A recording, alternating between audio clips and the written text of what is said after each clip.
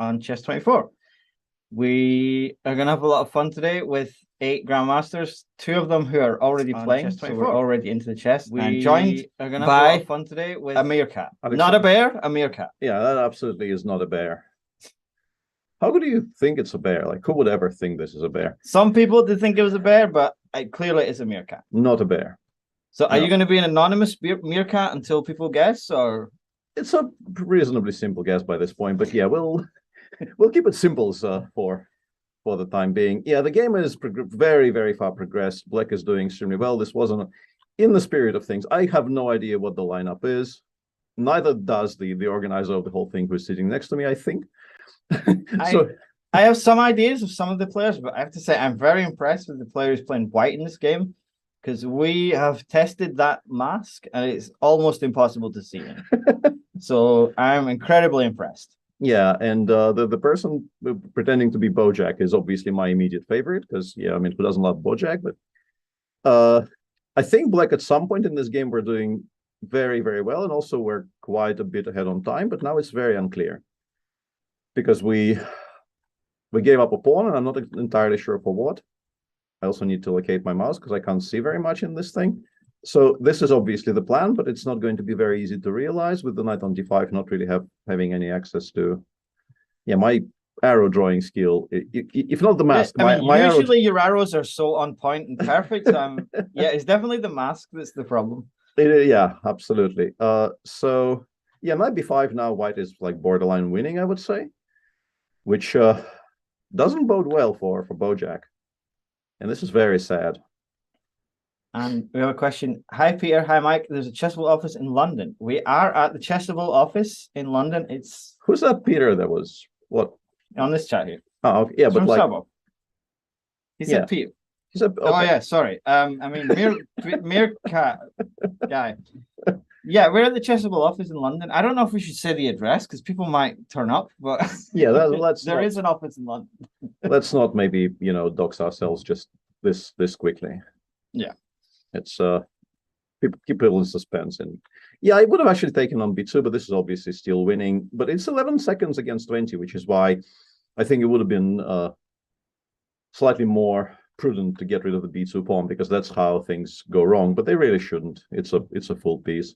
Yeah, and there is an increment. There's a 2-second increment. So yeah, I'm an old meerkat. I get very worried when I have 10 seconds. Fair enough. We've been asked if we killed the Fisher random feed. I don't think we killed it, but I imagine everyone's watching this one now because this is the most exciting tournament happening. Clearly the prime event of the evening. This is the Mask World Champion, the Halloween World Championship, which seems a bit more interesting. And Black just resigned somewhere around here, which is a very decent thing, because now maybe I can take off this mask because it's absolutely steaming in it. And no, you almost lasted a full game, so I think that's pretty fair. Much better. It does double as a kind of. Oh, it's you, Peter. Sorry. Yeah, double as a pillow / towel / thing. So yeah, it's a very useful all-purpose something, which I will be very, very sad to leave behind in this office. But I was instructed by the powers that be that I absolutely must, so I will. But it will be a very, very When you say powers but the be, do you mean your wife threatens you not to take it home with you? Yes, that is exactly what I meant. Yeah. That is a superb Peter Svidler mask. that is indeed a very, very nice, very kind of a lifelike. Yeah. So do they have a new game? Or? Eventually we'll start, yeah. So Unicorns 1, Ghosts 0 so far. And yeah, the webcams appear to be very stuck. No, the Bojack actually moved for a second. Yeah, I don't think Bojack can move and also see, so he has like a very limited field of vision. Yeah. We have to. Yeah, people are asking how we found such a good Peter Svidler imitator. That's they're very much in demand right now. Well, with the everything that's going on. It's a very lucrative career, pretending to be Peter Svidler. Yeah, especially at Halloween. Yes. Yeah. Few things scary in the world of chess right now than being Peter Sudler. Yeah. So we also played a tournament yesterday in the Crypt. How did you do? I qualified for the knockout phase, won the round of 16, and then we went off and had pizza, which I think is like the absolute perfect outcome. I was very happy with it. Yeah, and I was also there. Let's move on. Yeah, it was a fun event. Is that the strangest place you've ever played chess, or have you played somewhere weird? Probably, yeah. I mean, semi-official chess, definitely. If you include like all the friendlies, maybe. But even if you use that filter, I'm not sure if I ever played in a stranger place than that. It was a very nice event, and yeah, all credit must go to Simon for thinking of it in the first place. Because yeah, his mind must be a very scary place, honestly, with the kinds of ideas germinating in it. Yeah, it was a very unique event. I've never seen an event like that to play in such an unusual venue and such a cool place as well. I think there's some fantastic pictures that came out of it. So yeah, it was and some videos as well that I think will hopefully get released at some point. But yeah, or not, but yeah. or not, yeah, as the case may be. Yeah, but still waiting for the second game to start. We must remember that it's the unicorns who are currently in front. If I understand it correctly, it is a best of 3 for reasons unexplained. That is they correct. will remain unexplained because I don't think explanation exists for a heads-up match being a best of 3. But there we go. Yeah, the only thing I know is that all of the players are very good at chess. Okay. And I don't know more. That is also fair.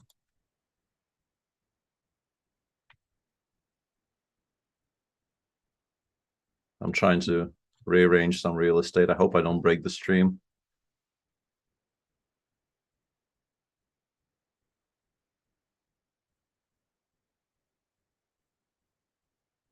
This definitely killed the Fisher random stream. I think, yeah, of course it did. Yeah. You know, who would watch Fisher Random World Championship when you've got this? And, you know, there's D4 on the board. Yes, there is definitely D4 on the board and nothing So that else. narrows it down. There's not many D4 players, so I think we can have an educated guess at who this is. Sicilian with black and 1 D4. Must be Anish. It could be Anish. Could be Anish, yeah. Anish played last year. He got to the final and lost against Duda. But also last year, Anish didn't have a great mask. He gave it away pretty early, so either he's upgraded his mask abilities a lot, which could be. Well, I'm sure after the fiasco of last year, as you know, the people in charge of this very prestigious event may have provided him with a better mask this year. And Kramnik student says Anish's mask was the most memorable. I wonder what that was. Like, it really makes. It covered his mouth and not his the rest of his face. So it was okay. Easy. So he was using the word mask in its sort of medieval sense. Can we make our screen bigger? Because I can see the unicorn has a t-shirt on. It looks like it has some kind of chess on it, maybe. Or should we do this on the other screen? If we scroll up here, maybe. Hang on.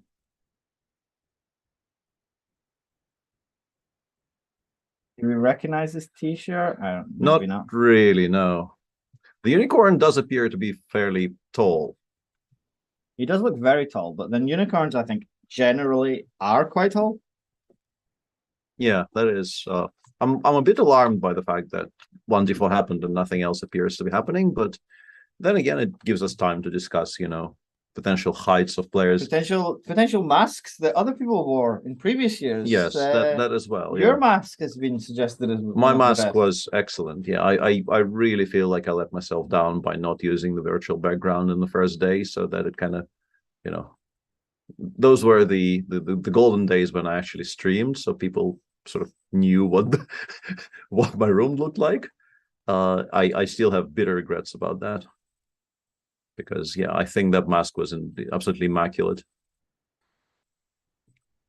It was definitely one of the most commented on masks. I think you guys can find it on YouTube from 2 years ago now. You skipped last year, but that was fine. No one holds a grudge about people playing the FIDE Grand Swiss instead. Oh, Yeah. Someday Peter will stream again, Copium. I have been given a very, very strong incentive to stream yesterday. I am actually considering it. is it this event or a different one? No, it was something you absolutely missed because you were so occupied with the important things you were occupied with. Yes, I was occupied with Yes, with things. Yes. So this is the. Okay, this is weird. Hang on a second. No, this really is maybe an ish. Like it feels like a very Anishi type system, even though this knight BT2 followed by 3 and before is being played by all kinds of very strong players, so it's not really a dead giveaway of any sort, but I'm really beginning to think it might be him. What about black? Looks like someone who wanted to play Grunfeld. Yeah, but I'm here and not there, so that doesn't really give us anything. That would be pretty impressive. Yeah, if I could actually, yeah. I guess there are other Grunfeld players in the world. Arguably. Most of them have your chessboard. Arguably, yeah. This is not what I recommend against the system, though. So this is. I didn't know this was a system. This is a detractor. This is actually like I feel attacked by black not playing knight BT2 c5. Like personally attacked. Very early on in the stream. This is very solid. Is this Kamsky maybe? Are we like what's the I kind of fear to tread there, but what is the relationship between the other powers than B and the actual FFL? Would he be? I don't know if he would. Yeah, I don't know. I'd love to see Kamsky playing something like this, but I don't know how much he would enjoy it. Yeah, because I think this, defaulting to these types of Schlechter type, Grunfeld / Slav positions is a very Gata thing to do. He's one of the absolute best in the world at playing the structures with black, but once again, no idea if he would accept an invitation to a tournament like this. And it's not a very strong hint, but his name does sort of come up when I think about this decision of just going bishop g4 and then a6, e6, like playing it extremely slowly, in the understanding that these structures are very solid, very difficult to break open, and so on. White did make a decent amount of progress on the queen side, though, so I don't know. I wouldn't be very happy with this with black, but I don't play those types of positions pretty much at all. Percy says the FFL thing is everywhere. I saw some guy wearing the hoodie today. I wonder who that was. He may have spotted me wandering the streets of London. Ah. Yeah, no comment. I think I have some FFL merchandise, and I think my kids just like said that it's theirs and are not returning it. So reasonable. Yeah, that's how life is. Yeah, you acquire stuff and then your kids just take it, and you feel blessed. I'm choosing the word blessed for reasons. Yeah, this is very tough to guess who both players are. I have a pretty good guess about the unicorn. But I'm not sure about the ghost. Oh, he's looking right into the camera now. Look, can we see? Yeah, we can maybe try deciphering the poses, but this is not a very familiar pose. I think I've seen Vasily do this pose, but once again, Vasily doesn't strike me as somebody who would necessarily mask up for Halloween. Looks very intense. He looks very serious. There are no glasses, I don't think, behind the mask. That's sometimes a giveaway.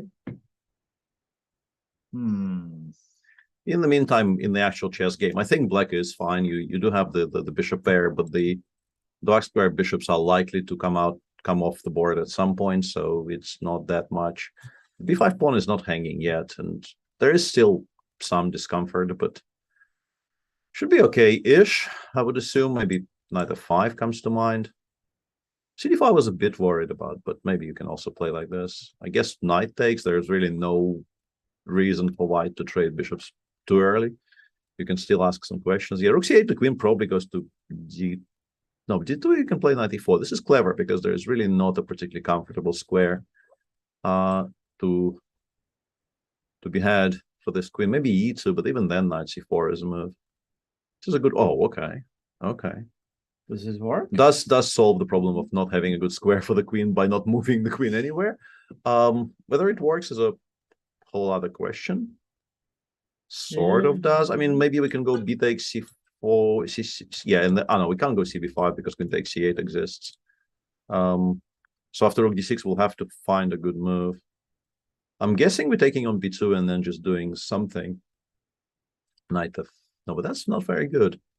Bishop takes g7 first is also very interesting, but allowing c takes b5 seems unnecessary. So I would be taking on d6 here, and I don't quite see how we equalize here with black. Maybe queen c5 doesn't work. I wonder what works.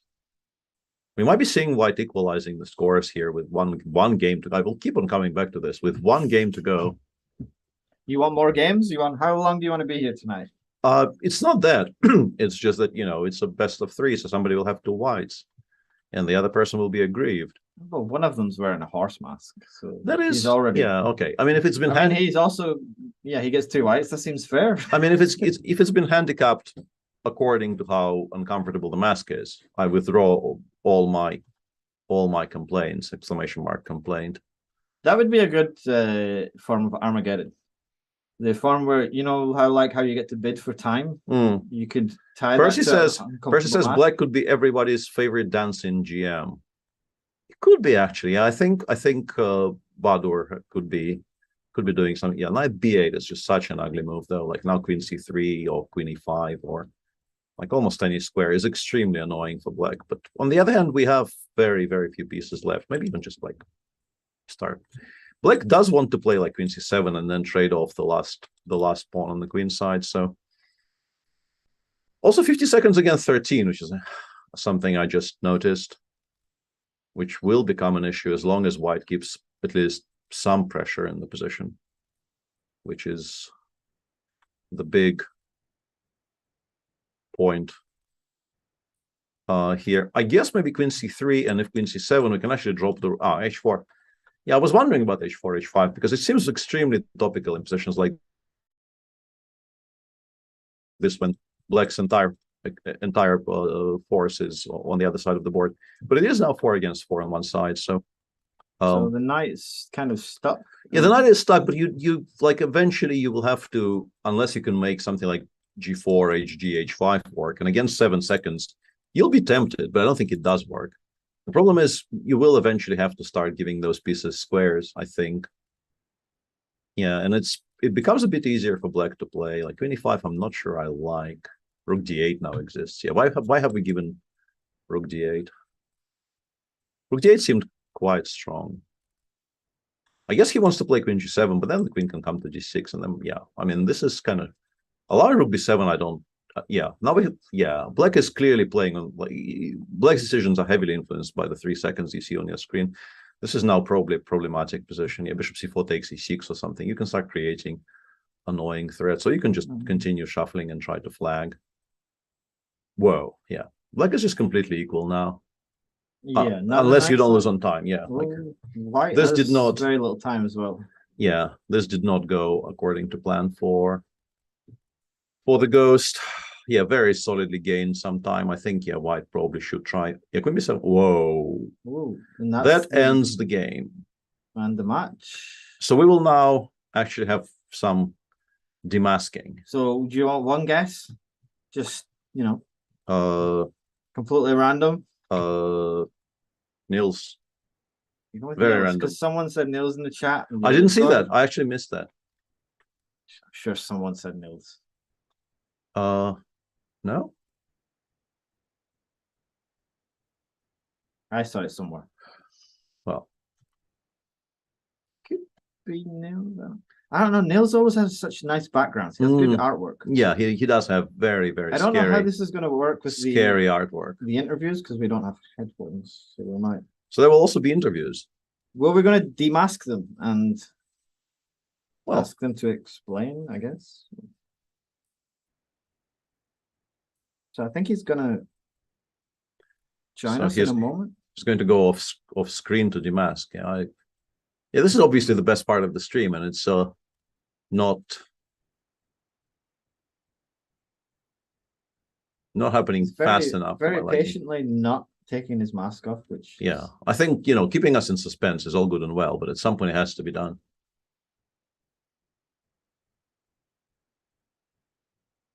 In the meantime, congratulations to Bojack the Unicorn for I think winning one match with that mask on is very impressive. Yeah, very nicely done.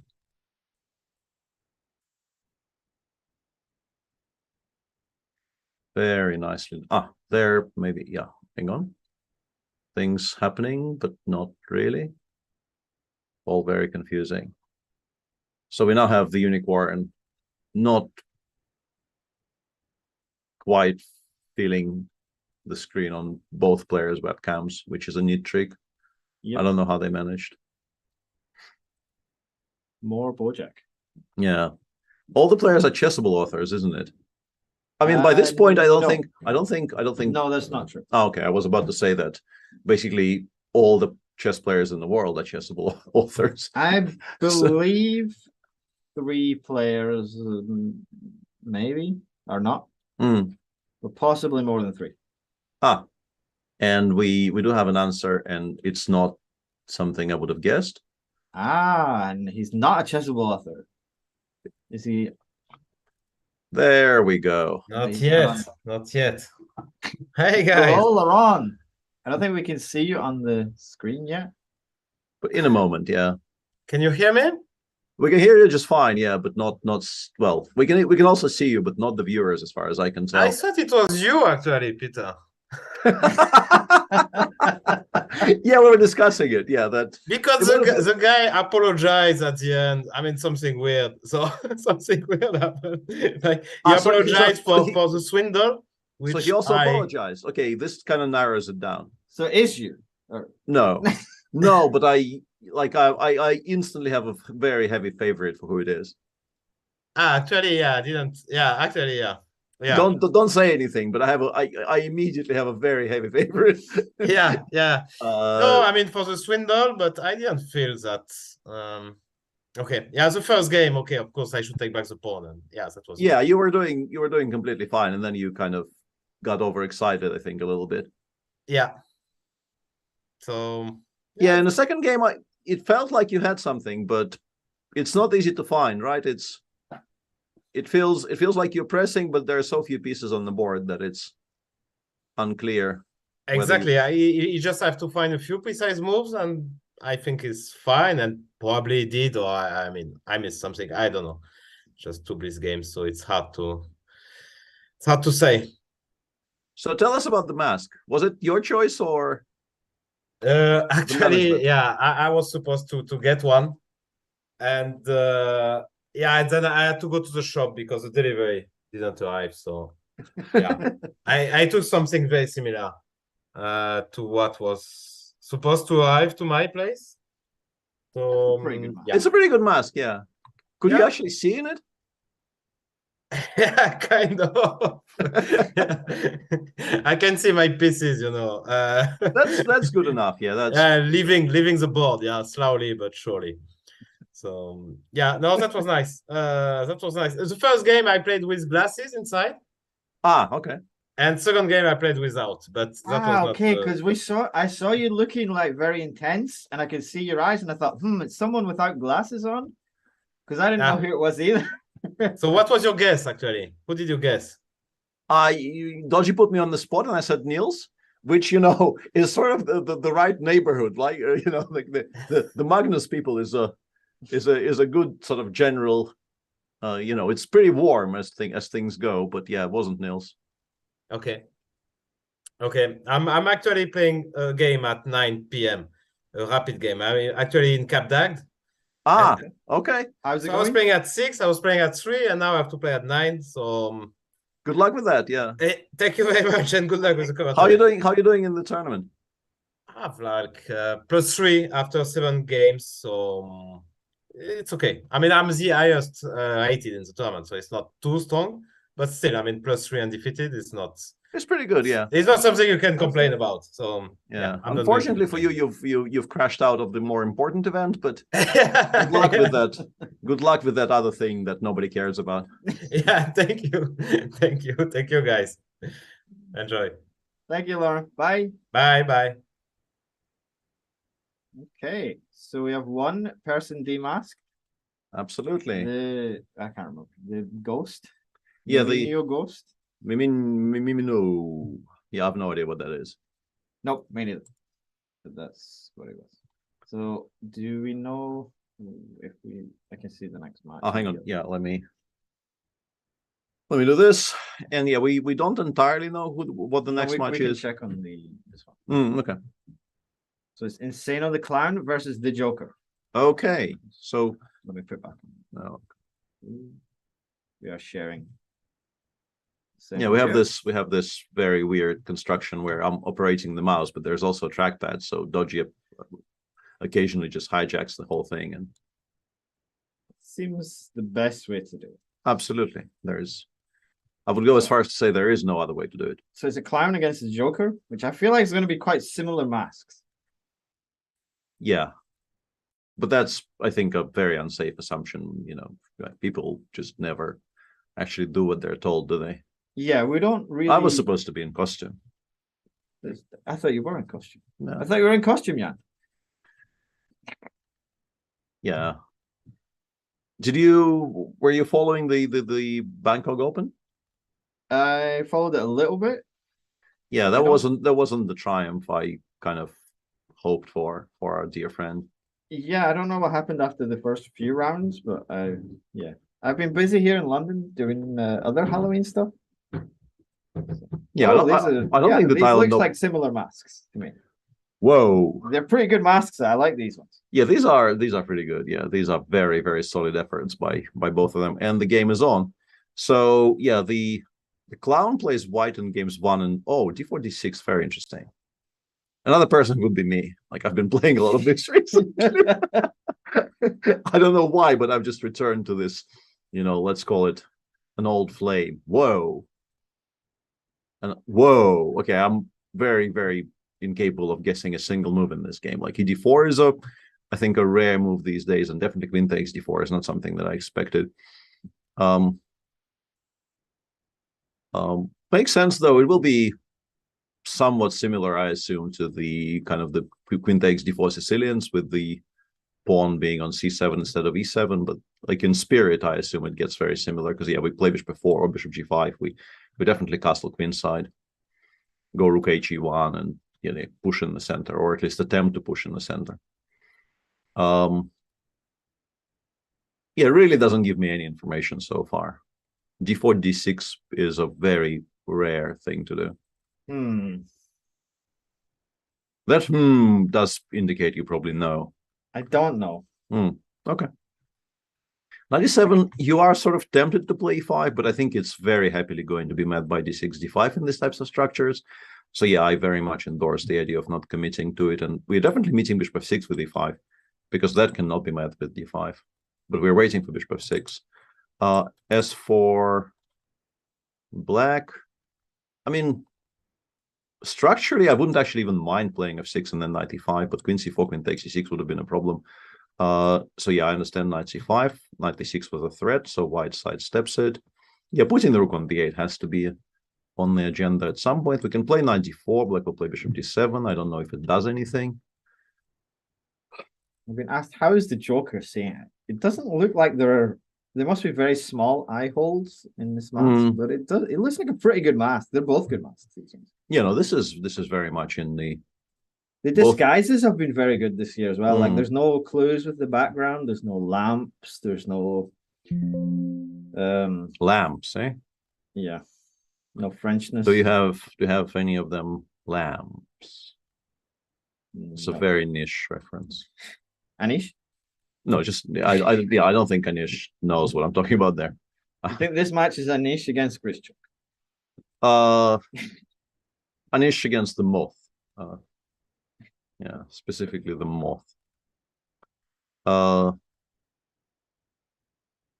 it's a kind of a weird position, which looks c5, eh? Because yeah, like knight d5 looks interesting until you realize bishop takes b2 would be a good reply to it.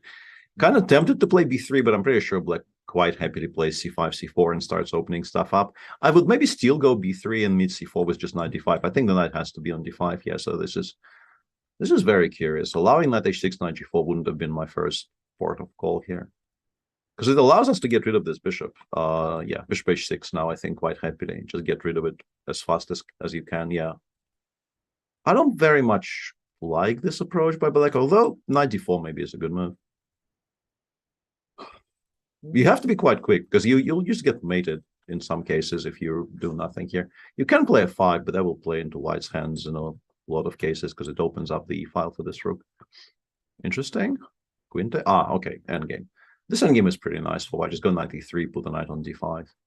Or that as well, yeah, that wins a tempo compared. e5 is very playable here. Very playable. You think black's in trouble here? Oh yeah, I'm definitely picking white in this position for sure. d5. I thought you have to play rook d8. This is extremely annoying for black now. Knight e4 is quite strong. Knight d7 might be even stronger, maybe. Just get rid of the bishop, and then like all the endgames are just extremely, extremely sucky. As being a technical term, as we've all well established. Mm-hmm. Yeah, this knight comes either here or here, and yeah, these are just firewood. So rook d8, you just trade and then knight e4? Rook d5 is also pretty strong, because you eventually will. Yeah, f7 was also hanging, which is why he or she ended up having to play king f8. Yeah, knight e4. Yeah, this is very, very annoying for black. If rook b d8, you can. Yeah, rook knight f6 wins a piece. Knight f6, rook e6. Oof. Knight f6 wins on the. Whoa. Okay. On 144, considering the standard of players in this tournament, which we don't know but suspect, I would have thought this is findable, but position remains very unpleasant for black. I mean, I don't know the ratings of all the players, but I think the average rating is 2650. So yeah, I mean, I think it was a very findable tactic there. There was nothing really difficult about it at all. But it looks like he knows he missed something. Yeah, possible. Still a very, very sound pawn up advantage for white here, and decent control on the clock. But obviously this is very easy not to win, because your pawns aren't really running very, very quickly, and black at some point starts like, yeah, exactly. I don't know. I would have started with g5 here. I don't like allowing this particular breakup, because now it will become harder, I think, to push on the king's side, like knight e2, knight f4 eventually. I don't know. But it's a matter of taste. Maybe I'm just wrong. Maybe opening the g file is the correct way of creating counterplay on the kings. Just like h4, rook g8, king f6. h4, I feel, is a bit suspect, because now your king is stuck to the protection of this pawn. You're actually hampering your own counterplay. And if the rook is not going to g8, I don't like this for black. Also, I feel like I'm a little bit too serious about the chess. Yeah, it's your job. Is it? I don't think I have a job. It's fine. Well, I mean, these are very strong players as well. So, we should treat them with a little bit of respect, even though they are clowns. And jokers, yeah. But, I think... Clowns to the right of me, jokers to the left. Here I suspect that these are both stuck in the middle. Very strong. Why are you interrupting my I don't know. quoting? Sorry. Start again. Yeah. No. Whoa. Okay. Interesting. I thought 94 was maybe winning, but maybe he calculated, or she. Rook h4 and rook d2, I guess. Yeah. And yeah, I mean, this has become a very double-edged position all of a sudden. I don't know why we allowed this guy to leave. Maybe f4 and then knight g1, knight f3, though. f4. Yeah, f4 king has to go, and then we go knight g1, h2, knight f3, and we actually pick it up. So, in fact, extremely well controlled by Mr. Clown. I'm guessing I go, yeah, knight g1, rook g2 is maybe the best shot here, forcing the knight onto the h3 square. But because of that, I would actually have gone to g6 so that there is no rook h6 check available to white. Interesting. Okay. Okay.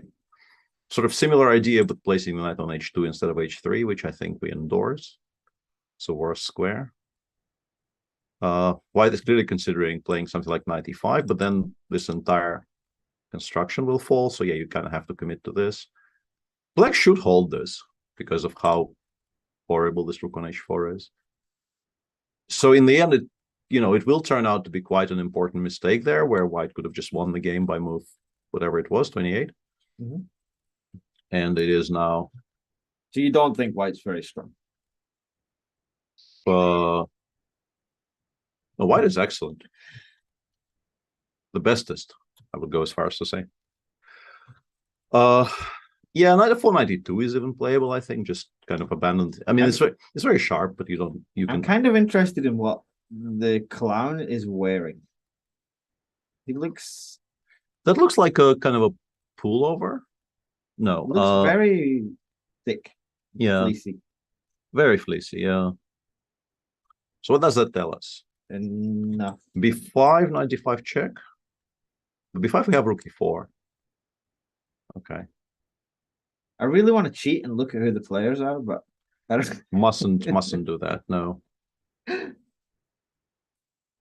apparently some people saw a ring on the Joker's finger and are now saying it's Anish.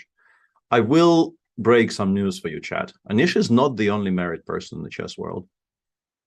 There are actually some other people who managed to There's one other one. Yeah, who managed to at some point, speak to a girl. Yeah, but you're doing commentary and that is fair. Yeah, I mean that's a very, very fair point.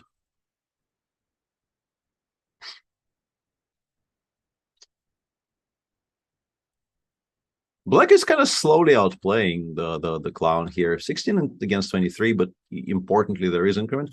I wonder why the king did not go to e5. I thought king e5 looked very logical. Do you think if we made this a more serious and regular kind of tournament, people would spend much more time choosing their masks for like psychological value, like as basically it would become a part of opening preparation? Yeah, I think we, like, generally speaking, like, the more holidays there are, the more, I mean, this is actually entirely untrue, but like I wanted to say, the more holidays they are, the more cheerful people are, which is clearly just like absolutely not how any of this works, but still. And I'm all in favor of people being cheerful. What has happened here? Well, Black is just winning. Yeah, Black is winning very, very comfortably. So it's like a full point swing if we could just be allowed to remind our viewers that in this position you could have played knight f6 check and then have taken on e6 wherever the king goes, which would have ended the game on the spot. Instead, we now have this, and Black is also very comfortably ahead on the clock. So yeah, the clown is being a bit too persevering, I feel. But yeah, now the game is done. Yep.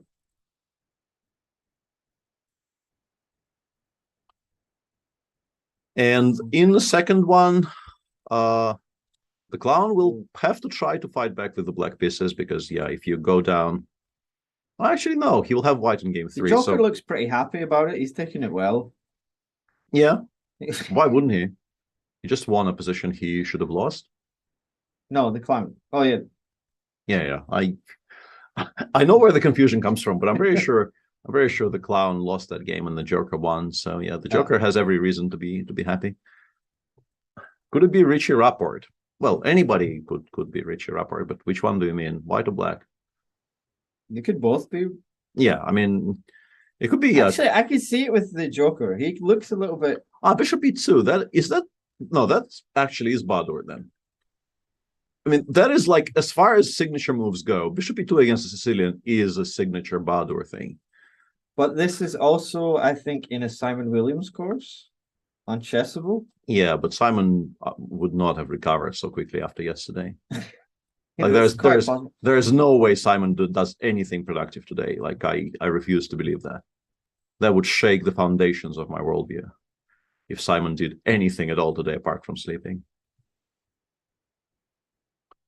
Yeah, kind of an unclear position. I kind of like what Black is doing here. It's very solid. Where, the less said about the white setup, the better. Like, please don't play Bishop e2 against the Sicilian. Like, only Badur can justify it, I think, because he's Badur. And he can pretty much do whatever he pleases. But This is already like trouble because f4 is hanging, and if you play queen g4, I think f5 is quite strong. Queen h3 is a clever way to sidestep those issues. Bishop takes f4, queen takes e6, and king h8 might actually be extremely strong. Extreme. It's winning, no? It's just winning. Because after queen e6, king h8, there's really no good way to protect the bishop on e3 without allowing like bishop d4, knight f4. I mean, maybe not winning. Queen e6, bishop f2, maybe we're sort of still alive. But it's not great. And you might not have a better choice. Like, it's legitimately incredibly bad now for a while. Yeah, he's going to play bishop f2 next move. Another question is, does this win for black somehow? Maybe 95 wins or something. Or you can just accept like a much better position after something simple. Rook e8 comes to mind. That position after bishop d2, knight f4 is pretty good for black as well. But you want more. You feel like you're borderline winning here with black, I think. If you d4, knight e4, f5, followed by rook f6 might be very strong. It's just bad for white. So it's not Badur. Well, I mean, Badur is, if there's one thing that would be extremely on brand for Badur, it is the somewhat, erratic nature of his chess. He can be the best player in the world and not the best player in the world within the same best of three. Definitely. So yeah, I think we're getting like the Joker keeps putting his hand in front of his face, but we're getting nothing from the clown. The clown, I don't think, has moved. I don't know if this is a camera or a picture. No, there's some. I think there's some slight movement, some discernible movement. But he's giving no body language. Yeah, so it's basically Mike McDonald. Another very niche reference. Yeah. Shout out to Timex if he's watching. He obviously is watching. Who wouldn't be watching this? I'd imagine everyone's watching. Yeah.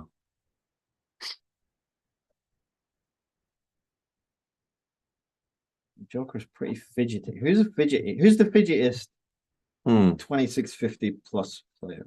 Oh, fidgetist. Difficult to like. Some of them I think are currently playing in that other thing which nobody cares about. Are they still playing in it? Yeah, I want to. Yeah, they maybe they finished and jumped straight into this one. That would have been one for the books, really, if the finalists of the thing. Because there was a rumor that Magnus was going to play in this one.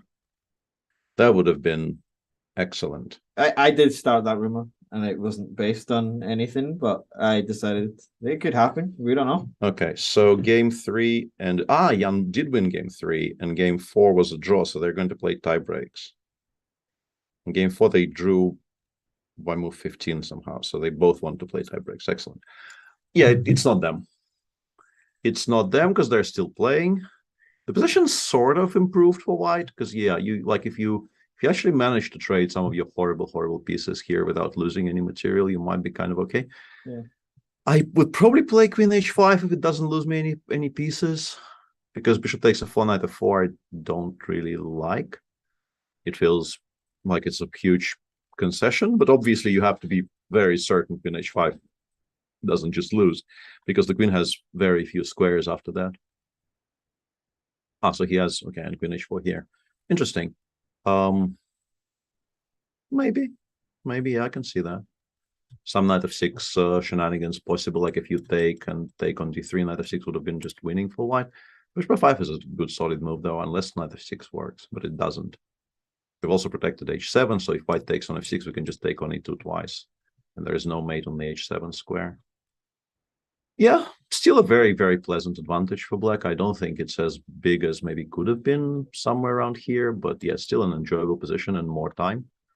So the clown is mounting a very spirited fight back after losing a somewhat unlosable game in round 1. Yeah. So you've played one of these tournaments before, and other than the uncomfortableness of wearing a mask, how did you feel about not knowing who your opponents were? I thought it was great fun. I enjoyed it greatly. I had absolutely no idea who I was. Whoa, this just loses. No GF and queen g7. Why are we doing this? GF and then we go queen g7 and queen takes g2 is a kind of a mating threat. Why are we doing this exactly? He maybe wants a third game. He's running low on time as well. Yeah, bishop d1 is not how you continue the combination, feels like.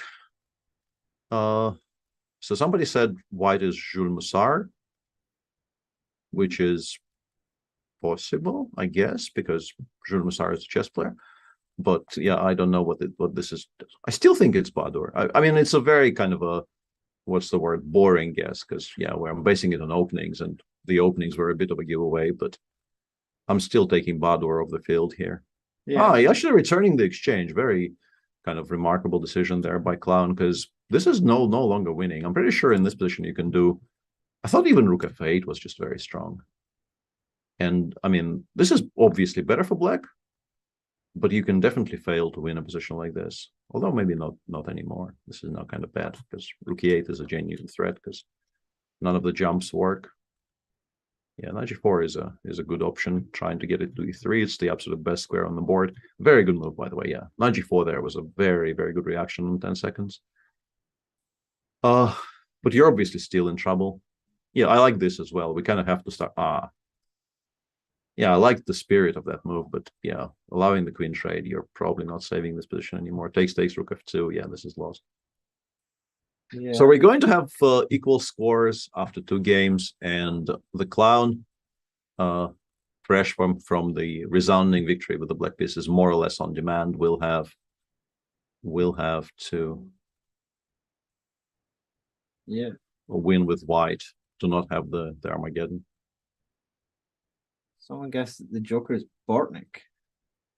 Bortnik. Would not be able to tell. You're not a fan of Bortnik?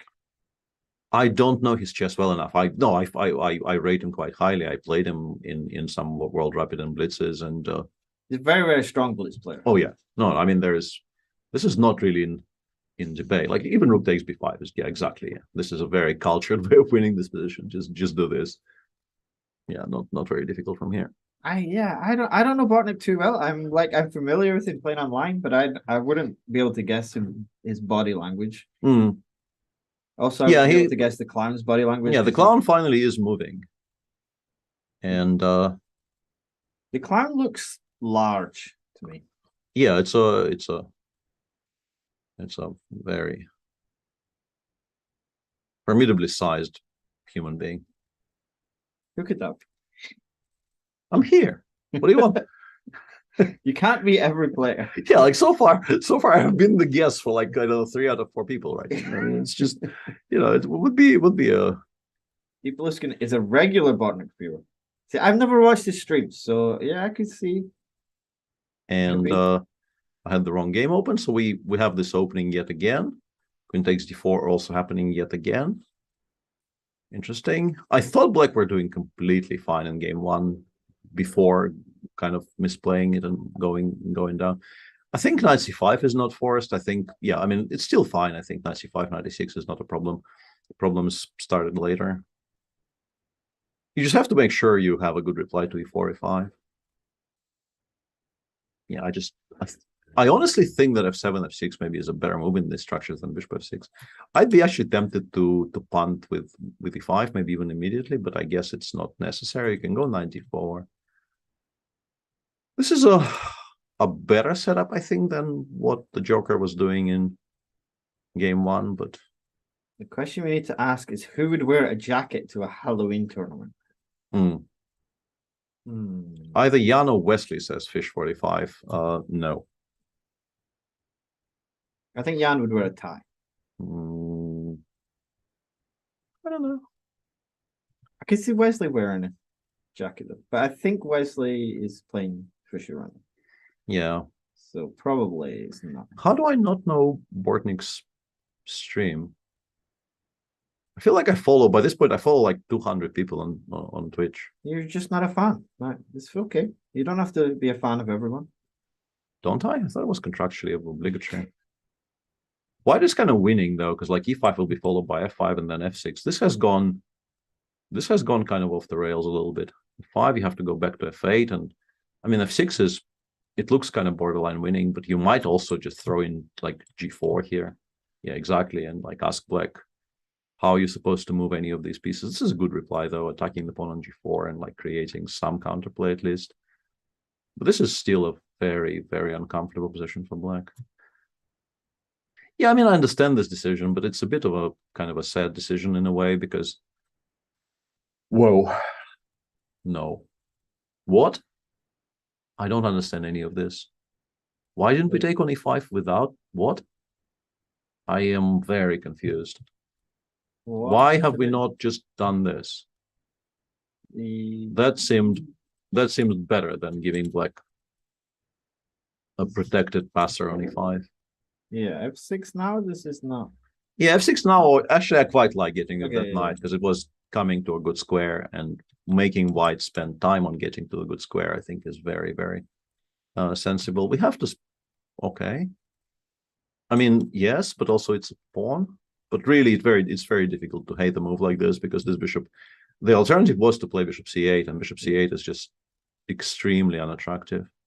Yeah, because bishop c5 anyway. So now there's a different bishop on the board. Yeah. You know, it's a sharp ending, which white is not without chances here. Specifically because rook c3 is maybe a bit awkward to me, but f3 is hanging, so we can play like bishop d5 or bishop d7. So it's not that bad. Hanmei says clown looks like Hare Krishna. I can see that. I can see Harry having quite good. And Harry is a lack of body. And Harry is also a regular in these tournaments. So yeah, that would be. He was famously Mr. Pumpkinhead, I think. I think you defeated him in the final. If I remember. So I have, yes. Remember my lore as a wizard.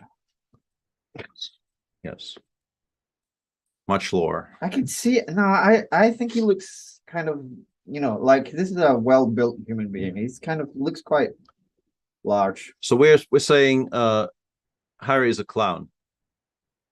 Openings don't fit very well, and also Harry, I think, is a slighter. I mean, he's a tall dude, but he's, I think, he's kind of taller and quite slim. I think. Yeah, I yeah. But I don't know who is the clown. Yeah. I can see, I think the way the clown is played and the lack of movement, I could see it being Dubov, but I don't think he looks like Dubov. Yeah, I think Dubov is also Dubov is famously very, very buff, but also kind of not a very large human. He packs a lot of strength into a very small frame. I don't like the trade on f3. White is kind of slowly out. H5 is I kind of underestimated h5. We can still go bishop. No, bishop b2 h takes g. It's a bit annoying, actually. This is a good move. Rook e4 check. We might see a draw here, like rook e4, rook e3, rook f4, rook e3. Some kind of a draw like this. People are saying it might be Arjun. Yeah, I mean, honestly, on current evidence, you would expect Arjun to be more dominant. That's my unless the Joker is Gukesh. Then it's then it's this would be a fun first round pairing. Yeah, that would be quite a pairing for round one. Yeah. Who has the horse? Asks the blue skin. Where do you see the horse? Like, some people have a horse. Like Doji has a horse. But who was the horse? Who was the horse? We don't know because the horse won. I think David Hume said that he thought it was Gawain. I think Gawain's a good pick because he could be playing 1d6 because he only wants to. Black is now currently lost because bishop e3 followed by king d3 will actually collect. Maybe g6 saves it. No, g6 doesn't save it either. G6 would take on g6 before playing bishop e3. I got the colors wrong there as well. The Joker played d6. Yeah. Could the Joker be? So hang on a second. So the clown, after losing a winning position in game one, then struck back with black and is now winning with white. So it's somebody with extremely good bounce back ability. Yeah, and nervous system.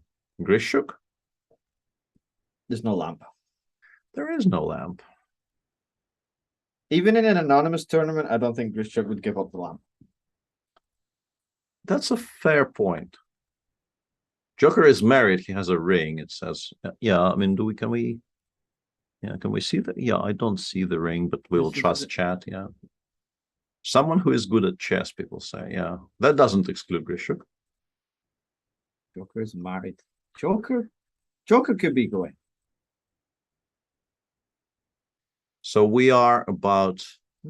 Feels like we're about to see who the Joker is, because this position is. I mean, you still get to, like, it's still possible not to win this, but you shouldn't. Like, yeah, King E2, King D3 is very sound, and it's weirdly difficult to even attack the pawn on the 5 twice. So white should be converting this. Ring could be a bluff, says Doug H. Oh, that would be good. yeah, that would be excellent. If somebody actually went to the trouble of buying a wedding band just to make us confused about who they are in a Halloween tournament, I very much endorse this level of commitment. Excellent. Yeah.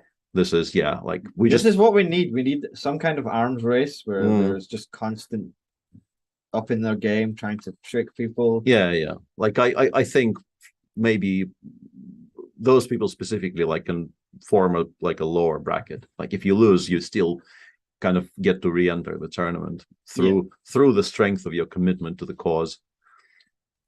Yeah, I think like it needs to keep escalating until we want to get to a point where there's another tournament going on and there is a fake Magnus playing in the other tournament, throw people off because Magnus will be playing in this tournament. Like this is the kind of commitment we want to see. Yeah, we absolutely the idea is a very, very fruitful one, but it hasn't really been taken. This is not the final form of this tournament, I'm pretty sure. We can do more things. More impressive things. Sasha has very broad shoulders and high rhinestone. How are you doing? So is that an argument for or against one of them being Sasha? I think the clown looks like it's quite broad shouldered. I don't think we can even see the end of his shoulders. Like this could be incredibly broad shouldered. Yeah, Rook C6. Rook 6 was winning on the spot, but this is not bad either. Like Rook 6 was actually game ending. Bishop B7 is mate in 2. Come on. Yep. Okay, so congratulations to Insano the Clown for progressing into the semifinals. And we'll get to see who the Joker was in a moment. I think it's going. I think he just really wanted a King's Indian twice, and that's why he wanted D6. And I think Bishop B2 could be a go-in thing as well. Yeah, maybe. Yeah, I can see that. So I think he might own a green shirt. But yeah, it would be kind of boring if we both gave the same guess. So I'll stick with Badur and we'll see if we get anywhere. Seems like an instruction to demask has been issued, and as usual, nobody's complying. No, I think they should demask on when they join us. Absolutely. There we go. Hopefully we'll get them on screen in a moment. Fortnite 1, Jababa 2 says hang. Could be. Badur is streaming, somebody said. I don't think that matters. I think Badur would be quite happy to stream this. Yeah, I think that I don't think we can stop him. He's ungovernable. Yeah, without us actually tuning in and seeing if he's streaming this really doesn't give us any info. But also I feel like he would dance. Yeah, I mean Badur would not be able to to sit still for like 3 games in a row. No, that is not a thing. Maybe it's pre-recorded. Badur is watching a movie on stream. Which movie? Tell me more.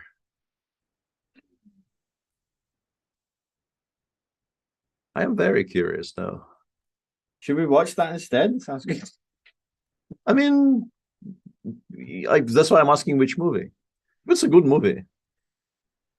Okay. And hang on a second. Hang on. Okay, so Deep Blue Skin actually is a person of culture. Congratulations. Very impressive. And we're about to... there we go. Yeah, hello, sorry. Wait. Wait. Okay. There we go. Now. Okay. Now it's good. Hello. Oh, Hello. And it is, in fact, Alexander Bortnik. hello, You must be guys. pretty disappointed with this. Oh, yeah. Actually, I'm so happy it's finished because this mask, I cannot see anything in this mask.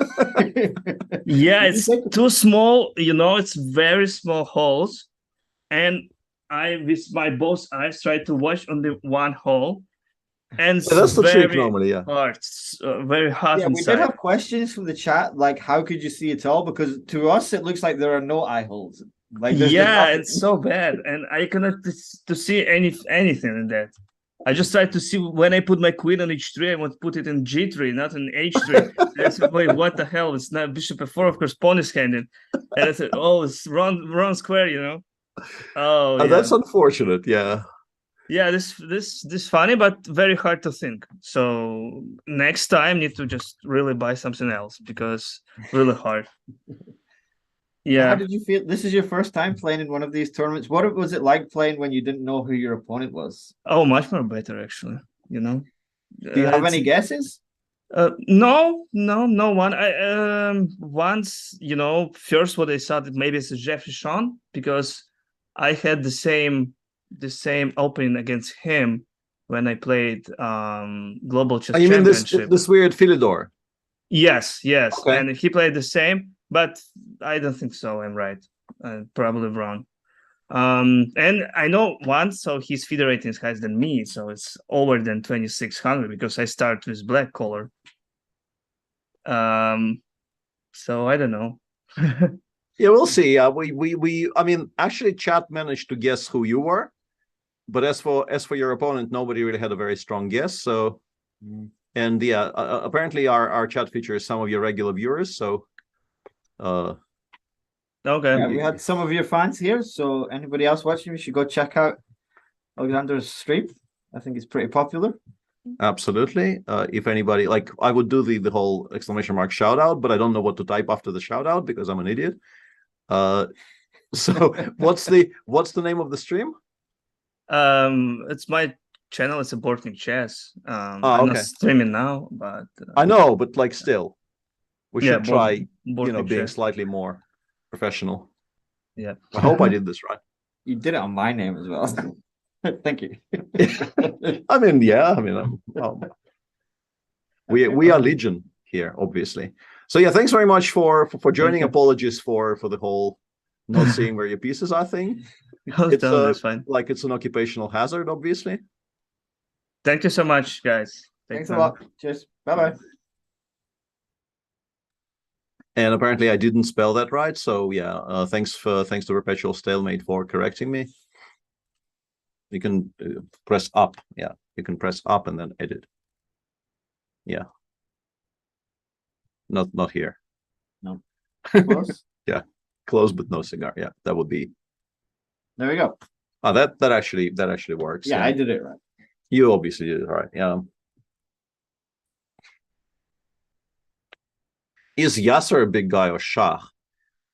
I don't think Yasser would have beaten Alexander, to be honest. Like some shots fired at Yasser, but honestly, I think even without seeing the board, I think Alexander is just so much faster these days that I don't know. But yeah, Shah would be definitely in the mix there. Yeah, I can see that being Shah. It's quite broad. Okay, so what's next? Yeah, so we can see the names of the next players. Next, we have Scary Surprise versus Alien. Okay. So you can take the mouse back. Scary Surprise versus the Alien. That doesn't give us too much of a clue about the Scary Surprise. Maybe this is one that it may have been a mask that didn't turn up till late and we didn't know what it was going to be. I mean, that's my guess. I don't know. I don't want to give away the behind the scenes secret. Why? You didn't really have to say that. That kind of spoils my enjoyment a little bit. Really? Yeah. You no longer remember all the things you tell me. I do, though. This is how this relationship works. You tell me stuff and then forget it, and I never forget. I'm like an elephant. Oh, yeah. Well, yeah, okay. But that's not necessarily true. He is trying to backtrack, but I'm not buying it. No, because there was a lot of masks that were sent to a lot of places, and not all of the masks did arrive in time. So there were some possible last-minute changes, not just to one of them that I may have linked to you. Okay. Okay. We'll see. Also, in this one, okay, White. So White's the higher rated player. That's what we know. Okay, fair enough. So in the previous match, White was somebody who is higher rated than Alexander Bortnik, which is I assume a pretty high rating because I haven't checked exactly how. Also, which list we're using is unclear, but yeah, I guess. Oh wow. And yeah, off we go with sort of a. That is a weird alien. Yeah, that is not any alien I can recognize. It's basically it. No, that's not. Wait, no. The Scary Surprise is dancing. Yeah, Scary Surprise is basically the clown from it. Okay, so but this is better, or it could be. Yeah. Like it's obviously a very. We have a dancer. Yeah, a very early front runner there would be Badur. He's having fun. Yeah, he is enjoying this a great deal. Yeah, I don't know. And yeah, this is something that they've been doing recently, which is, yeah, I keep on giving the same speech. I probably shouldn't really use this stream to continue spouting the same nonsense about how the opening theory is being developed. But yeah, it's interesting that there's theory here. Yeah. Alien is Ferrugia for sure. How can you tell that? The alien has my facial expression in every game, says CK What? Yeah. Badur versus Dubov probably, says the Blue Skin. That would be a very interesting matchup if they actually ended up playing in the round of 8, also known as quarterfinals. This is a kind of an interesting commitment here by White because you can give them this fantastic structure with like, yeah, I'm snapping on E3 here. Badur versus Dubov. That is even stronger. This is very clever because the E4 pawn is very vulnerable now. So yeah, you pretty much have to make this pawn sacrifice with 95. If you don't take on E4 here, the previous move made no sense, and if you do take on E4, yeah, I don't see really any reason not to just play F5 here. Yeah. As long as we don't play knight f6 and allow some bishop g5 shenanigans. Even that maybe is playable because e4 exists. But okay. This I wasn't so much in favor of because I assume White takes, and then this bishop on a5 will take some time to come back to. You just take and play c3? Yeah. Okay. Yeah. I mean, f5, e4, or rook e8. Yeah, rook e8 I actually don't like at all because it makes it much harder to play f5 later. Just go rook f1, rook a1. I don't know if White is even worse anymore. Knight c5 was a very surprising decision. I wonder why f5 was not satisfactory here. Yeah, now we just go rook a1, queen f5. Look at this guy. Knight g5 might be extremely strong in some positions. I guess queen g6 exists because c7 isn't hanging. That's the one good thing about bishop on a5 is that it protects the pawn on c7. But White has very nice compensation. Queen g6 we can take, play knight e4, even attack the pawn on c5. I'm picking White here. It was just such a mystifying decision to not play f5 there. I mean, we can play bishop b6. Maybe I oversold it a little bit. Because, yeah. But still, it's just such a stupid piece. g5, make sure this never moves.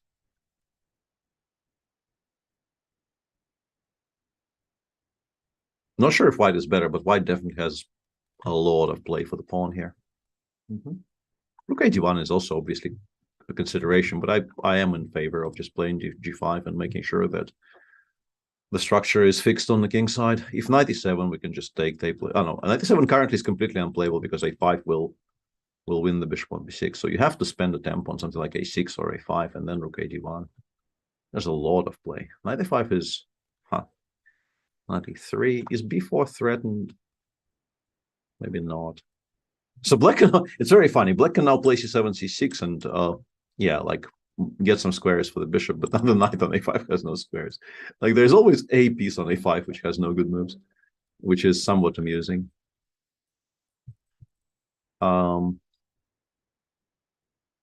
Firouz's brother always calls him the alien and adds this emoji, says Hilmusli.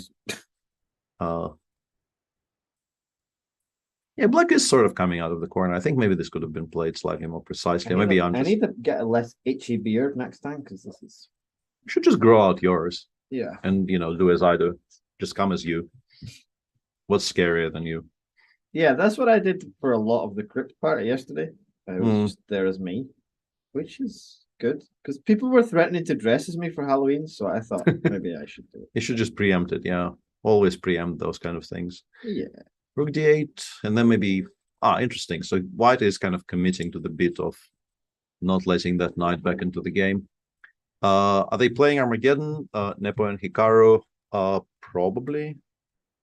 I don't know if it started yet. Is there another tournament? I've not heard of this.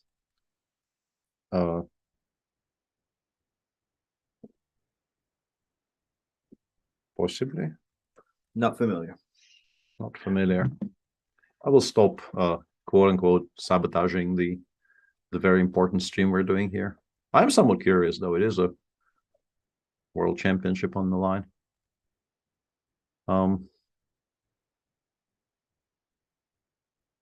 Jan took a very strong stand about it as well, because apparently the timing of the world championship was just exactly right for him to watch the international before playing the finals, which I thought was the international what?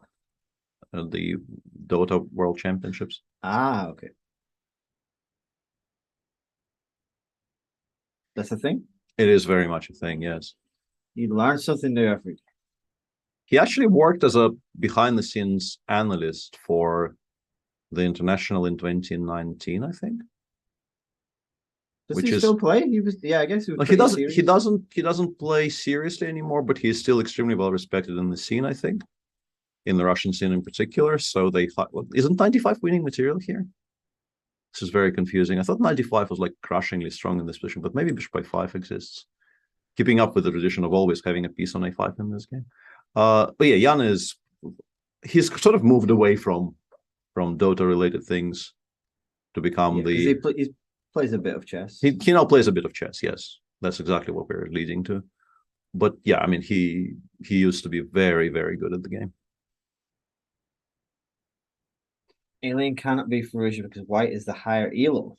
And it can't be Nepo, it could be Ding, or it can't be Carlsen. So, yeah, if Alien's Fallujah, then the scary surprise is Ding Duran. Pretty much, yeah. Pretty much. 97, 96 exists. It forces black to take on d1, and then we can go king d1, king c2, which I think is pretty good. I was trying to calculate that. Although, yeah, I mean, we're probably winning back a pawn by doing this. Black will be able to free up some pieces as usual. Like once you have to abandon some material, and also 33 seconds against 9. I'm picking white here. Rook c8, very brave, very brave. I think we can actually take on e5 if we want, but knight a7 is maybe even stronger. Okay, rook e8 f4, but that allows bishop c7, and then maybe you have knight d6. Maybe it's still good. Yeah.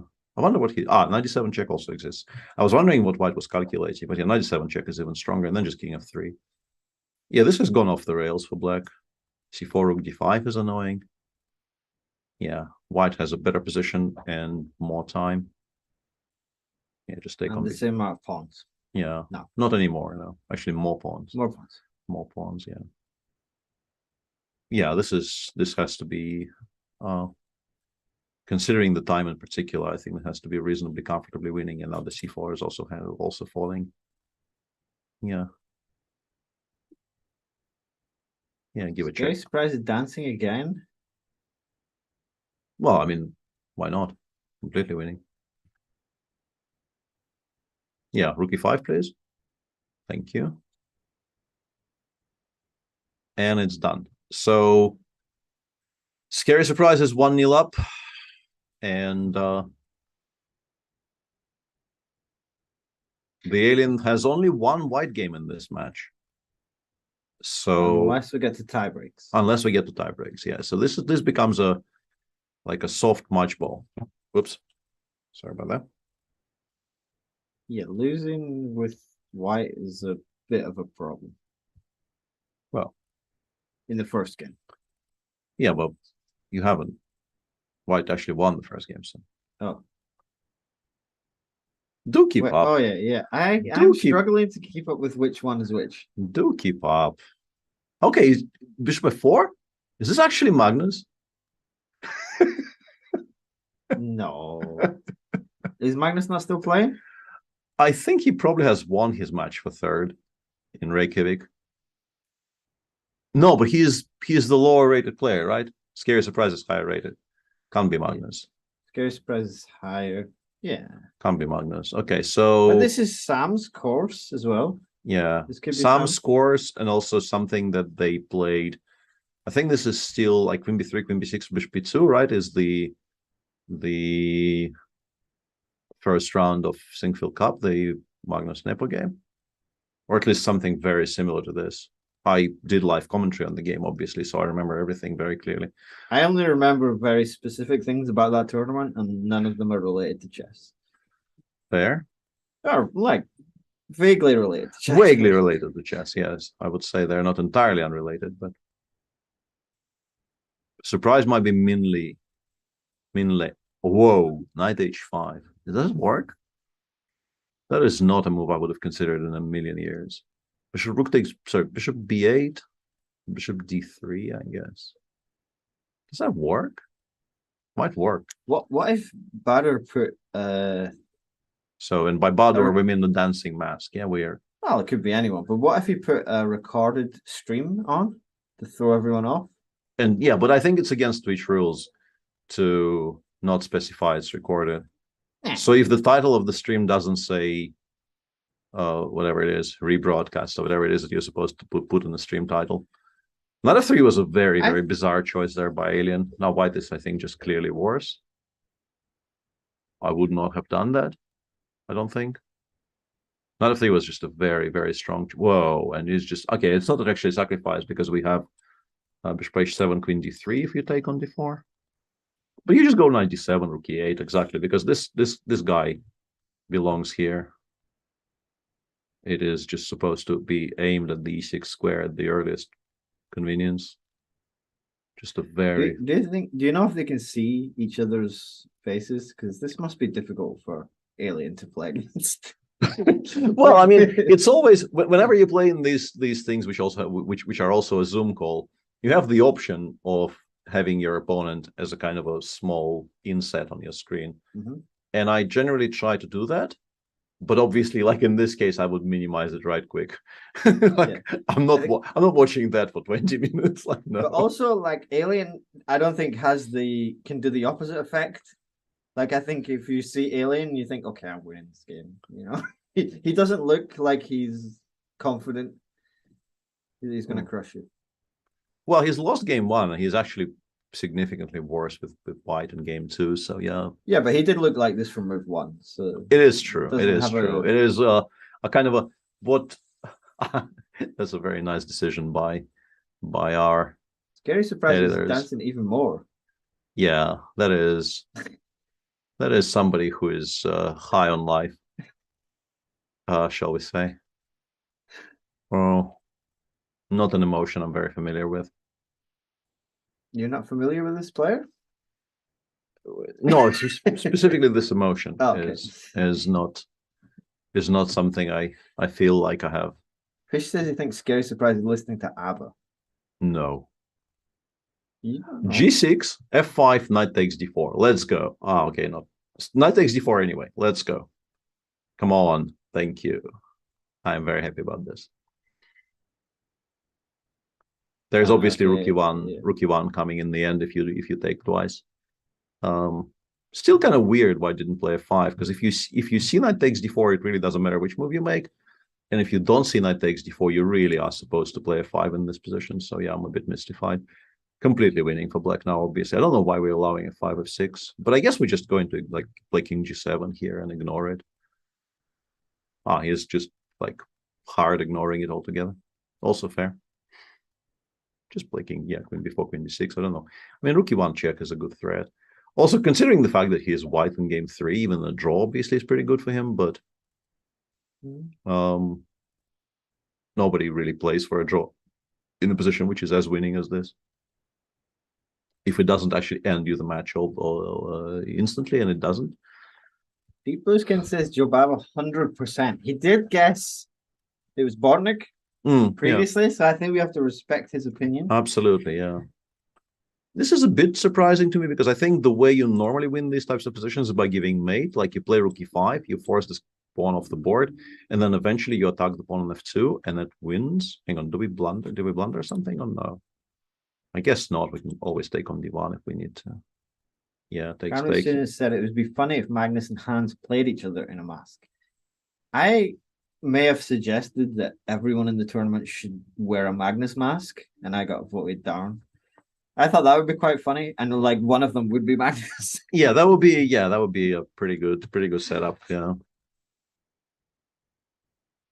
Like a Mysterio type situation. You play Mysterio in every lane, and only one of them is real. Yeah. So I think that would be a good twist on it. Maybe we'll do that one year. I've seen some Mysterios run competitively as well, so which kind of shocked me. I don't think it's Joe Babbitt. I think it's someone. Now we take and go h5. This has not, like, this has improved significantly from the alien's perspective. This could have been done much, much cleaner. Black, of course, is still never ever worse, but this is now a game of chess where, like, it really was supposed to be very one-sided. Queen g4. Allowing bishop d4 would be like h6, bishop d4, I think, loses. But we can start by playing queen g4 here and not allowing bishop d4 also whatsoever. And this is a mess. Like, don't bishop g5. Hang on, queen c check exists. There were also a bunch of blog articles written on Chessable. Okay. That gives clues about each player. Okay. But I didn't read any of the blog articles because I didn't want spoilers. But I think a lot of other people can probably work them out. And I think chat's been very generous by not doing too many spoilers so far. I think Bortnik got guessed correctly, but I don't think anyone guessed Laurent. You mean in the articles or no in the chat? No, Laurent is like the perfect disguise. Nobody ever guesses Laurent, and he is, as we've established, like your Twitter feed has been on this case for a long time. Like, Laurent is the absolute criminal mastermind of everything. Yep. Yet still, nobody ever guesses it's Laurent, despite your best efforts. No one ever suspects him. Yeah, despite your best efforts, people still feel like he is this likable Frenchman. Bespectacled. The kingpin. Yeah, bespectacled. Cup-dogged playing lovable Frenchman when we all know it's just a ruse. Maybe, he unmasks himself sort of wants to exact revenge on the people who, there's only so far I can push the Kaiser Soze idea. Yeah, I've been trying to provoke him, but yeah, so far he hasn't. Yeah, and in the meantime, the scary surprise has now stabilized perfectly, and we'll probably win this game. And this bishop ending is lost. Yeah, you can very safely just take, go bishop b2, bishop a3, and king c5. Yeah, this is just completely winning. Not very difficult anymore. Which will actually conclude the proceedings in this pair. Oh, this is the match. So do you have a guess? So we're going to get the alien unmasked, yeah? Yeah, So what's your... Alien is a mannequin, says Kami15. I think... I see Anish's lifetime repertoire on the screen, but I don't think it's Anish. Can't be. I think it might be Erwin Lummy. Irvin. Because I think he has played That's one a of these solid, before, yeah, that's and a he's a solid, principal author. yeah, solid opening in game 2.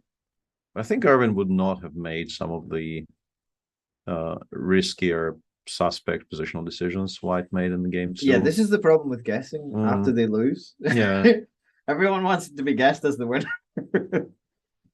I have to pick a name, right? So let's go with, this is also not Niels. I know, like, the chickens seem to, I mean, Niels is not the chicken, but like the chicken adjacent people are. Yeah, I would not, that would not have been, we now know, and that would not have been my guess. And we are about to get a proper unboxing here. Okay, you can reveal yourself now. Hello. Hi. So commiserations, and Yeah. well, the first question we ask everybody, could you actually see the pieces? I could, yeah. I think it was better than people who had small eye openings, but there was still like something in front of it, so like very tiny holes in which I was looking through. No, the main problem was that it was quite hot with this mask on. But apart from that, how do you like the format? Yeah, very interesting because like the high rated player gets like 2 whites in the first 3 games, but then they also have white in the Armageddon, so they have some advantage but also disadvantage. Any ideas who you were playing? No idea. It was also quite odd because I made a mistake of leaving open the camera of my opponent, so I could see their. no. Yeah, that was my next question. Yeah, I could see some psycho killer clown just going like just the whole time, and it was quite distracting. yeah. So yeah, Yeah, that was definitely going to be my next question. Yeah, like you probably should have closed that window. Yeah. Yeah, we thought like maybe sometimes it's easier to play against someone if you don't know there's less pressure, you don't know it's someone very strong, but then when you have this face coming at you in the screen, maybe it's not easier at all. Yeah, especially at some moments in the game, I make some move and then it like changes completely the way they behave, and yeah. I don't know if it's good or not. Usually it was quite bad, I think, when my opponent started to move a lot. Yeah, that was even we were kind of getting slightly upset with the intensity of what was going on in the second screen there. Yeah. So any suggestions on how we, apart from like some of what you're describing was kind of self-inflicted, because yeah, you definitely, like, you probably need to close that window and you know, Yeah.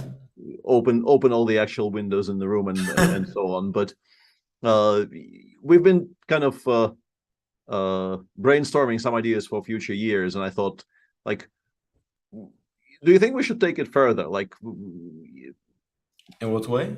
Like an there were some entire interesting costume, or suggestions. Like people were suggesting like going all out, providing like wrong clues as to who they are, like so like that there's yeah. like a whole meta developing in around this concept. Like, because so far it's just we don't know who people are, but already there's a suggestion that maybe we should be going further. We should be like really committing to the idea. It would be interesting to hand out, to let people know the 8 names and then make it as mysterious as possible. That would, yeah, that feels like a kind of a balancing act, right? Yeah. Because then it's actually, because now you have no clue at all. I don't think anybody thought of me, but then you actually can kind of guess, but it's still very difficult. So what do you think? This would that be better or worse? What do you think, Dutch? I don't know, because like my idea is that we should always think it's Magnus every time. Then it never is, but I don't know. Yeah, I think maybe we should reveal some of the names and maybe keep some secret, just to keep it as confusing as possible for everyone. Yeah. Wasn't the first year sort of like that? I thought the first year the pool of players was known, no? Possibly, I don't remember. Yeah, it was maybe it was 2 years ago. Nobody remembers. Yeah. Or maybe we leaked a lot of stuff accidentally. I think that's maybe what happened. Yeah. Now I only knew that Bortnik was playing because he had qualified, but apart from that, I had no clue. Fair just enough. knew my opponent was higher rated than me, and that's it. Yeah, well, whoever gets him in the next round will be in trouble, clearly. But yeah, Yeah, and thanks should very probably much listen to for, some for, hints. for huh? Should probably listen to some tips of mine of the closing the window. That is true. Yeah. Anyway, thanks and Yeah, thanks for having me. Thank you very much for joining us, Max. yeah, cheers. Okay. Take Cheers. care. Bye. So what do we have? Okay, so that was To follow the this up. third match. We have one more match in the quarterfinals. And then we that's, move on to the semis. uh, So it's Scarecrow against Plague Doctor. You have a good Plague Doctor mask? Hopefully, I hope so. give mouse.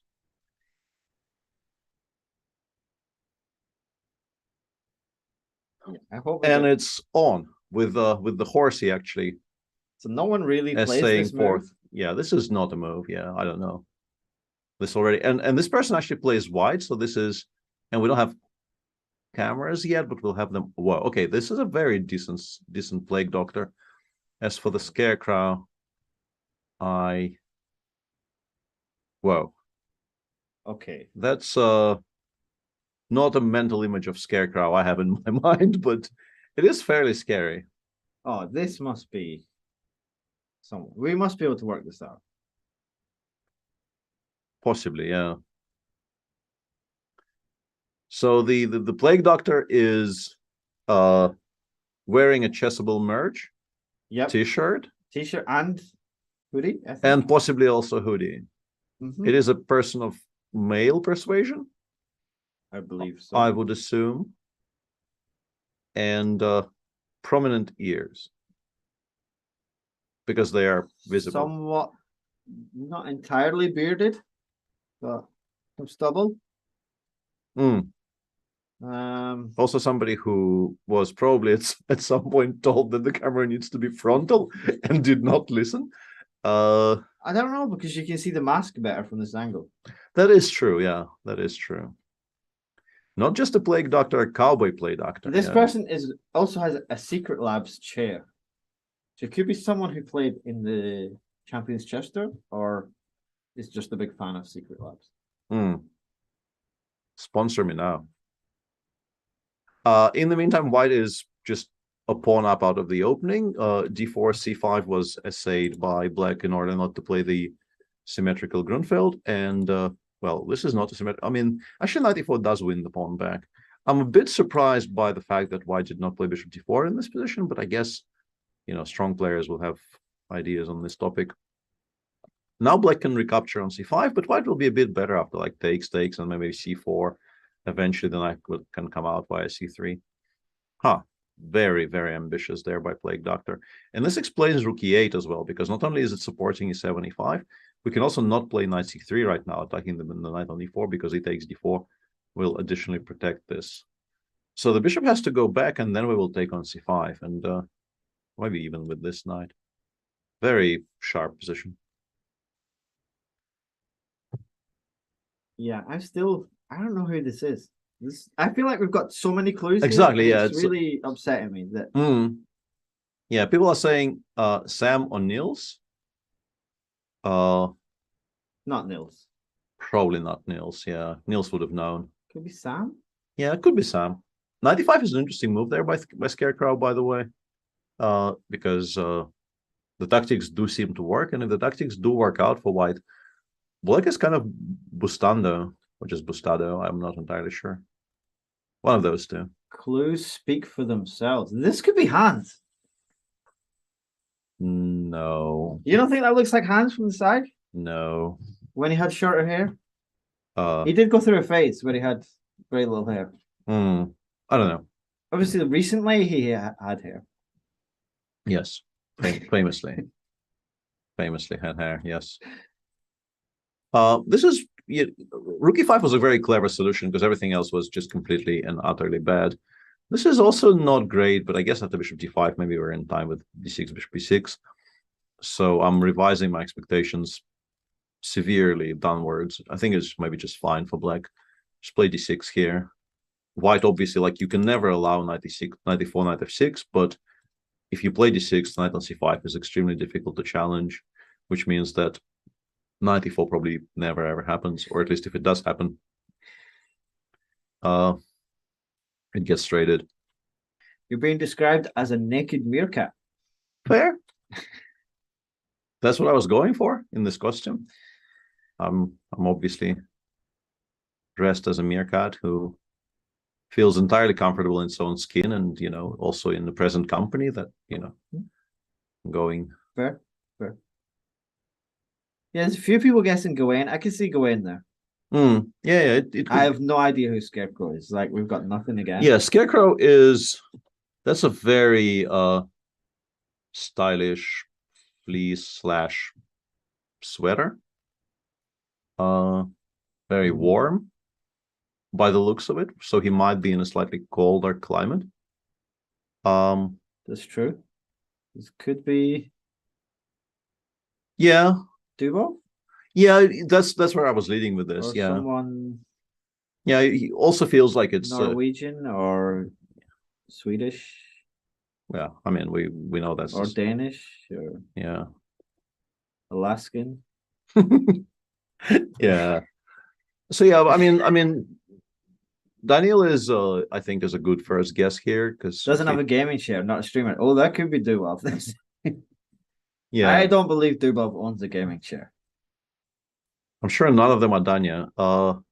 Yeah, I don't know, Rhinestone. I think it's very possible Black is White is Dubov, because I think this is also the type of an opening that he would play in a blitz game. I wouldn't be surprised. Black is just fine. Yeah, exactly. Like you can take, give a check, go like check and then rook c2. If anyone is better here, it's actually Black. But probably bishop d5 makes it like it's going to be uncomfortable after rook c2. Because like giving up this guy with the bishop on e6 still alive would be very, very bad news for White. So it feels like you might have to bail out with bishop d5. But bishop d5, you lose a lot of pawns on the second rank. Black is just better. Dubov probably won't have a gaming chair until Balenciaga makes one. That's fair. And this is also why I was leaning towards this being him, because I think this is a very high-end sweater. I don't know what I'm basing this on, but it looks exudes the the luxury. That is a luxurious sweater. That is a luxurious sweater. Let's not forget the width of the shoulders. Yeah, he is a very wide-shouldered person, but I don't think this disqualifies the quote-unquote crow. It's actually from Primark and costs 350. Yeah, I don't know about the 350 business I have. Yeah. How did the clock go? They went back last night. I'm aware. They went back specifically to play clock.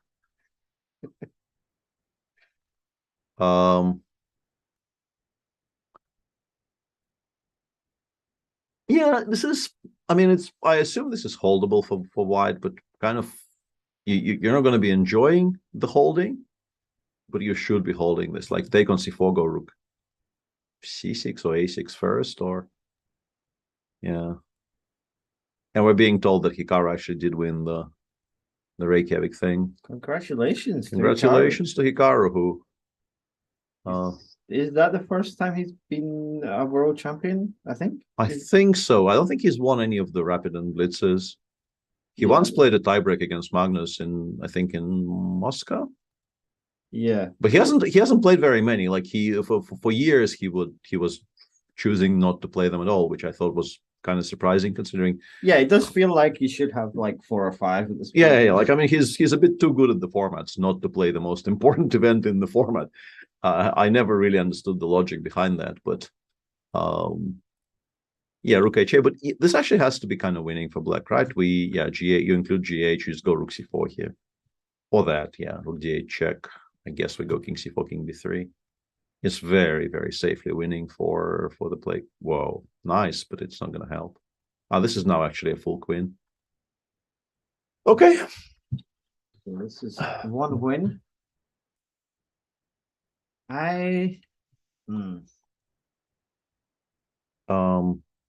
So that was Scarecrow losing with the white pieces, right? Yep. Huh. So I'm trying to, like, we still haven't really established any proper guesses on who the Plague Doctor is. So the Plague Doctor either has a really good mask or a really, really bad mask. Sicilian SC. Because the eye holes look pretty big, but they're not in the They don't seem given to place. Yeah, they don't seem to be aligned with where the eyes are supposed to be. But it's quite a big viewing hole, so maybe they're pretty good. Yeah, so I'm guessing d4 and then queen d2, b3, bishop b2 is what's going to happen here. Yet another of these things which have become queen d3. Okay, so that's slightly different.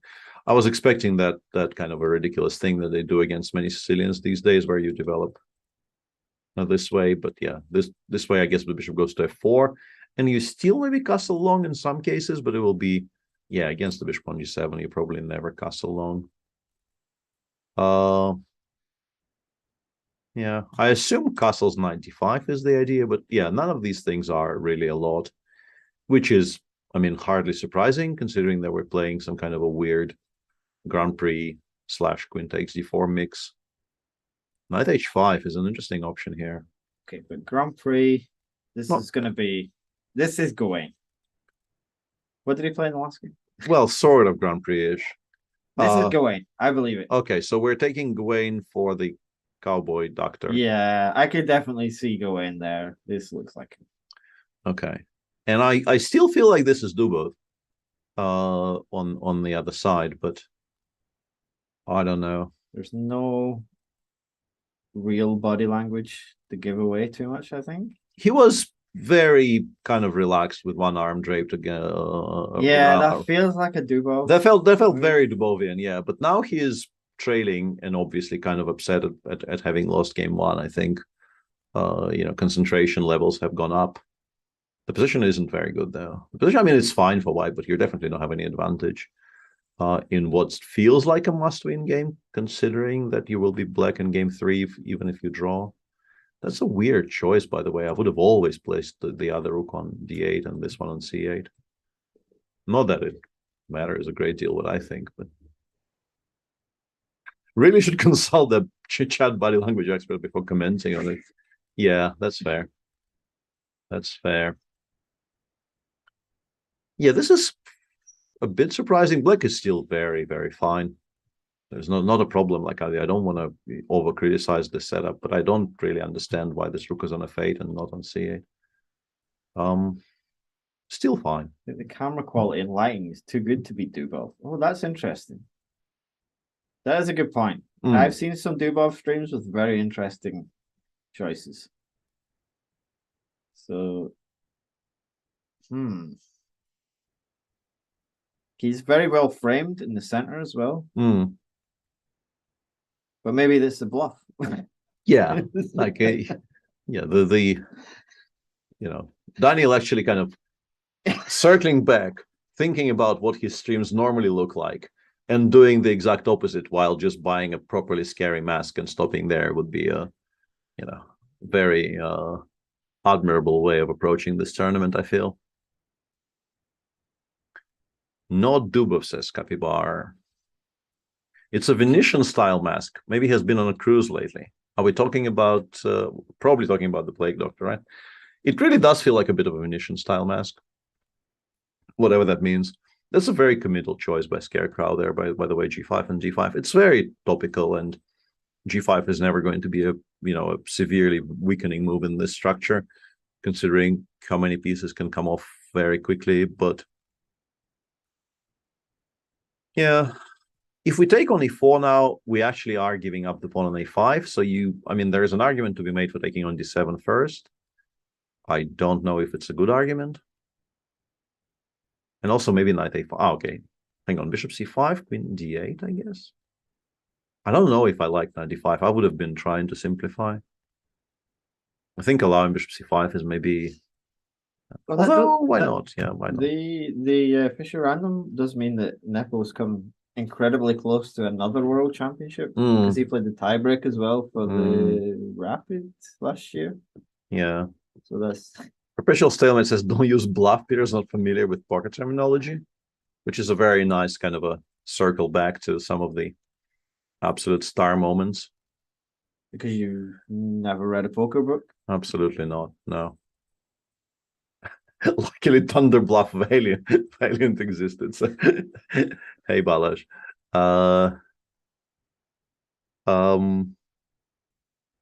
Yeah, wasn't it Thunder Buff Valiant? It's Valiant. How do you pronounce that word? That one. That word. Valiant. Yeah. Okay. Yeah. I think it's pronounced thighs.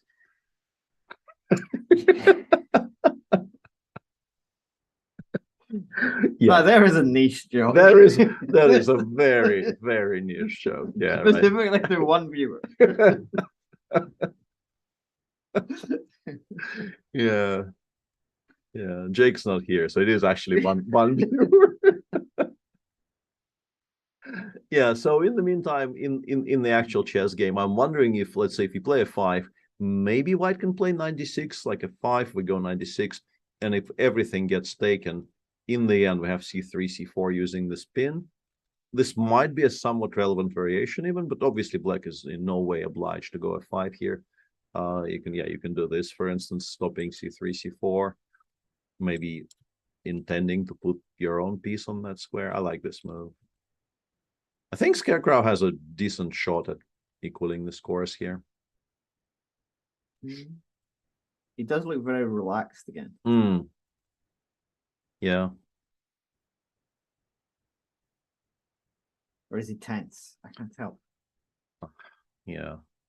We need the body language expert. Absolutely. Knight h5. I like knight g3 though. This was very nicely timed. The knight on h5 is going to be quite annoying. Not that it does very much currently, but it's a good square. It's kind of impossible to challenge, and it always provides, some, flair of danger around the black king. Mighty Horsey asks, could it be Navarra? I think Navarra's quite a tense player. I don't think he's very relaxed. Also, we do feel like Navarra probably played in the first match, right? Maybe. Because the interview, I mean, whoever, well, that was, who was our first player? I don't remember. How do we not remember? Let me check. How do you check though? No, I can check the mask. Oh, it was the unicorn. Oh yeah, well yeah, the unicorn versus Fress. Yeah, and Fress said that his opponent apologized, which obviously. Okay. Oh, I had a different read on that. Okay. What was your read? I don't want to say. Okay. But I think it was someone else who's known as a very nice person. Peter, check Twitch DMs. I shall check the Twitch DMs. Let me check. That was not intended. That was, yeah, not intended. Peter. My guess was someone who's known as being very nice and is also a regular commentator.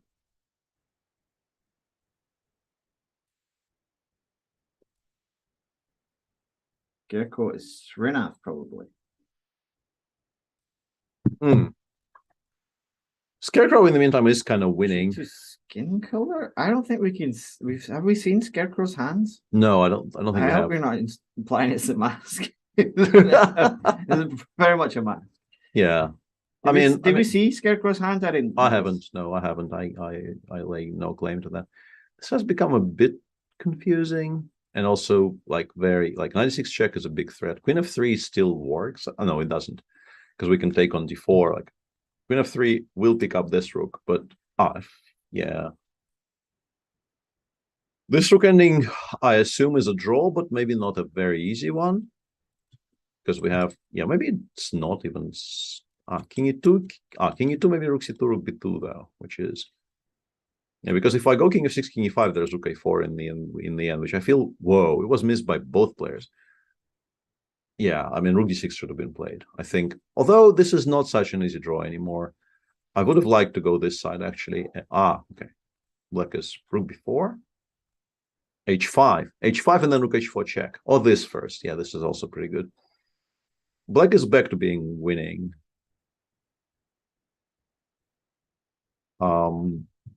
Which means game 3 will be very exciting with the scores level again. I tried switching off the lights, but I will stop. Could Plague Doctor be Lawrence Trent? No, Could be. but also no. No, it's not Lawrence. Viking of whoa, okay. I'm going to say not a player from the Soviet school of chess.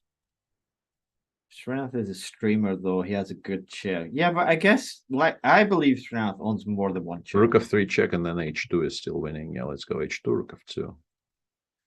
Very comfortable. I feel like you're selling Srinath short to say that he doesn't own a gaming chair and a small wooden chair.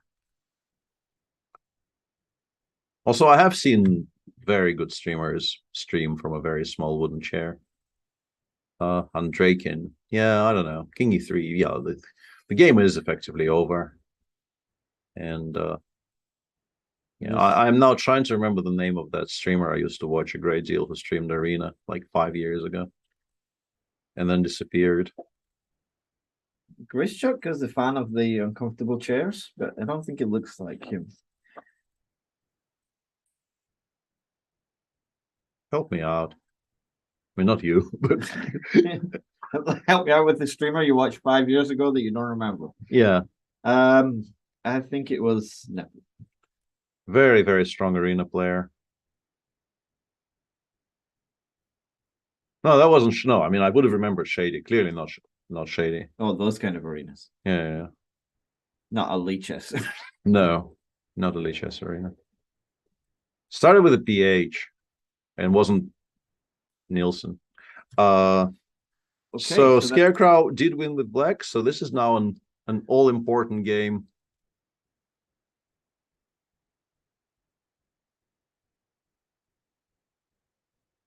Oh, Fleetwood, I think. Spelled with a PH. That was a very, very chill stream. Anyway. So very nice kind of on-demand victory by Scarecrow there. So these two seem pretty evenly matched, I think. Or kind of pretty close in strength, yeah. So we're back to this being Duba versus Sam or something, yeah? No. Okay. Maybe. That's yeah, let me see. So this could be, these are my guesses. It could be Dubov versus Sam, or it could be Nils against Gawain. Nils against Gawain. I can see Nils owning that sweater. That is that chair. And that chair, yeah. That is a fair point. I wonder if Miro is playing in this. No, Miro, yeah, we can rule out Miro. I know where Miro is. That's not Nils. Come on, says Nizahe. Come on. Also the hunch. What about the hunch? Yes, that was my hunch. Yeah.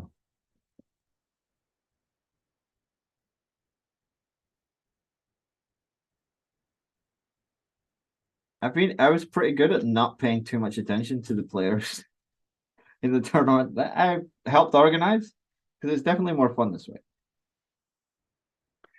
So the actual guessing contest is on the wall, says David Hume. Yep, didn't look at it. Yeah, wonder why that info was so well hidden. I don't think it was. I retweeted many of those articles. I didn't read them. Yeah. Mr. Dodgy should always bring donuts and coffee when he streams. I'm very much for that suggestion, yeah.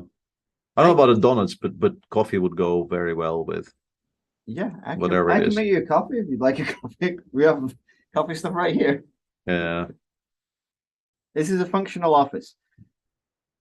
Scarecrow has a dreadlock hint, by the way. Oh, it's Christian. Okay. Oh.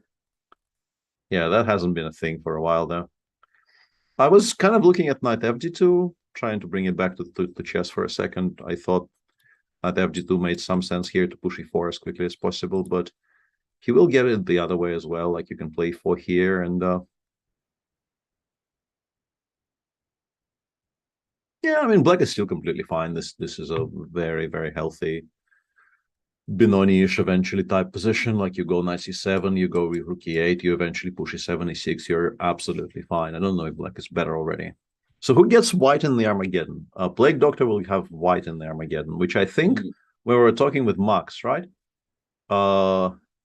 Max said that it's interesting that having black in the Armageddon is a disadvantage, which I thought was like, it actually does appear to be the universal, as close to the universally accepted position as it gets in those types of questions. But I still am somewhat surprised when people say that. Yeah, I thought for a certain amount of time it was black that, like, there seemed to be people were picking black much more often, and then like last couple of years, almost no one picks black. Yeah, people just ought to pick white, I think, these days. I haven't seen black picked in quite some time. It's a bit regrettable, and this is another topic that I think we've discussed a great deal on a number of streams, the fact that I think chess is maybe not uniquely, but quite well suited to being a very stats-oriented game when it's being streamed, and like no data is available. Like nobody does anything with the data. Yeah, it is unfortunate. I think. Yeah, like I remember when the first ever, I think, Norway chess tournament with this particular tiebreak format, when they immediately play an Armageddon if they draw the original classical game. When we were doing, did Peter say oriented? I apologize profusely. This will not happen again, as I have.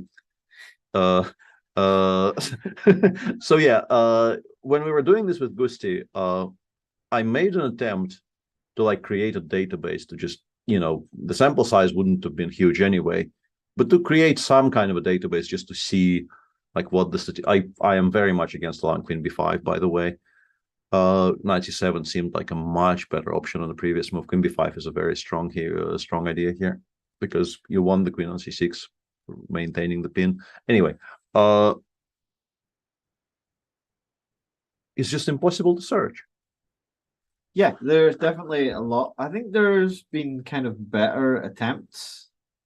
Than mine, definitely, because I gave up after 10 minutes. But no, I think there's been more attempts recently. I think the Champions Chester has put quite a bit of effort into kind of developing stats, specifically around the tour.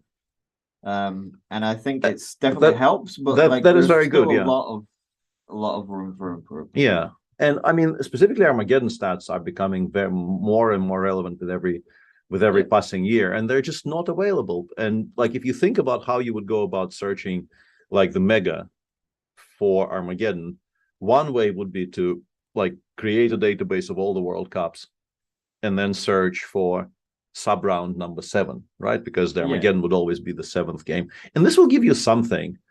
Yeah, but like, I don't think there's too many games of Armageddon that it's impossible to find them. Also, I need to reply to Cutlass 8, who asks, has Dodgy provided any chess commentary? I'm sitting next to Peter Svidler. So, work it out. I don't know what to tell you. It's all good. What can I possibly say about chess? Yeah, in the meantime, it's always, these types of positions are always, they tend to be slightly better for white, but I think black is now once again completely fine, because Queen B7 is going to be quite annoying. If white had like a pawn on H3, the pawn on G2, and the king on G1, I would pick white here every time. But Bishop G5 is a clever move, though, by the way, because we absolutely do want to give away the dark square bishop for the knight, and that it will also give us an opportunity to play, like, if this trade happens, we can play Queen D5 there, and that solves the major issue we are currently having here with this pin. So is playing Dr. Dan Smith, the poker player, would be pretty good, but I mean, I am very much in favor of involving Dan in more chess related stuff, but I think considering the standard of the tournament, it's unlikely, because players here are a bit too good. I believe all of the players are grandmasters of chess. Yeah, I mean, Dan is, except for Lawrence. Yeah, I do want to point out that Dan is like legitimately a pretty decent chess player. I think he is like 20 to 50-ish. while also being, I think, number maybe 3 on the all-time money list. So, like, as a combination of those two things, like 20 to 50, considering that it's very much not his best game as far as board games go, is a good level. But I think these players are a bit stronger. Doctor is Dubov, says Deep Blue Skin. I think Deep Blue Skin has got overconfident from his guessing Bortnik, and I feel like this is way off.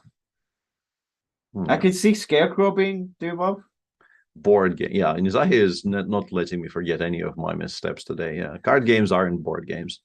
No, I can't see Plague Doctor being Dubov. I think it's either Sam or Gawain or. Yeah, considering the closeness of the match, I don't think it's Christian. No, also not great. Yeah. So I'm still picking Duba for the besweatered person, and as for the Plague Doctor, yeah, let's go with Gwen. Lol, Dan Smith is kind of not so nice person. I very much disagree with this. No, he's a great guy. He follows me on Twitter. I don't know. Yeah. Man has raised like tens of millions of dollars for charity. Dr. B. Maurice Ashley. Of his own money. I mean, of his own money, maybe not tens of millions, but in the millions of his own money.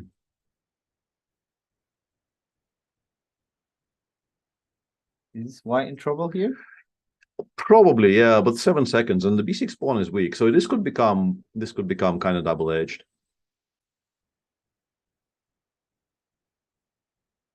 Yeah, okay, not anymore. And yeah, Rook C4 seemed logical, but wasn't played. So yeah, it feels like there's a lot of sort of twitching going on. Scarecrow is Allegro Munition. That's a blast from the past. This is a kind of an unclear position. Rook F4, we go 96. We might go knight B7 next. King D5 is also, yeah, I don't know. I would have played knight B6, 96 there.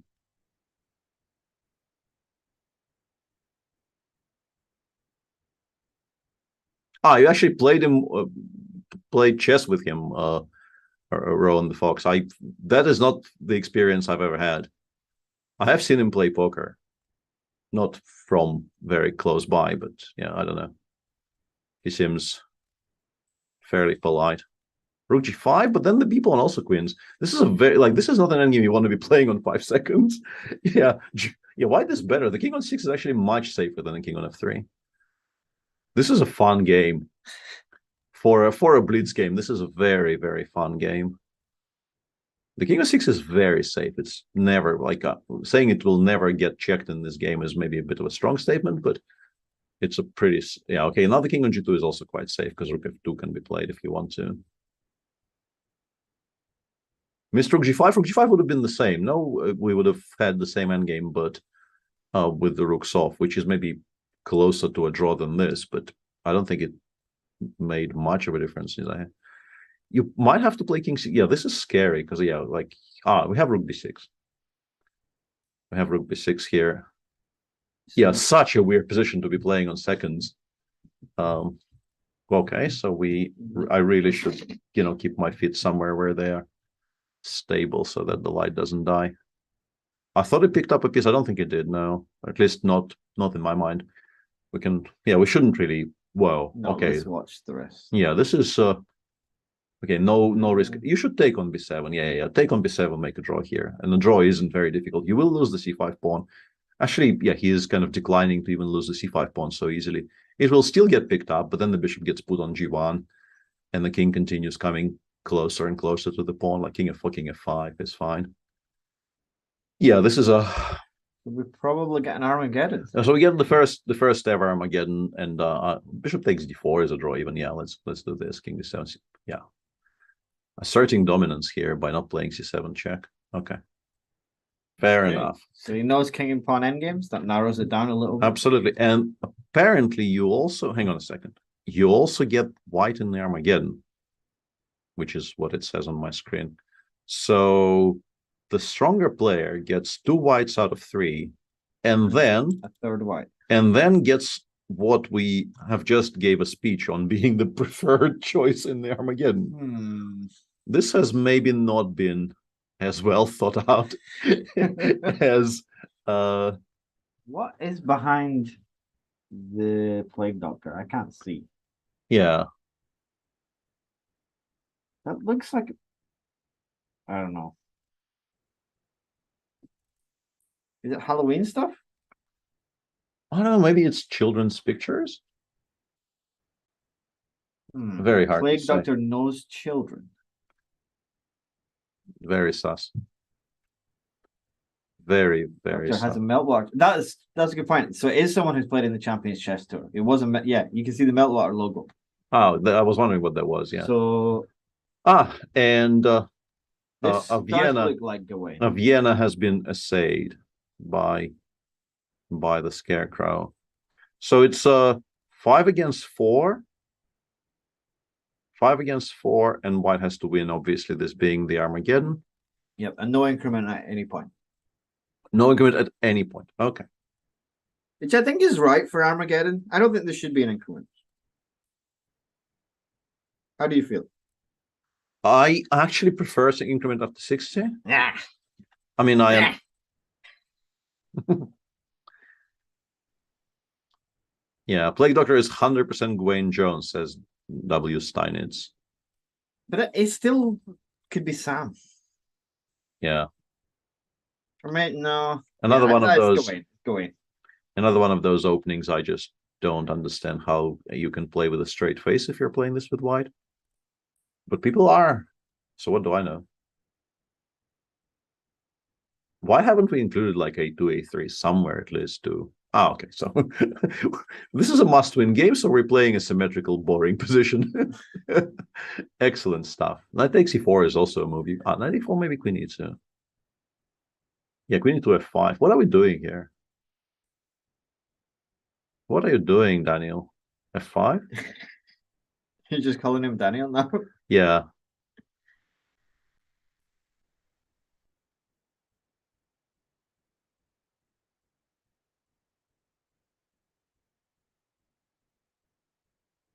Yeah, I'm very confused by this. This is a must-win game in which we have dead lost by move 8. Knight takes e5 though. I don't know why this has been allowed. It's still going to be very difficult to win because we've given like a pawn handicap to begin with. But yeah, allowing that takes e5 is very, very strange. You could have just played b6 there. I think we're going to have a short break after this game. Okay. At least a couple of minutes between games. Okay. That might be enough to... Interview first, no? Yeah, we'll have the interview and then they're going to set up for the semi-finals. So you have to play queen d6, and yeah, actually white is maybe better now suddenly. Bishop b6 was just such a strange choice. I think the Plague Doctor maybe is trying to play way too quickly for this Armageddon. Like, you have plenty of time, and... Wouldn't Dubov have a flashier sweater? I think this is a very expensive sweater. Yeah. I think we need, like, if he does lose this one, we need to find out how much this sweater cost. Yeah. This is maybe winning for white now after like queen b5, check c6, queen c5. Because, yeah, or you don't even need to spend any time on that either. Yeah, like h6, g5 might be like strictly necessary, but you're still not castling. It's amazing. Like, black were just winning by move 8, and now he's kind of lost-ish. Very weird. Does every person get revealed? Yes, but I kind of feel like the winner should get to stay anonymous until next year. But yeah, maybe not. Is Mr. Dodge going to put on Peter's mask? What do you see too much of me at the moment? It's like, no, this is too much, Mr. Dodge at the moment. I think it's basically an attempt to get the Peter meter to actually register Peter. Ah, okay. Because currently it registers 0 Peters on this stream, and maybe if you wear like a Peter mask, maybe then. I am very much against this trading of queens. Then again, like you're up a minute. It's not even maybe that you're up a pawn, it's that you're up a minute in a position that you are legitimately better in as well. Not fun to defend for Gawain. Or Sam. Or Ding. Or Ding. No, probably not Ding though. I don't, because Scarecrow is high rated. Okay, yeah, that does narrow things down a little bit. Mm. I think we need to next time we need to make it random. We shouldn't reveal who the higher rated player is. Mm. Even to the players. Even to the players, yes. Yeah, this has been a market improvement for Black, obviously getting G5 and F4 in. I think White probably should have spent a tempo on playing G3. It's an ugly move, but allowing F4 is also not great because it gives Black a lot more breathing space, somewhat undeservedly. Yeah, this is an improvement. I mean, you still feel like games like this always get decided on the clock, so White is still massive favorite, but this is a weird one because it allows E3, and E3, yeah, like even bishop takes C2 here is not bad. Just go after the queen side straight away. Mm-hmm. But I wouldn't mind Fe3 either, because the C2 pawn can't really be protected in any kind of comfortable way. Bishop B3, C5, yeah, with Rook A6, right? Rook A6, Rook B4. So it's not an immediate draw. You still have to work for it, but obviously this is like a much better version of anything that could have happened. Maybe even bishop takes A4 and then king G6, put it on C6. I know this is much stronger. You can play bishop 6 here, yeah, like HG. And you probably have to go after the G5 pawn as aggressively as possible because you are losing the A4 pawn after bishop C6. And he hasn't done it, so now he has nothing whatsoever apart from the extra minute. King f6, bishop c7, but then king f5. Yeah, king f5, yeah, you can, like in a normal game, you just offer a draw after king f5. You no longer have any semblance of advantage. But this being an Armageddon, you obviously continue. Yeah, but do you think it's kind of hard to force the draw in these positions? Yeah, exactly. Like you have your 50 seconds, so your task becomes just keeping the pieces on somehow. Maybe you go like rook d4, rook a4, g4 check. Or yeah, I mean rook d2 exists, but like it's such a sad move to make. Black is better. Like if anybody cared about the evaluation, Black is maybe borderline winning now with the a pawn running, but nobody really cares. It's just about the APM now. And the a pawns per minute. Yes, that is exactly what that is. Black is playing an APM comp here. And that bishop on c6 is a golden hogger. I don't know. Something. Golden hogger.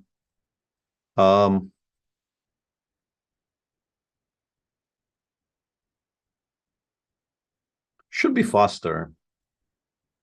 This is a bit I don't like h5 though. Yeah, like I mean the position is very unpleasant, but giving Black obvious targets, yeah, but also rook b4, rook b2, rook b3 was weird.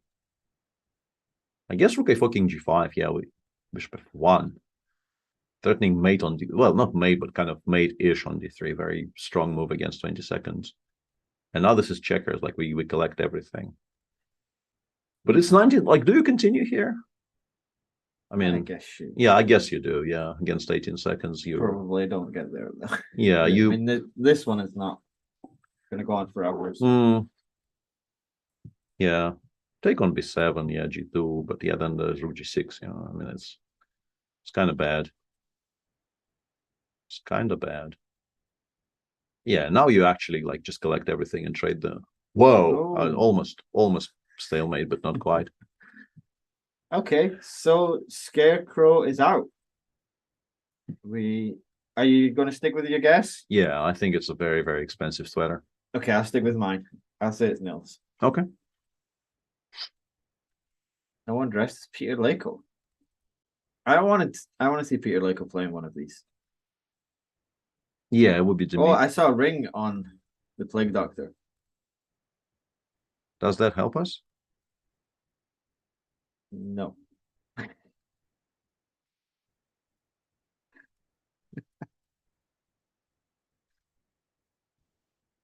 Narrows it down a little.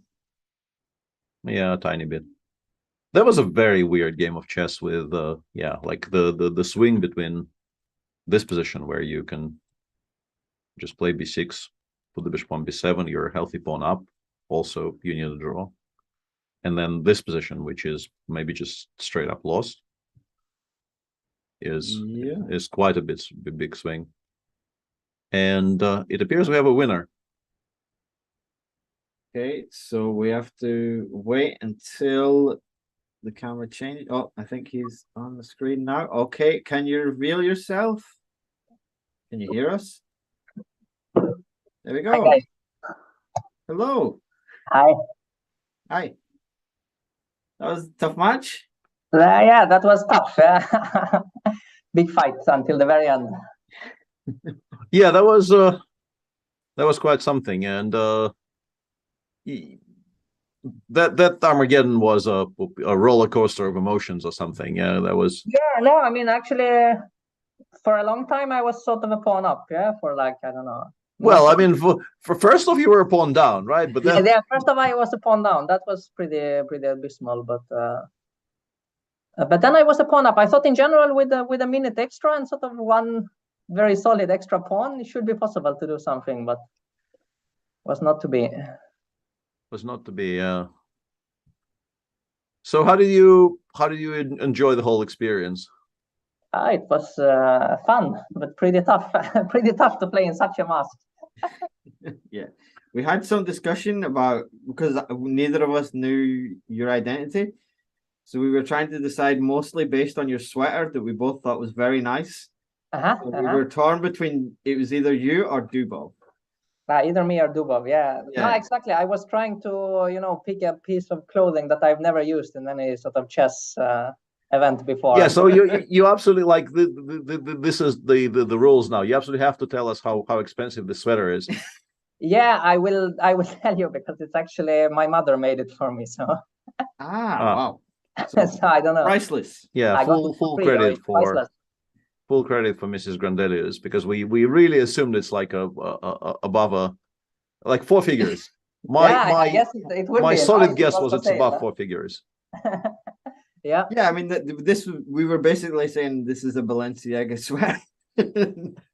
So you didn't manage to guess completely, huh?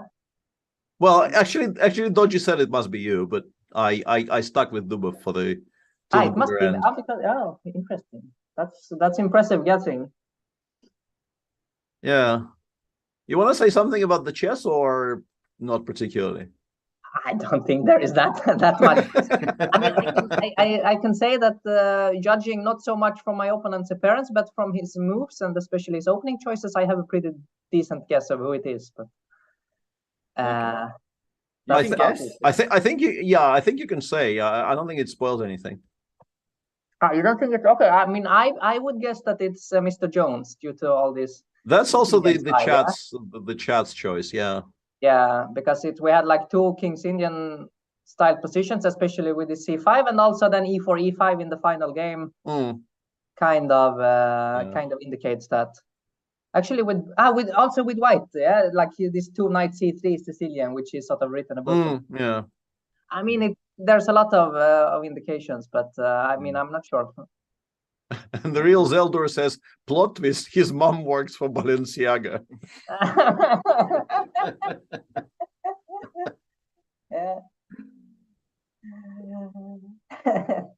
Yeah, I suspected it was Gawain, but I think I've also guessed Gawain was 2 of the other players. So yeah, maybe I'm not entirely great at this. Yeah. So something is happening, but you don't know what it is. Yeah. Do exactly. You, Mr. Jones? I've never heard Gawain referred to as Mr. Jones. It's a very nice touch. Yeah. That's maybe a bit too weird. I don't know. Yeah. Yeah. No, I don't know. I mean, there was not that much to say. It was. I was a bit lucky to win. I think the second game with Black. The match could easily have been avoided there, but on the other hand, I think in the third game, in the final moment, it looked to me like I was probably winning, yeah, because apparently it was like zeros all the way, but it was zeros all the way, yeah. Yeah, that's what chat told us. That could easily be winning for white with such a safe king and this dominant knight on d5. That's what I thought as well, yeah, but apparently not. Apparently not. Okay. And then in the Armageddon game, yeah, of course, it was complete nonsense, especially towards the end. But already Yeah. when we started to trade, it's of course Yeah, I mean, relevant. I thought the When it got position after easy. rook a1, queen f7, the one we still have on the board, must be very close to just straight up winning for you. And the idea I liked the most was I thought you could give, if I can locate the mouse, I thought a very clever idea here would be to give provoke c6 and then play queen c5. So Because that- then bishop f4, bishop d6. Yeah, then we have the d6 square for the bishop, yeah, and maybe the king never gets out of the center, but maybe it's a little bit too fancy. I don't know. Because, I mean, in an Armageddon game, you have good winning chances here, but also it becomes much easier for him to play. But on the other hand, I thought like eventually you'll win, in an Armageddon, because it's pawn up. You can make many moves. Yeah. I mean, you need to make 100 moves normally to make a draw here. That's what I thought. But of course, with that logic, it's even better to keep the initiative in the middle game, because then you collapse immediately. So yeah, it was a bit of a missed chance in the Armageddon, I have to say. Yeah, it does feel like that a little bit. Yeah. I mean, the first 3 games could definitely have gone either way, but like the Armageddon, I really should be able to clinch, I think, with such a position. Like, he at some point also he was like getting really low on time. Like I kept my sort of 1 minute advantage from. Yeah, for a very long time, it felt like you're doing sort of all the right things, but then he got away. Yeah. He got away at the. I mean, I blundered my bishop. That was sort of a big part of it. Yeah. I mean, that as well. Usually that How do you that feel doesn't about happen. like anonymous tournaments in general? Like, do you think it helps your chess, or is it more annoying that you can't really use the psychological element? I think it's fun to know who you play against in general. That's more fun because it brings this whole other aspect of psychology. And I mean, you know some things about him, he knows some things about you, and you can use this fact and it becomes sort of simply an extra element, I think.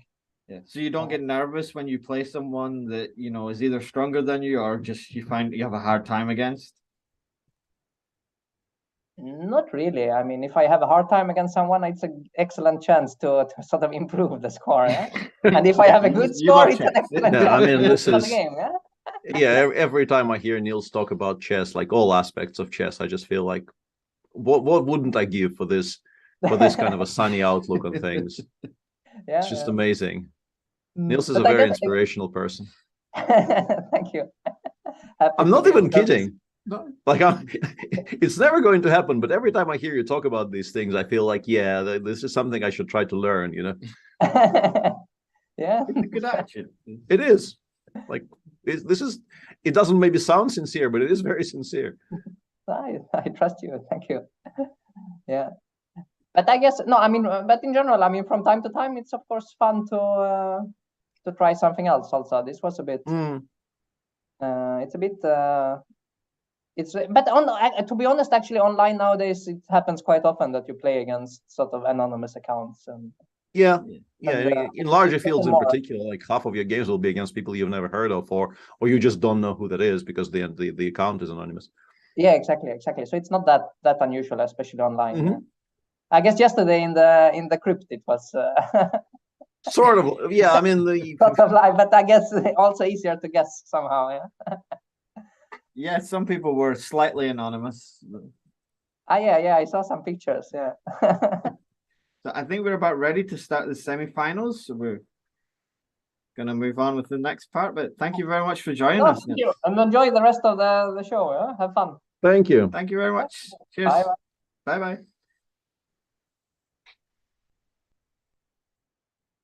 Okay, so the first semifinals, I'm not sure when we're going to start, but soonish, I believe so. It's going to be Insano the Clown versus the Plague Doctor. Okay. So the Plague Doctor's back again. He's just finished. And Insano the Clown has played match 2, I think, right? So the Clown beat the Joker. Yeah, hang on. Insano the Clown was the dancing. No, that was Scary Surprise. That was Scary Surprise. Yeah, Insano the Clown was just too many games. The clown that beat the Joker, and the Joker was give me. Laurent? No, wasn't Laurent.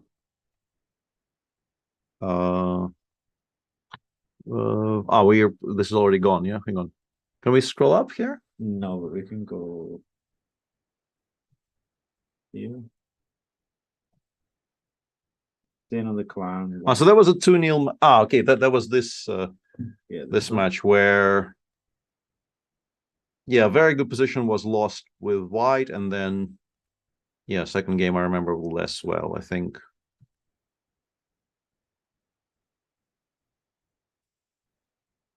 Oops.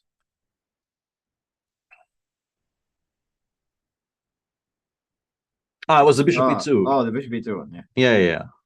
So that was Bortnik against an unknown player. Yeah. So, and this unknown player is now playing against.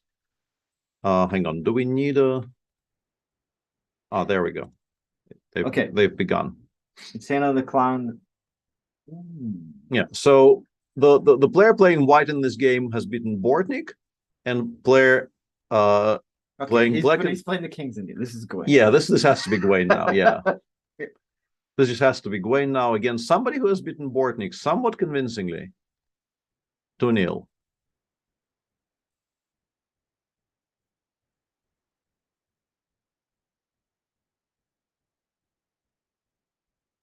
And kind of a pause here by Gawain, because he is being forced to play something which is not quite the King's Indian, because you generally don't put the pawn on e3 so early. So this is more of a kind of an English opening from white, where black is still attempting to play the King's Indian, but white is sort of saying no.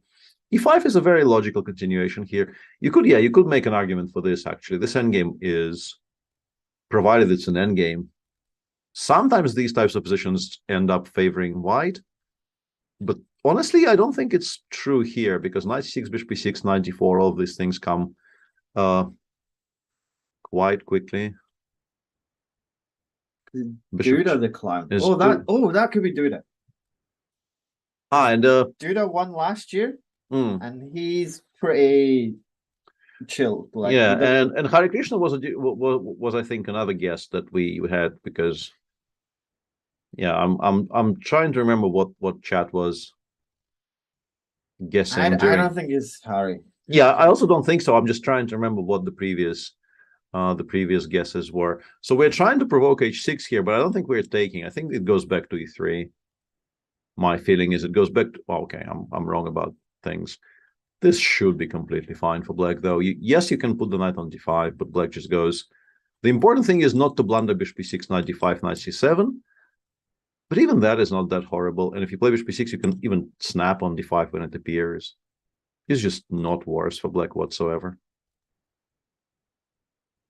There's a running joke about Hare Krishna's eagerness to exchange queens. Maybe. Yeah, and I noticed that there's a white door behind the clown, which is the same as Wesley's. So. So it's somebody playing from Wesley's house. Could be. Who is not Wesley? It's probably not Wesley, because I think he was playing the Fisher random. It's probably not, but someone may have. An insane clown might have broken into his house, or someone just also has a white door. I don't know. Yeah, but I mean, how many people can have white doors in their houses? It's clearly somebody in Wesley's house. Yeah, it's unusual. Just extremely unlikely.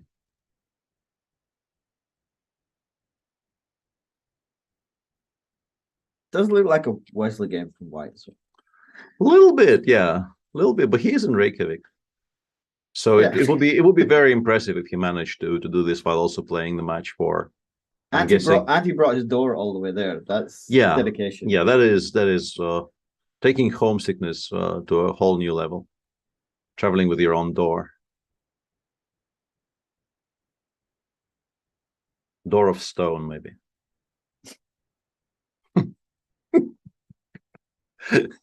Yeah. Sorry, not sorry. He's Duda the clown. He's not moving. Yeah, I can see this being Duda. Yeah, his clown has been very, very static and concentrated.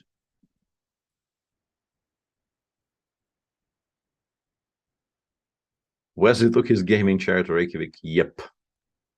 Yeah, I mean, gaming chair is really not the pièce de résistance here. It's the door.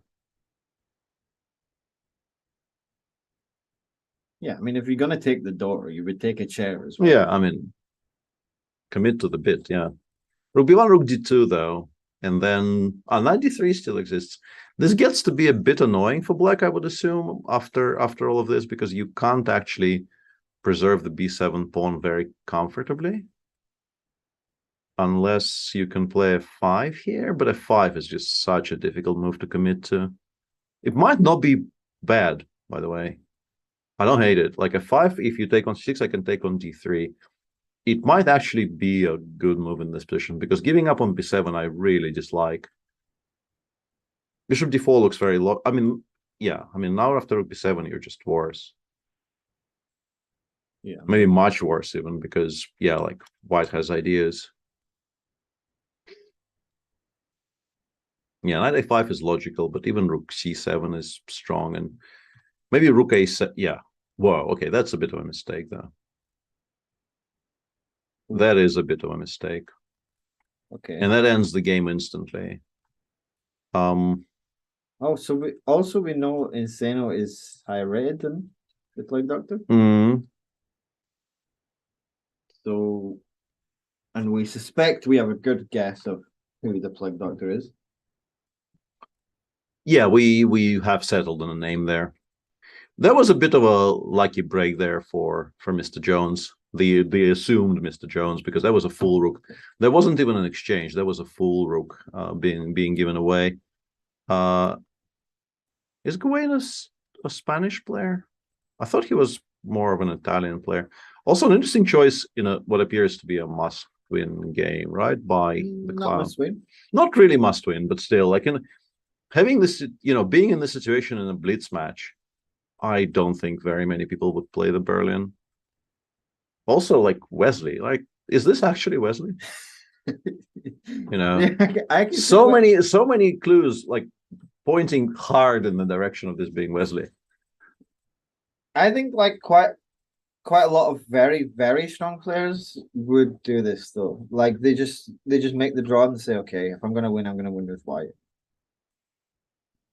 I think a lot of players that like play a lot of like Champions Chess Tour events, they get in the habit of doing this. They take like no risks with black. I don't know if this is the right approach. Yeah, it's a bit curious to me, because the mini matches, the ones that are experienced with it, like I can see, like even someone like Magnus, I've seen do stuff like this. Martin says Wesley is in Iceland. Yeah, we know. This is this is the sort of the whole point of but the where bit. is Wesley's door? Yeah, it's more about the door. Black is completely fine though, and honestly, the way the Plague Doctor approached this, you could see this going slightly pear-shaped for white. This is not entirely risk-free. Some of these endgames get to be a bit better for black, like takes rook e8, but I guess after queen e2, the fact that the a7 pawn hangs in the end is significantly hampering your winning chances if you're black here, because you want to take on e3 and immediately play rook e8, but that would just blunder the a7 pawn, which gives white a very important tempo to do something. It's Harry, I can tell from the fire in his eyes, says Chestnut Man. Yeah, I don't know. Harry really loves the Berlin. Does he? Yeah. Does anyone? No, Harry definitely does. Okay. I remember watching a video from him on the Berlin, and to be honest, he made me quite enjoy the game, and I wasn't too happy about that because no one wants to enjoy those games, but he was very, convincing. It was an interesting game of chess. No, I mean some of the Berlin games can be interesting. The opening itself, yeah, you can't sell me on this idea, but yeah, he's a fan. I think he might have said it's his favorite opening at one point. Oof. Oof. And yeah, this is very hurtful, because Harry once bowled an orange at me in a very long corridor of a Hilton in Mainz. The orange died. It was a very singular experience. I will not likely forget. And now you're telling me Berlin is his favorite opening, which is really kind of souring me on the whole bowling. I might be misquoting, but I believe he was a big fan at some point.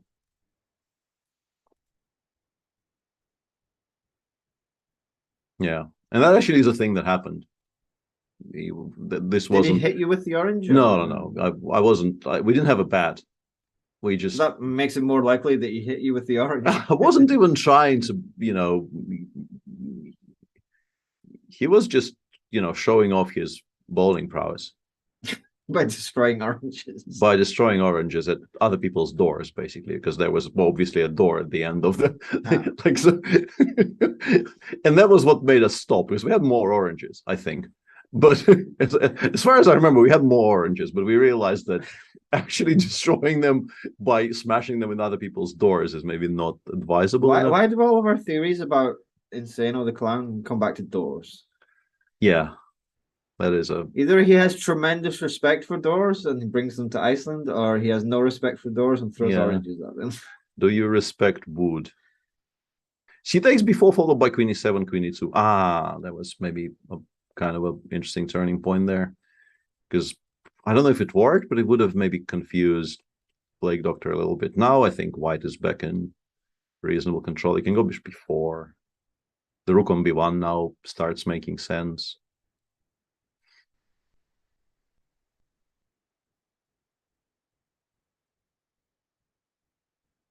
Yeah, and chat continues discussing the fact that the clown really isn't moving very much at all. It's kind of spooky. It's very much in the spirit of the holiday. How do you stay so immobile while playing online blitz? Yeah, it's very interesting. Takes queen f3 is really the only square, but I think it's good enough. I was trying to calculate, because I wouldn't have allowed this. I would have played bishop before there. I would be scared that maybe I blunder something here and my king on f1 gets into trouble. But after queen e6, I think we can go king g1, bishop f1, and it's safe enough because the rook on b7 is so active. But yeah, it's very concrete by what we assume is Gwaine.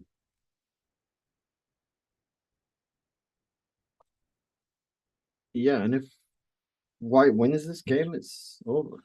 Yeah, I don't think white is necessarily much or any better. Like, you can play rook e7, I mean, maybe not after king g1.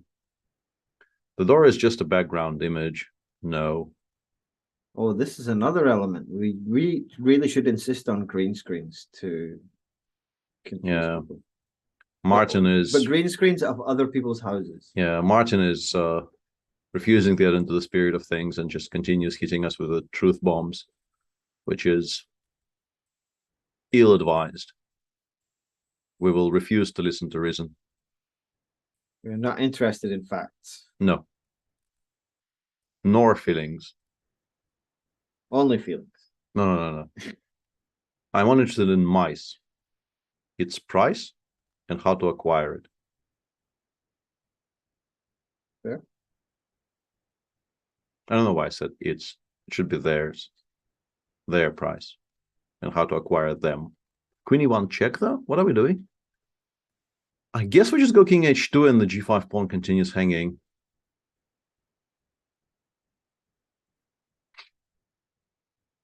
Queen h5, though, is a very strike. Like, this is being played in a very, very kind of weirdly aggressive fashion, considering how restrained white has been up to this point.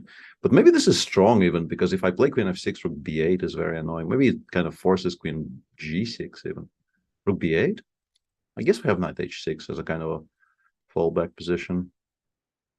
Okay, if we're trading rooks, it's not very much. Now, does he trade queens or no?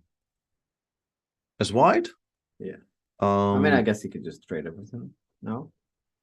Yeah, but yeah, it probably is a draw, but you don't have to. Like, I don't think white is worse. The bishop on e4 is way too strong. You can just continue just playing this position. I mean, he's on 19 seconds though, so maybe he is incentivized to just try and make a force draw of some sort.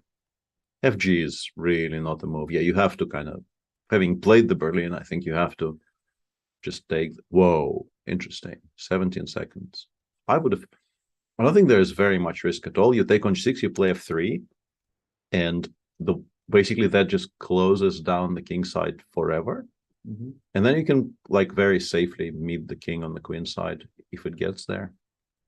So, like, I would be quite eager to make my task on like very low time be as easy as possible. Yeah, because I guess black can only be better. Maybe. I mean, it's obviously a draw. Like this position, nobody is better, but you are on 5 seconds. So why are you introducing any kind of entropy at all is unclear to me. Like, yeah, I wouldn't be doing this.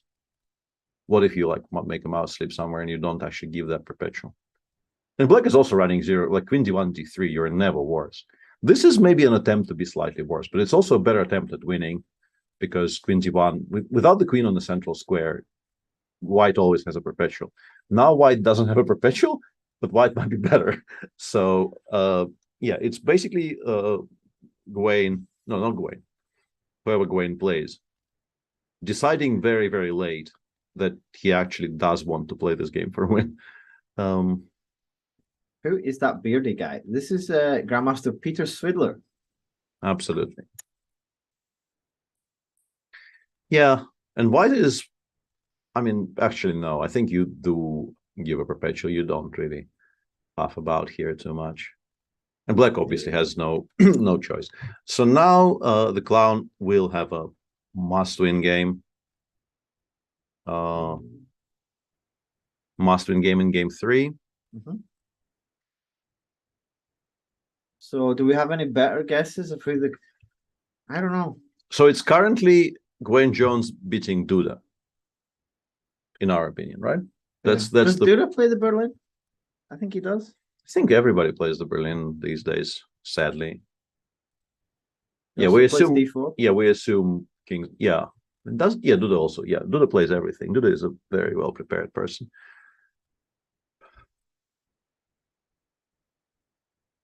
Yeah, back to this H3, E3 setup.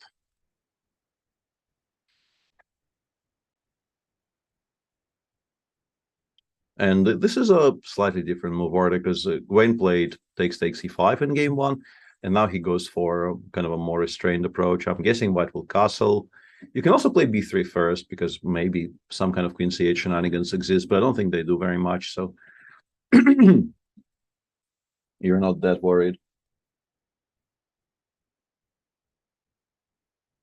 No, I was trying to do this while... Yeah, we're good. Okay. We can continue. Absolutely, yeah.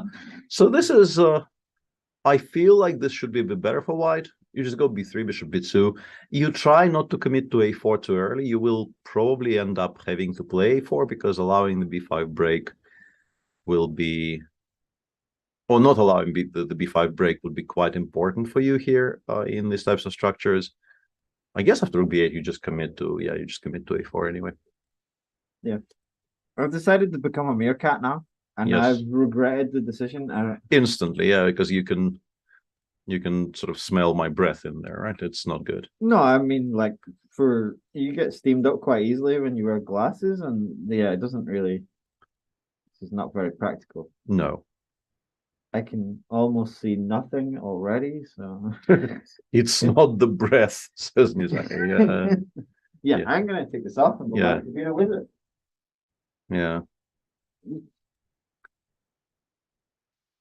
Yeah, and man with the head of the dog asks man with the head of meerkat, have you seen Salov's latest Facebook post?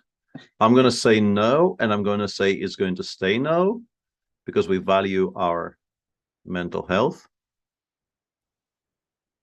to some degree at least.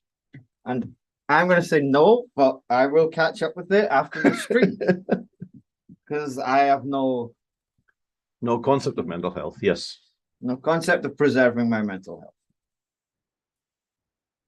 Yeah. For some reason, I want clown to be Undraken, says Rowan the Fox, but I have nothing to back that up. No door theories or anything.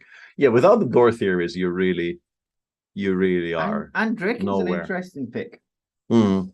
Because I think I don't know Andraken. You probably know, well, you definitely know him better than I do.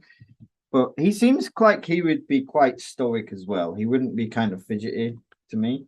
I don't know. Just the yeah, vibe he's an extremely calm blitz player, but not to this extent. I think he does move a bit. And I think I told this story before, but like in Russian chess circles, he is called maestro, specifically because of the very leisurely way he plays under severe time trouble. I think the nickname came about. I played for the same national team with him in Warsaw. That was the European, I think, maybe early 2010s. And I remember there was an extremely important game which was going to decide the outcome of the match. And he got down to like, I don't know, 90 seconds. And he continued being very still and just making this very, very like smooth movements as his seconds were ticking down. Never lost control, never made a bad move, won the game. It was just so impressive. So he could be a clown. He could be a clown, yes. That's exactly what I've been leading up to. I don't think he is better, whoever he is. I don't think he is better with white here because the bishop on g7 is going to be better than the bishop on d2. cd5 here probably even slightly worse. So you can't even take with the bishop on d5 because h3 is hanging. Oh yeah, I mean Gwaine is doing really well now. Dressing up as a meerkat is one thing, but reading a Salo post is another. That is a very fair point, yeah. That is a very fair point. Queen b7, I guess we want, I mean, obviously we want rook fb8, and the question is, do we need to even address it in any way? And yeah, Clown says yes, because b3 is valuable to us. If you give white unlimited time, I guess you play bishop c3, you play e4, you maybe hope to at some point play e4, e5. Even that doesn't really give you very much, but also you never have unlimited time in these types of positions. You can try pushing for the c4, c5, c4 break. h5 is always a useful move in these types of positions, just to kind of ask white if do you want to allow h4, or do you want to play h4 yourself and give my pieces the g4 square for the future. It's just a good position for black.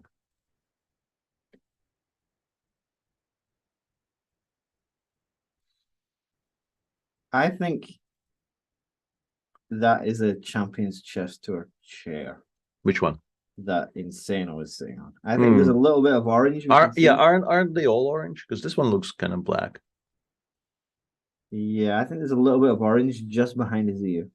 Or maybe that's his. That was his ear. That maybe is his ear. Yeah, exactly. Damn. Yeah. Also, my theory has been debunked. Some debunking going on. c3 is a playable move in this position. The idea being that, whoops, arrows, fantastic arrows. Yeah, a5 is also what? Clever. Clever by Gwaine, because he is luring the rook to a5, and then he will play c3 and rook takes b4. Very clever. Insano has hairy hands. That gives a hint. I was going to say it really did feel there for a second that maybe the outfit extended to like wearing flesh-colored gloves, but maybe not. Hands look like Shanklin. Shanklin's quite hairy, I guess. He can grow a pretty solid beard. And then never shave it, because that would lead to losing games, as we've established. Or shave it after losing a game. Or shave it after losing a win game. Forever. Yes. Do you have any superstitions? Not like solid ones, but I think all chess players have, like, they feel more like routines than superstitions. And this is not going to be like rook takes f2. If anyone is better here, it's black. This doesn't feel like a position that can be very easily won on demand with the white pieces. But I think most chess players will have routines, you know, relating to, I don't know, in my case, you know, the rotation of the shirts I brought to the tournament and things like that. So you have to do laundry during the tournaments. Yeah. Do you always get someone new to teach you how to do laundry, or?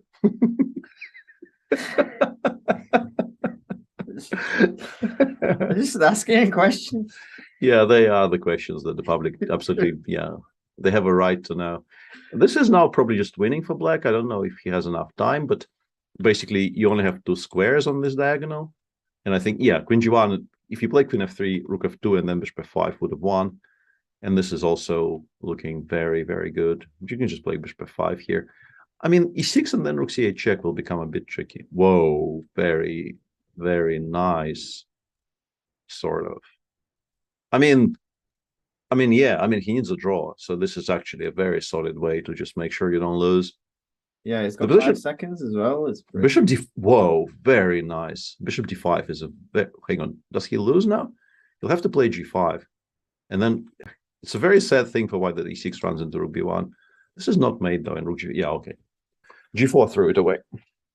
Yeah. g4 threw it away, and now we have increment, so we never lose this with black. He probably wasn't winning anyway, but yeah, that really gives away all the hopes of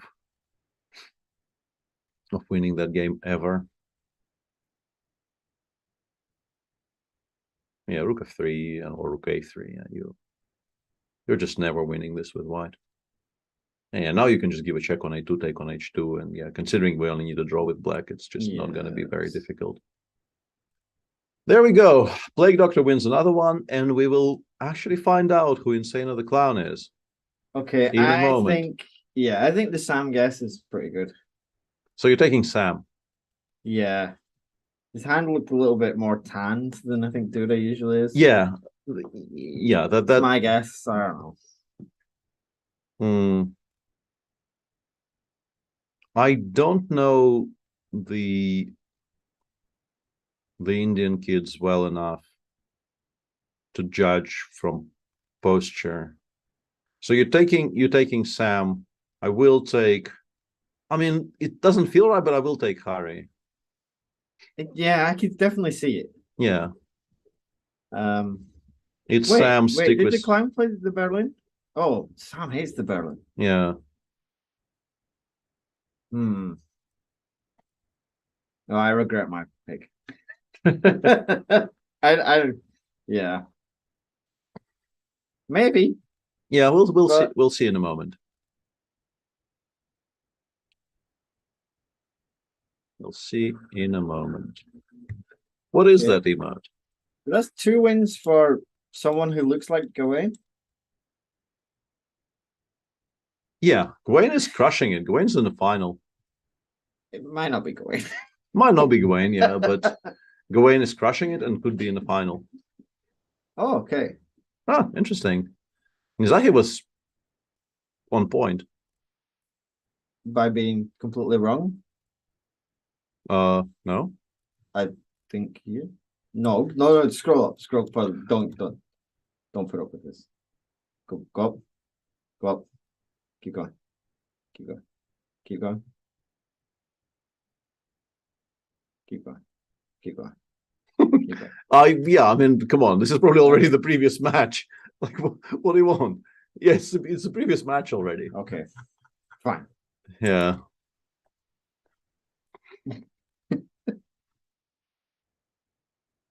Someone else is wrong. Yeah, absolutely. Someone is always wrong on the internet. It's a well-established fact.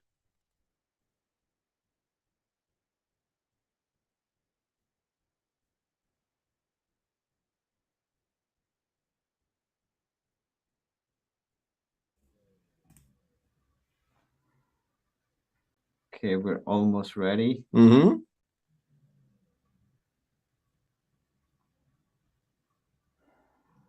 And I think we're about ready. Okay, can you reveal your identity, Mr. Insano the Clown? Yes. Hey. Sam. Hey, Sam. It is Sam. Yeah, you guys figured it out? I gave up on that idea. I feel very ashamed. Well, based on the quality of my play, I'm glad you didn't think it was me. So I thought it might be you, and then you threw me off with the Berlin. That really confused me. I did write a repertoire on it. Yeah, but I suppose that's fair. Yeah. So you're obviously not very happy right now, but how did you enjoy the format in general? Oh, this was fantastic. I mean, I was annoyed. I mean, this match, like, the last game was sort of wild and crazy, and I think anything could have happened. I suspect I probably missed like 3 wins, and he probably missed 3 as well. but the one that mattered was the one where I have this pawn up ending that's basically winning, and I dropped a rook in one move. But no, this was a lot of fun. I love the goofy masks, and yeah, I mean it's not wildly serious. I've never been good at taking losses, no matter how unimportant they are. But you know, that's how it goes. I really enjoyed it. Fair, yeah, I can relate to that. Yeah, I've lost some reasonably unimportant games recently, and was completely steamed up for days afterwards. So yeah, it's a. I mean, this rook hang was something else. Like, it just beautiful game to that point, and then just hang a rook in one move. And yeah, that one was completely unnecessary, I have to say. Yeah, that's how it goes. So, do you have any idea who your opponent was? I'm pretty confident it was Gawain, and I actually even prepared as such. I had found this idea to play. Yeah, it did. That thing you played with white in both 1 and 3 did, have a feel of something you were aiming specifically against him.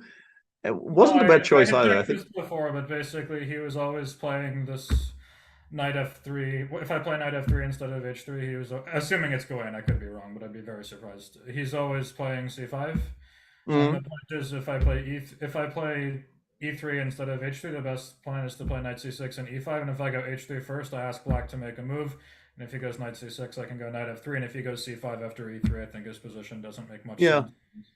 Yeah, it looked like a very, very interesting little quirky way of dealing with his preferences specifically. Yeah, so that was tough. I mean, also the first match I probably could have lost as well after losing. I've lost 2 pawn up endgames today. That's pretty bad. Yeah.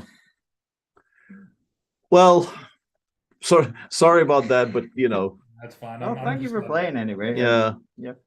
I hope you had some fun at least. Oh yeah, no, this was absolutely fantastic. I mean, I'm doing much better at smiling now after losing than I think I ever have in my life. This was a lot of fun. Yeah, that's not nothing. Yeah. So yeah, thanks for that, and we really hoping this will continue being a thing, and then you can be a part of it in future editions. This was fun. I went to the gym with this mask yesterday. It was pretty funny.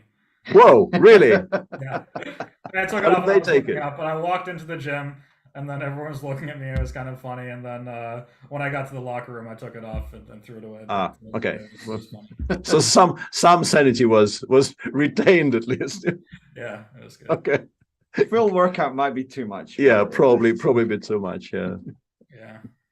Okay, thank you very much for joining us, Sam. Cheers. Take care. Bye-bye. Yeah. So we have one more semi-final to look forward to, and then the grand final. The grand final with the Plague Doctor, who everybody seems to by this point be fairly certain is Gwen Jones, playing against the winner of Scary Surprise versus the Wild Unicorn. Okay. Who we don't really have a very good grasp on, I think, right? I know both of them. But I've remembered the players now, and I'm pretty sure I know who both of them are. So I won't guess anymore, because I'm fair and reasonable. Okay.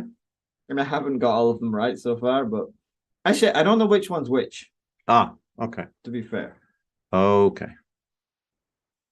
There's a lot of people. So yeah, the Scary Surprise is the person who just absolutely freaked out Max by dancing through the whole match, right? Yes.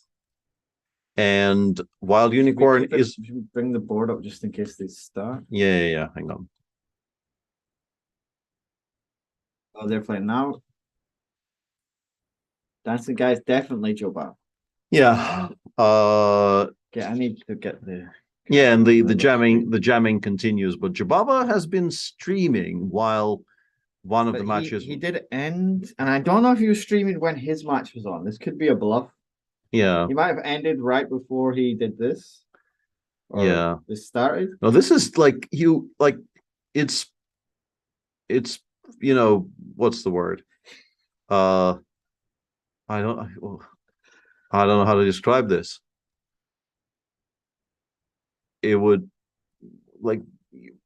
be impossible to play against if you could see that. I mean, I don't know if you could deal with playing against the unicorn. I think is this a unicorn? No, this is clearly Bojack, but I mean, Bojack is everybody's favorite horse, so Jobaba doesn't play the English. I think Jobaba can play everything. yeah, Jababa, plays whatever he feels like. That really tells us nothing at all. Black is completely fine. I'm very much enjoying the clash between the two of these. Yeah. So hang on a sec. So, and the Unicorn beat Fress. Mm-hmm. The Unicorn beat Fress. I'm trying to remember the games and failing utterly. D5, C5, yeah, this is... Yeah, Black is just going to be doing really, really well in all of these types of positions. Unicorn is Duda, says CK Watt. I mean, it's somebody who is quite tall, but apart from that, I don't know.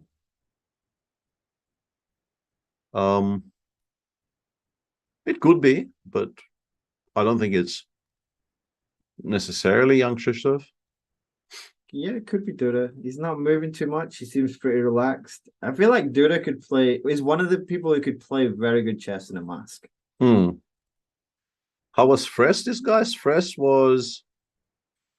The alien? No. Fress wasn't the alien. No, that was Max. No. Why can't we remember these things? It's like the whole thing.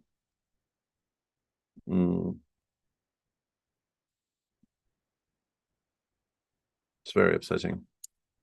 Jan isn't playing. Oh, we've not guessed Jan. Yeah, we haven't tried saying Jan is any of these people. Jan could be a horse. Jan loves Bojack.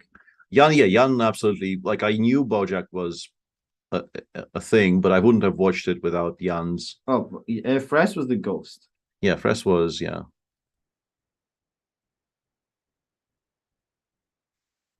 Yeah.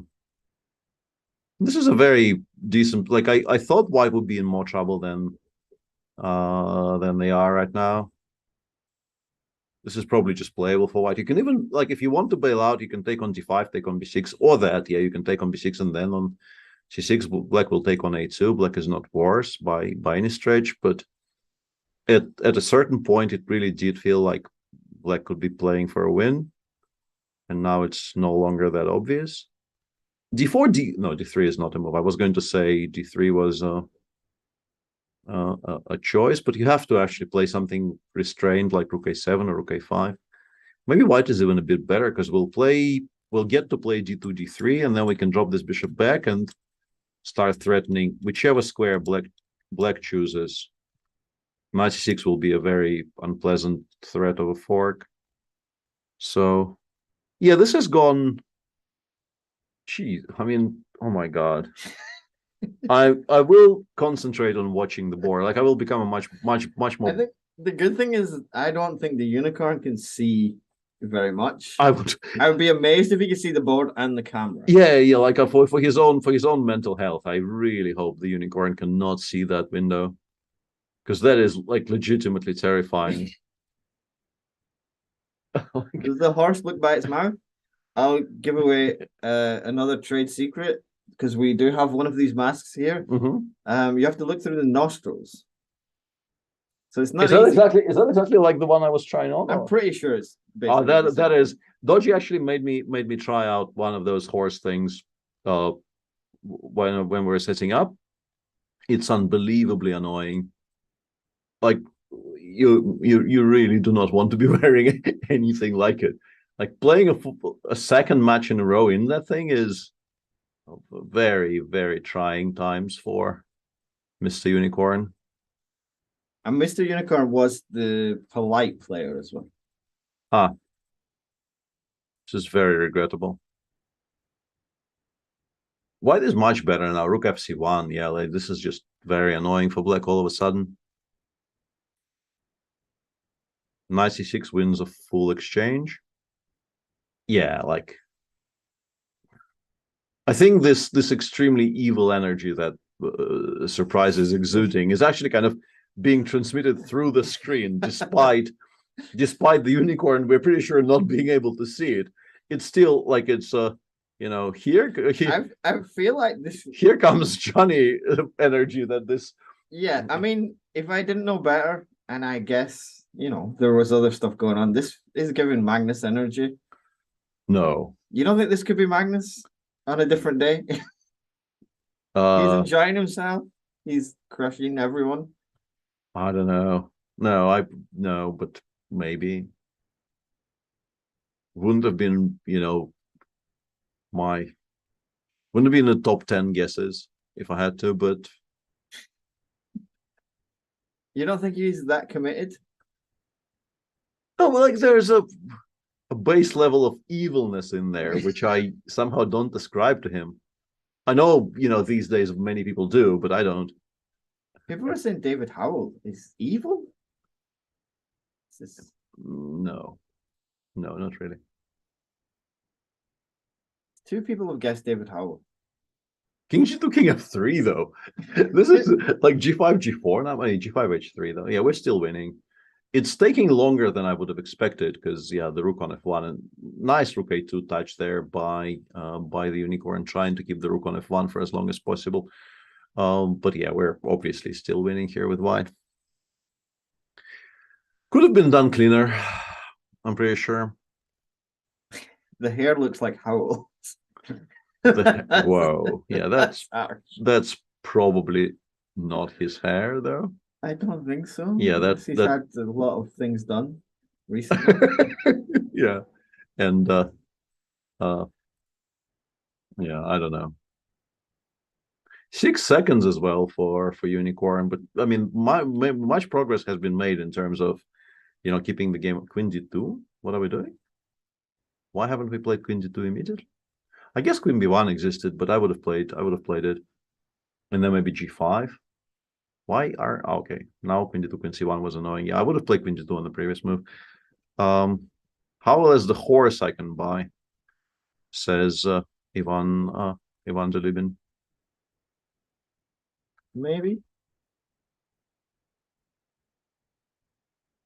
This is legitimately kind of annoying for white to win now. You might have to take on E7 to avoid repetitions, because if you give up the E2 pawn, yeah, exactly. Like if you have to give up on E2, you're just not winning this position, and you might not even be winning this position. Yeah, I mean, this has been mismanaged. Mistakes were made. Yeah, even though it's still half a minute against 7 seconds, and you can very easily lose this even without this time disadvantage, because it still remains kind of tricky, and the rook ending that the unicorn just rejected was probably lost, I would assume, but yeah, this could have been much cleaner. The hair on the horse clearly belongs to David Howell. Oof. Oof. Yeah. Okay, so this is just a draw now, quote unquote, objectively speaking. Just play F5 even. Yeah. So this is just like a comfortable draw even. Rook A7, Rook A3.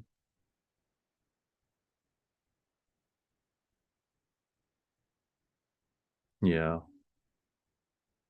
Very surprising turnaround here. Because but yeah, the dancing is still going on. He seems to be enjoying himself. Yeah. So... all a bluff. Yeah, I mean the amount of bopping that is still being done is, I mean, quite remarkable, considering the sort of the level of a screw up that the position is indicating. If Surprise isn't Jobava, they must be the most committed Jobava impersonator out there. Yeah, surprises do the emo, says Isa 10-6. Yeah, Rook C5 here is just an immediate draw. Yeah, very nicely defended by Bojack. Back in the 90s, he was a very strong grandmaster.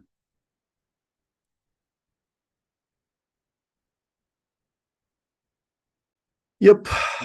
There we go. A very important save there by Bojack. People are asking about the unicorn shirt again. I can't see what it is. I was curious as well. Yeah, you can only see like the very top of it, and those are, yeah, sorry about that. Yeah, pictures are not words, I think. And you can't even see them properly. It feels like maybe they're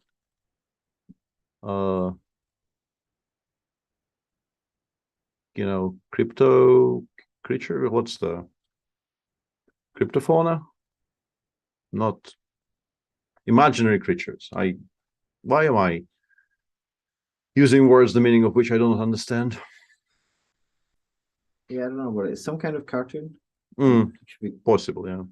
Is that the next one or somewhere. it must be There we Andrew go. Tang. Andrew Tang's not a dancing guy, I don't think. Is he?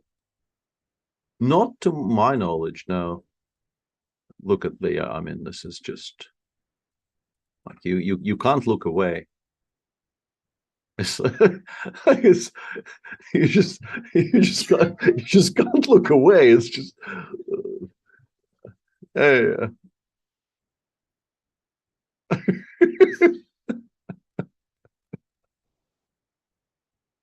Yeah, I hope Mr. Dodgy will be offering counseling to chat after watching this character. Hi, Laws. How you doing? Cryptozoology. Yeah, that's what I meant. Yeah, but that's the science. What are the animals called? Like the class of animal. Think Scary must be listening to Summer of '69 or perhaps Dancing Queen. Yeah, that clearly is Yeah, we should be able to like tap in and listen to cryptids. the Yeah, music. cryptids. Yeah, that's the.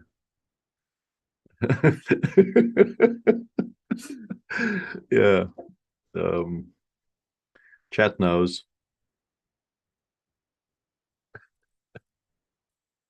Is that Dubov? Is that yeah? I don't know. It's which one? Yeah. First of all, which one? Honestly, like the size.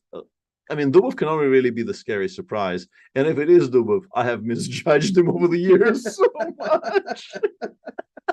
Like, oh my god! If that's Dubov, is he listening to us? I mean, I'm never looking at him with the same eyes again. Like it's just, I thought I knew the guy, and yeah, like Chibas. In the meantime, yeah, he's doing quite well. Whoever he is, he is now somehow. I mean, the opening gambit there by playing Queen H4 Bishop B4 kind of paid off, and Black is, I think, quite safely a pawn up here. Scary surprises listening to the Chicken Chess podcast. Specifically, I think to the Peter Heine bits about the feed. Yeah, I mean, I think that's how most listeners of the Chicken Chess Club listen to the feed bit. They nod along. Yes, let's go, Peter. Yeah, that seems very likely. Clown must be one of the chess bras listening to electronic music. No normal human can maintain this level of bobbing. Yeah, this is really a tremendous commitment to the bobbing. Yeah, upper pawn, white definitely has some compensation because the pawn on the six is somewhat weak, and winning these types of positions is never a trivial matter, but obviously a very safe little advantage for. Dedication to keep the bobbing up the whole match is quite something. You think maybe he doesn't have a choice, maybe the music has just seized him and carried him away. Absolutely, yeah.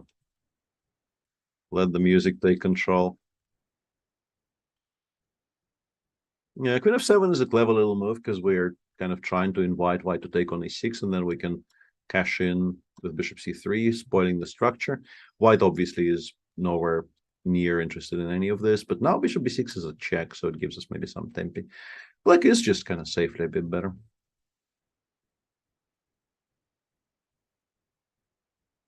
Peter is having his Brian Johnson Aggers moment. No leg overs here. I've done some corpsing on air, but this really isn't it. The bobbing stopped for a few seconds, says Fate.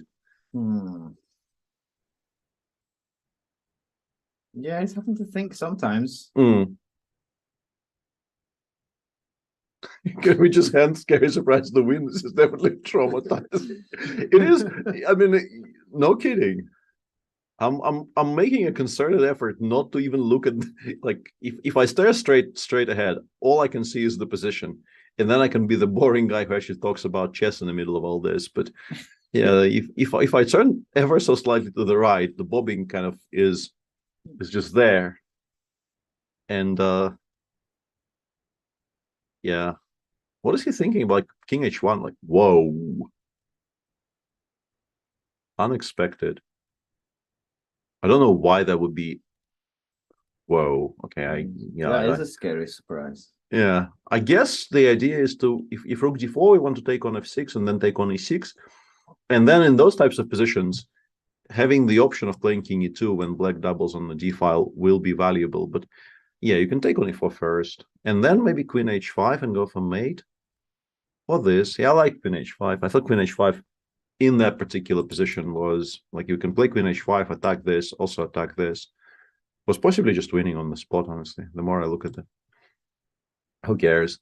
Queen H5, Queen C5 might still be winning even here. As does this, maybe? I thought this was a very well, okay, that's not the era. In this position, we could have played Queen H5, attacking this pawn, and if white goes H3, we go Queen C5, and stopping Queen G1 mate is actually more difficult than it looks. This is fancy. Big time difference. Yeah, G3, Rook G3, I guess. It's kind of winning for black, but I think it could have been cleaner.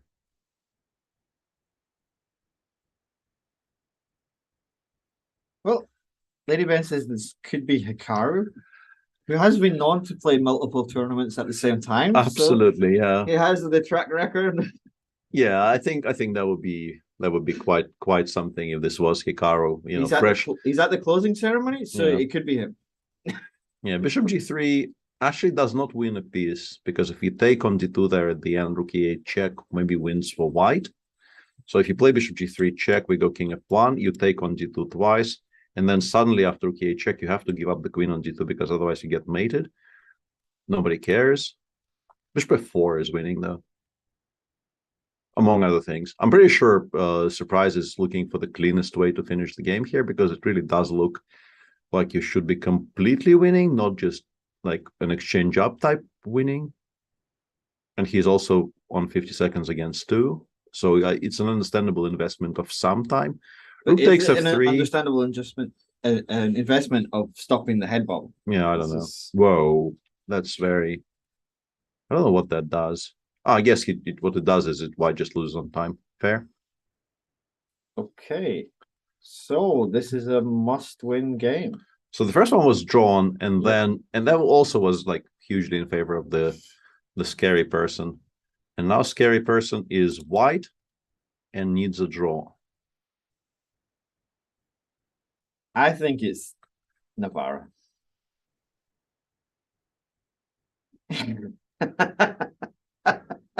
Of, you know, as they say on Twitter, of all the things that didn't happen, that one didn't happen the most. As the saying goes. This would be the best bluff of all time. Yeah. Of all the things that didn't happen.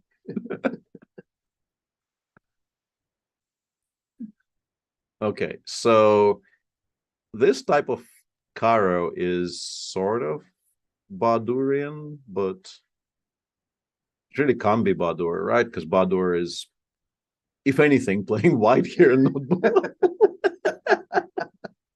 Like, I mean, yeah.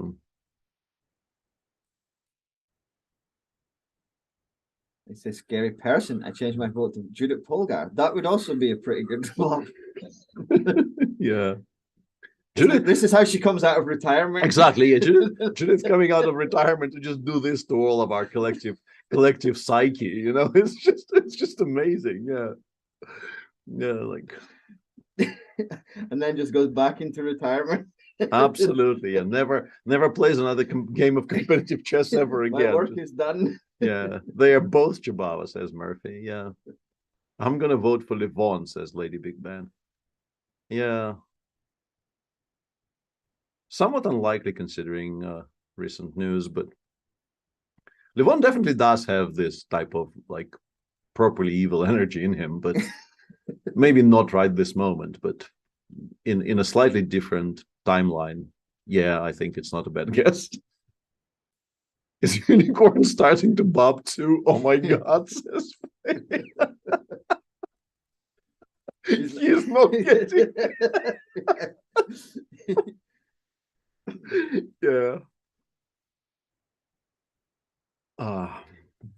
Do the competitors reveal themselves at the end? Yes. After Absolutely. they lose, they reveal themselves, and we will also force the winner to reveal themselves.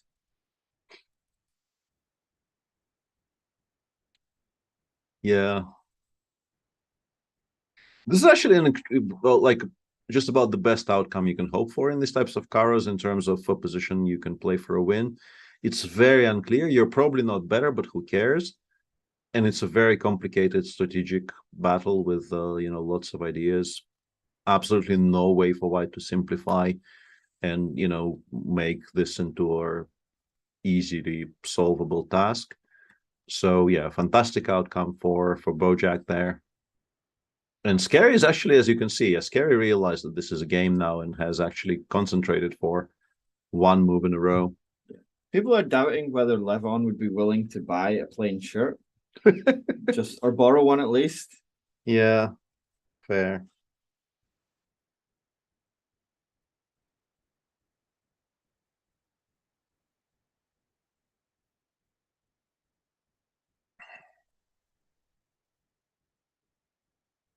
I think when Aliuza did stream, he did do some head bobbing. Maybe not this extreme, but I think he was kind of a music guy. I've never seen this before, so I can't really say. Honestly, that particular bit right there, where the Scary just leaned into the camera, like all the way into the camera. I think maybe we're reading a little bit too much into this as a kind of a genuine sign of psychotic personality. I think it's somebody who realizes what the costume is and what type of cosplay is required when this is your costume. But yeah, I don't know. For the clan to be Emil. No. Yeah, if this match is Emil against Peter Heine Nielsen, then we've done something great. Yes. This if this ends up, and I very much bringing it back to chess for a second, I actually kind of like the idea that Scary settled on here, just abandoning the e5 pawn altogether to get the bishop there and some freedom and like breathing space for his pieces, as long as we don't allow c5. Obviously, if black gets to play c5, c6, c5 somewhere here, you're in a lot of trouble. But as long as this is being kept in check, if we get to play, I don't know, let's say rook c1, queen d2, b2, b4, f2, f3, like this would be my ideal setup here. Something like this. The extra pawn is not even going to be very keenly felt. So I think it's a smart idea by Scary.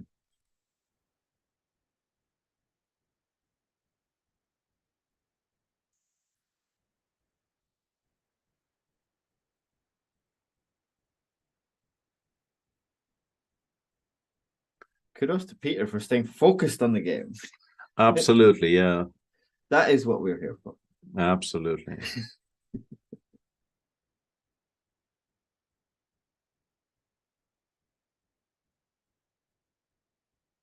Scary surprise is very much staying up on the clock as well. He's very quick. He's going to sprain his neck. Yeah. That's maybe another little argument towards this being Dubov theory, because Dubov would not be scared of doing something to his neck. I think he generally his core strength and overall levels of fitness would actually afford him the luxury of doing this to himself for like half an hour straight. I would by this point be unable to move. Like I would actually do my neck, and if I tried doing this, I'd be kind of half dead and like screaming for a doctor. But yeah,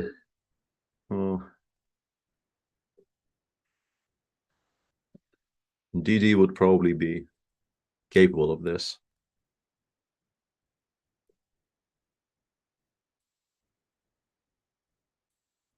Yeah, we should have heart rate monitors on the players for this as well. Hmm. That would make things interesting. And Yeah, maybe it- like we should have air things involved to like not for the room quality, but inside the mask. Hmm. And get an air things device in there to see what it's like. Yeah. And in the meantime, yeah, exactly what White's dream here has happened. C5 has not been allowed, and also somehow we managed to win the A7 pawn, so we're probably not even remotely worse anymore. You just need to make sure you don't blunder some kind of knight h3 shenanigans, but it should be possible. Yeah, queen g4 is a very good move. Yeah, White is now very much in control, considering you only need a draw in this game.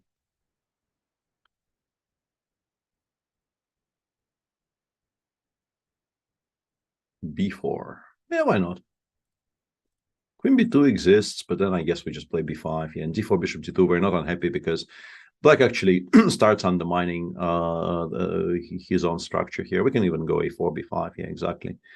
Just a very safe position. Also half a minute against 14 seconds. Feels like Gawain will have to steel himself for the unbelievably challenging challenge of playing against this in the finals now. Rook c4, yeah, I mean, very nice decision as well there. Just make sure that we don't blunder something along the back rank. You know, as long as you don't lose your head here, you're very, very safe. In fact, you're probably much you better. Don't bob your head off. Yeah, or that, yeah. Yeah, this barely doesn't lose on the spot because queen f3, Black can take and go. Yeah, queen f3 wins. Queen f3 just wins material. This is a kind of a beautiful move, so I'll point it out. Just using the multiple pins. The multiple pins to, yeah, this is also very similar. Queen f3 was slightly cuter, but it does the same thing, yeah. Good decision. Yeah, I mean, reasonably safely winning position, which we only need a draw in, so yeah, well played by the absolute mad lad.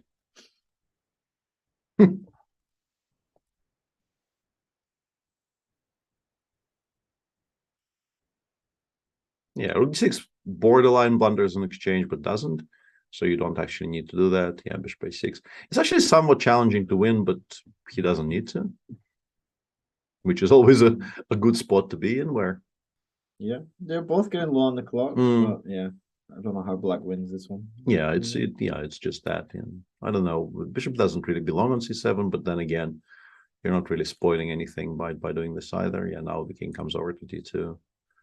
Yeah, d3 was always going to be a bit of a self-inflicted wound like g4. Yeah, this has actually made the position worse, but obviously very hard to blame Black for trying something. Rook e7, yeah, bishop e3 is also fine. Rook e7 wasn't bad. Shouldn't really matter very much. Knight h4, I guess, but then yeah, takes, and even rook a6 is a very, very safe. In fact, White is better after rook a6, but obviously there's no need to do that. Yeah. And yeah, I mean, with increment, you just kind of, that you have no chance. You now take h6, a6, what have you.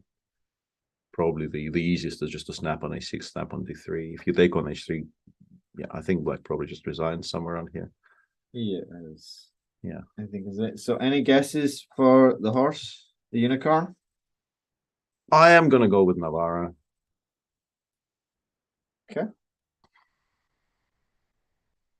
I'm pretty sure I know who it is. Okay. I'll guess.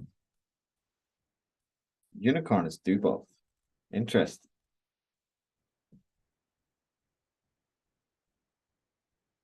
And now the king just goes all the way back to g2 and wins the... you can also play g5 here, but yeah, I think... Everyone's guessing Dubov for the horse.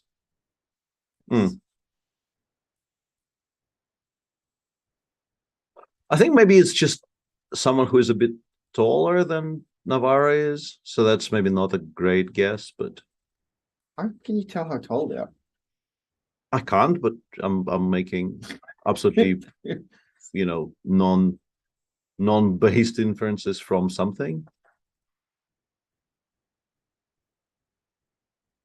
Okay, so Scary Surprise goes through to the final against Lamp. Hmm. Yeah, we're guessing the unicorn because Scary Surprise still plays the final, and in the final, we'll get to know both of them once they have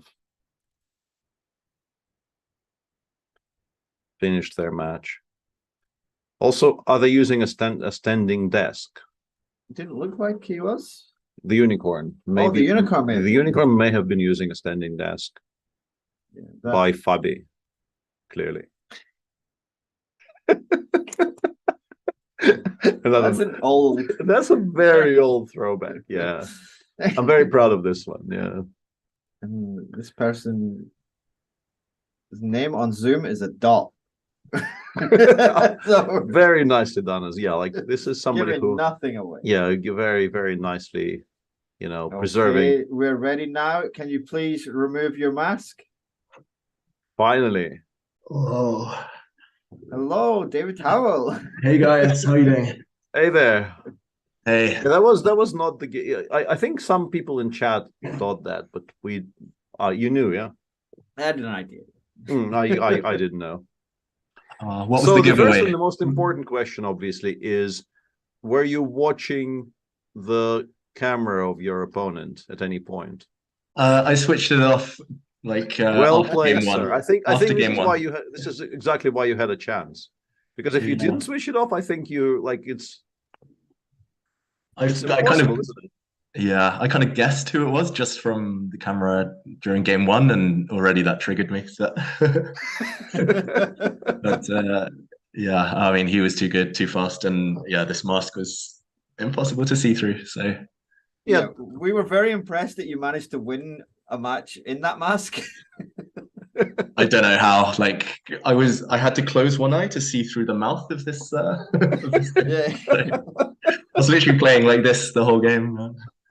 But, no, it was fun though. It was a lot. Yeah, of fun. I mean, apparently there's like a twin brother of this mask in this office. So I put it on for like 10 seconds.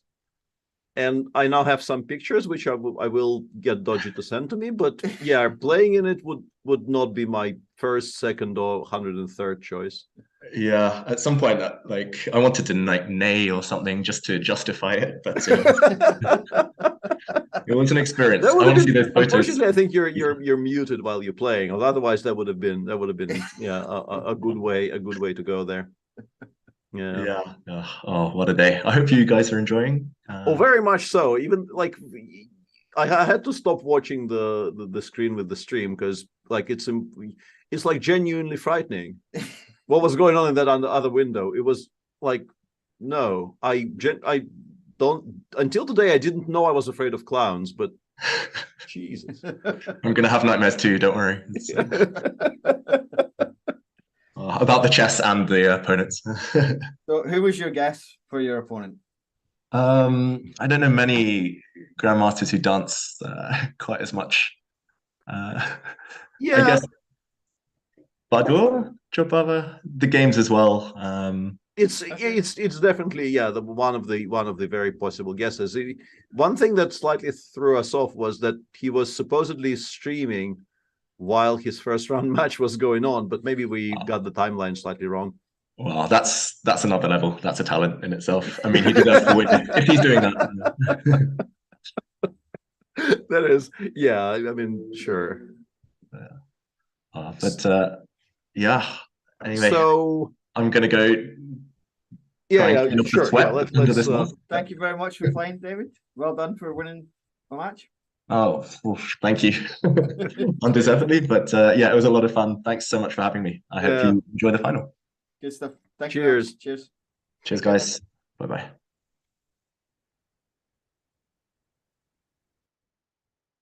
All right, so we have David endorsing one of the more obvious theories on who that is.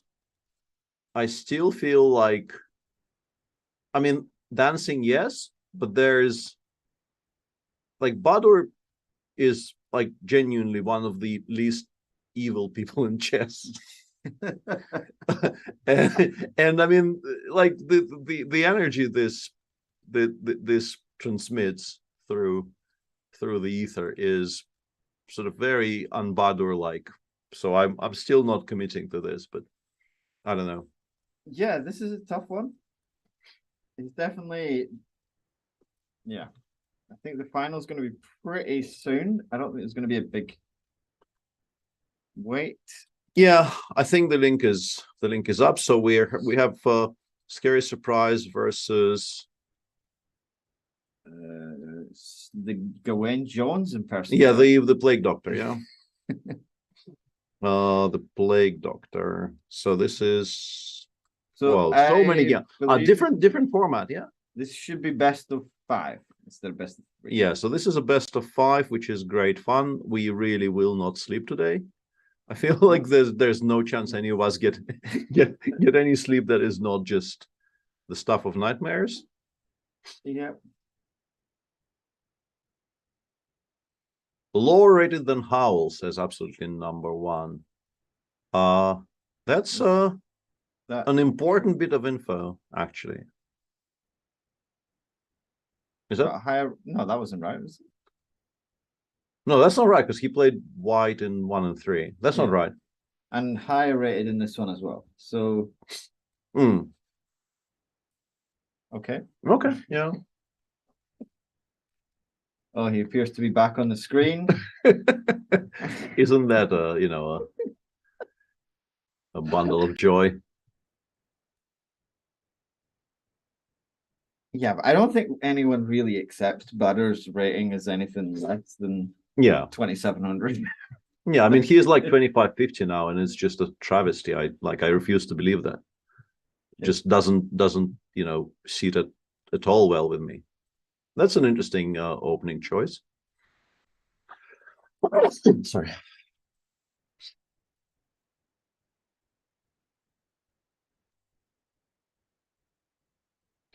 Okay. So a kind of a Kramnik adjacent 4 knights. Well, people are guessing a niche. A niche definitely has evil energy sometimes. Yeah. I don't. Actually, Anish did dance in the Mr. Dodgy Invitational final last time against Bado. He did the counter dance. Yeah. So, I remember that. Yeah, that was.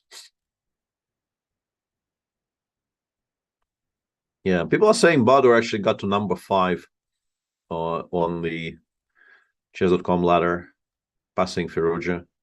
Yeah, that seems more realistic to me. Yeah, like 25. Yeah, exactly. Like that surprises me not at all. Whereas 2550 just makes no sense to me whatsoever. Like this is exactly right. Like Badr being godlike at chess occasionally is very much in my head canon. Queen b8, I guess. Yeah.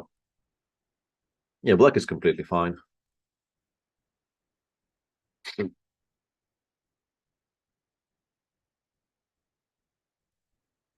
Rook fc8 and then even c5, c4, I think is very solid.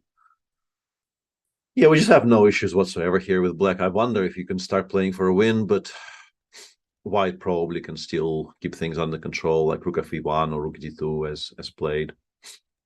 c4, we take, we go back to e2. It looks a bit awkward, but everything is protected. David's in the chat. He changed his guess. He's going to do both. Okay, so okay. The dock has been identified. Niels, the dock has not been identified. It's not Niels. Yeah, Niels has already lost his match, so yeah, it's definitely not Niels. Hair matches Dubov at least. Well, I mean, Butter in a Dubov wig. I mean that clearly is part of the like nobody actually has this haircut. I'm very sure this is part of the mask. Is this like? Do we actually think this is his hair? Or the? Is it? Not no, like not the top. Is that his hair? The top, like there's a tuft of hair at the top, which is I think pretty clearly connected to the mask, and then there is some hair which might actually be hair. But from that hair, I don't think we can make too many deductions.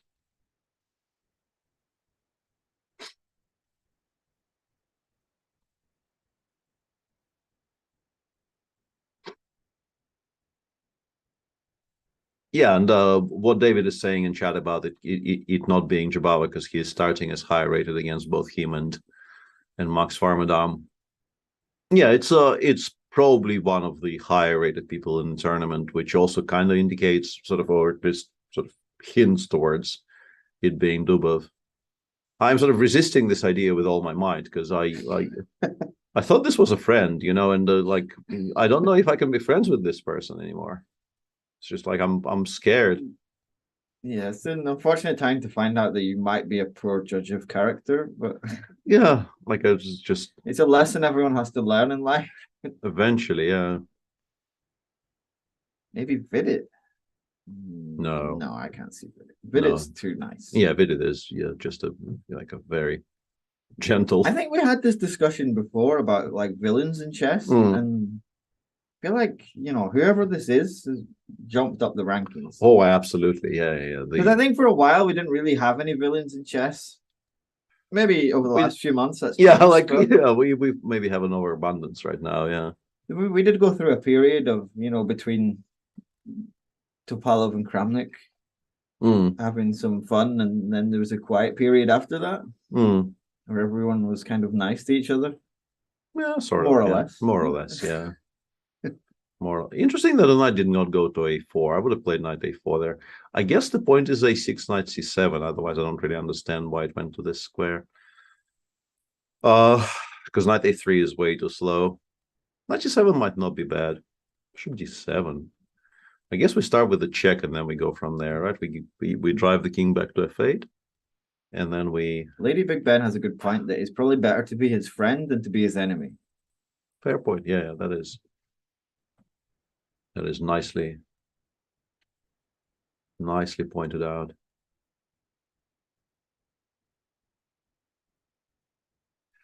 Okay, hear me out, says 17. Vincent Keimer, he's young enough. Yeah, hang on. I need to reposition. He's young enough to you to be unfamiliar with the depth of depravity within his soul. No, I don't think he's spent too much time around Peter Lecker. He is, by this point, he has to be one of the most wholesome young men on the planet. There's no way the record amounts of wholesomeness that Lecker possesses don't rub off on you. Yeah, I can't see it being Vincent Keimer. I would enjoy it if it was someone from the next generation of kids that has just decided, well, I mean, like, we're starting to get evil kids coming through. I think Christopher Yu could be a good villain after his interviews. He's had some solid points. Yeah.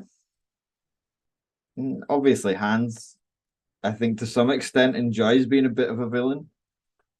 Yeah, in interviews anyway, like other stuff aside, I think he enjoys provoking people. I think there's nothing wrong with that. This is the fun side of everything. And in the meantime, Mr. Jones has maybe misplayed this slightly. He's still sort of okay, but knight before a3, 95 is obviously not going to be the most precise way of playing this position. Just burning to tempi for no particular reason. 7 is a solid pick. This is a man who would definitely break your king. Yeah. John Bartholomew. I can't see it. Zeller says, just got here. Has Bogdan been guessed? Yeah. I haven't. Yeah, that's a name I haven't heard very much in recent years.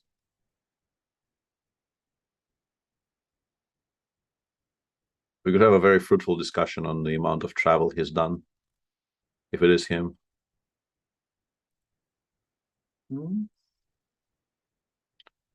Given the lit lamp, I doubt it's someone from America. Yeah, it's probably quite late.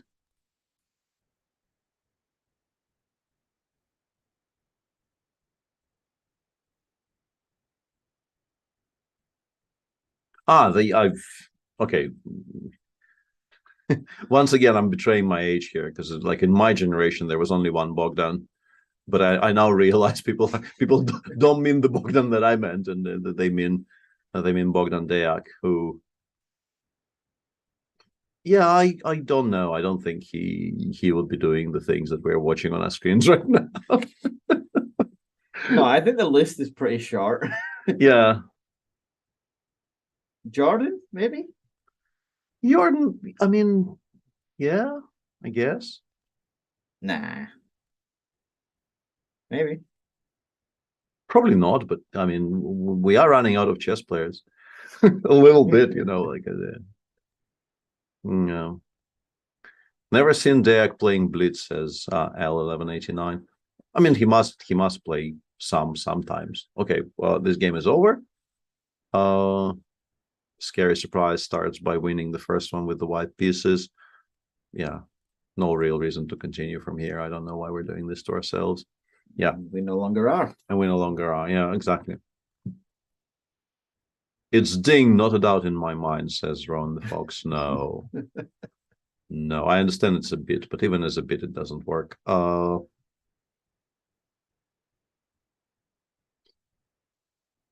Sam Shankland has already lost in the tournament. He was, who was he? He was the clown. Yeah, the clown. The insane clown. Insano the clown, yeah. So this is a best of 5, so this game is not as must win for the Plague Doctor as it would have been otherwise. Interesting that they both appear to be okay. I guess maybe exactly. Yeah, we don't get the 4 knights. We get the actual Scotch. Yeah, if black is who we think it is currently, H4 is probably not the best ever option, because he will know. It's Richie versus Duda. I don't know which one is Richie then. Yeah. No more Queen H4, says Man with the Dog. Yeah, it's a Man with the Head of the Dog, yeah. Queen H4 was played with great success in the semis, but has not been repeated here. I'm a bit surprised about D6. I mean, D6 is a very solid choice against H4, but I thought Queen E6 was maybe even solider, even though that word doesn't exist. Yeah, these types of positions generally are, I think, very nice for black. Queen B4 comes to mind, just to start becoming as annoying as possible, as early as possible, but you don't have to. Bishop B6 is probably fine. Queen B4 does feel very topical, though, because, I mean, the B2 pawn is very relevant, but what is also relevant is not allowing white to develop properly, like tying the knight to the G2 square. Who's Dodgy cosplaying as? I'm a sexy wizard. He doesn't even need to cosplay. He's just a sexy wizard. What can you do? Yeah.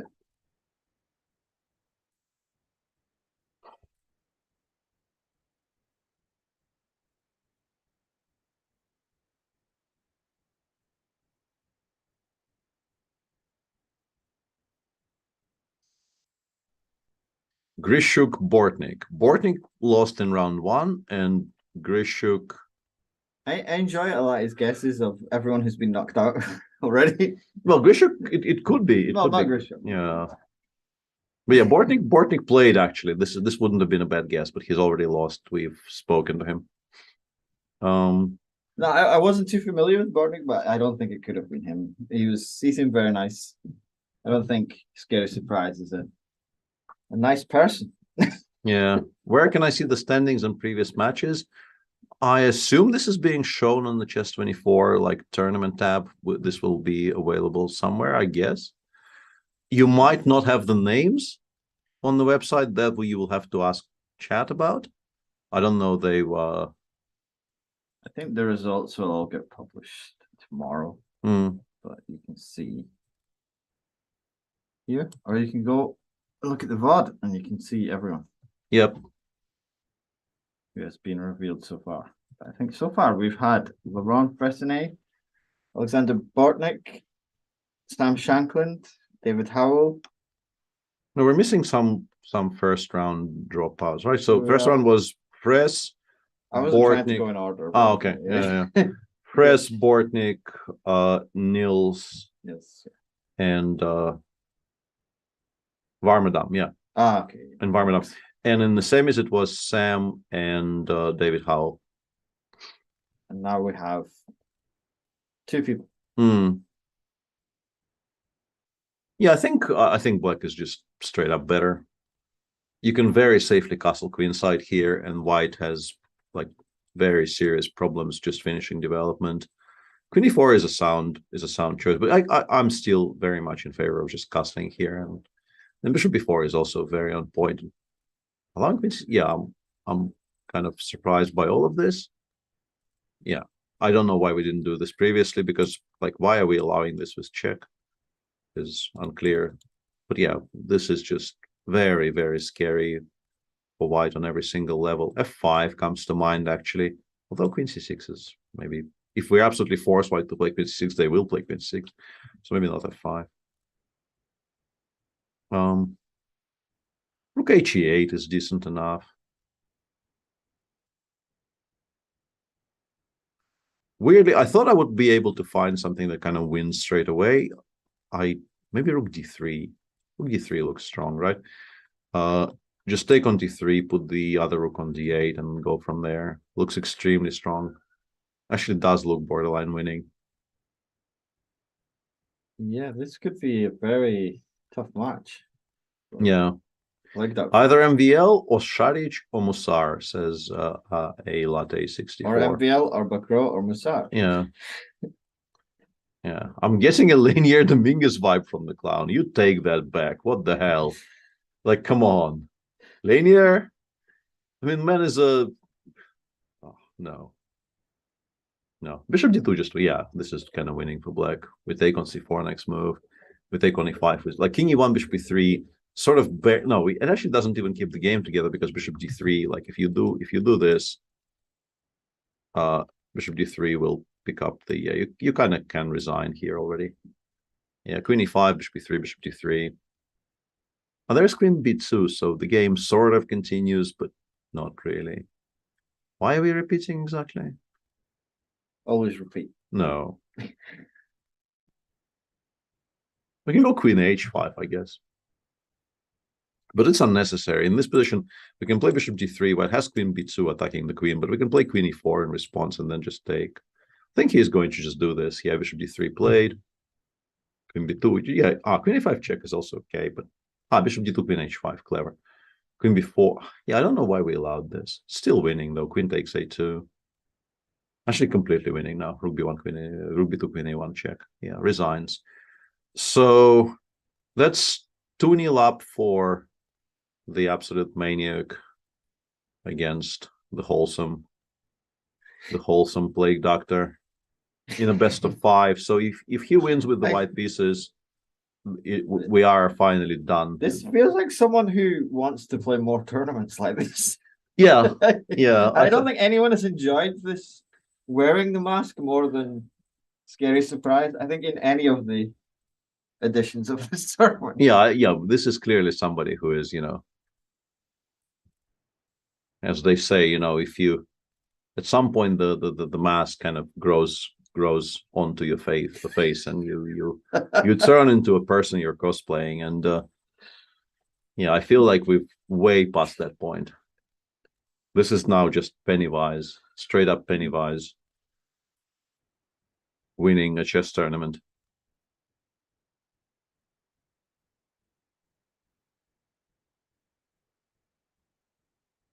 The mask speaks for itself. I really wish we could retire this. No, this is the Ali Reza of phrases. Yeah. More 4 knights? Yeah, this is also taking the piss a little bit. Because if it is who we think it is, the man is like the most inventive opening mind of a century or something. And he keeps on playing this with the white pieces, like it really doesn't. I mean, on the other hand, like there is some sort of post irony in him, doing the thing on our screen while also playing the most Playing boring, nice, yeah. playing the most boring opening possible, while also beating everyone with the most boring opening possible. Yeah. Yeah, I mean, he did win the first game with this, so Yeah, why not? And it is a somewhat serious opening. Like people, the very strong players have been doing this with decent degrees of success. Like there was a very strong creative player recently in an interview said that he was looking forward to spending 6 months on the Berlin endgame, which was a surprise. Who was that? Maybe the one that people have been guessing quite frequently for this tournament. Okay. Yeah, there was it was Dubov. There was an interview with him saying that he was, didn't get to play much chess, but he was really looking forward to spending 6 months on the Berlin, even though he'll never play. That's such a weird thing to say. Such a weird thing to say. It could be true. Yeah, I mean, yeah. Like from after watching what we've been watching for the last hour and a half, I'm no matter of no amount of perversions and weirdness will surprise me ever again. Did you give us a hint? It will soon end anyway. I don't think I need to give hints at this point. Okay, rook f4. That's kind of clever because after 92 you can go knight h5, rook f6. I mean, I don't know why we're doing this to ourselves as black here, but I mean, it's, I guess, not worse than anything else. Is he planning to just leave the rook on f4 here and play for? No, I mean, sanity. Can we get a full screen cam of the clown? I mean, I think after this is done, we need to make a YouTube video of just the clown for 40 minutes or whatever he's played for. Yeah, like this genre of YouTube videos where like it's a 10-hour version of, I don't know, digging. I am a dwarf and I'm digging a hole. Yep. Dig a hole. So yeah, we can make like a 10-hour version of this. I'm pretty sure it'll get to 1 million views within a day.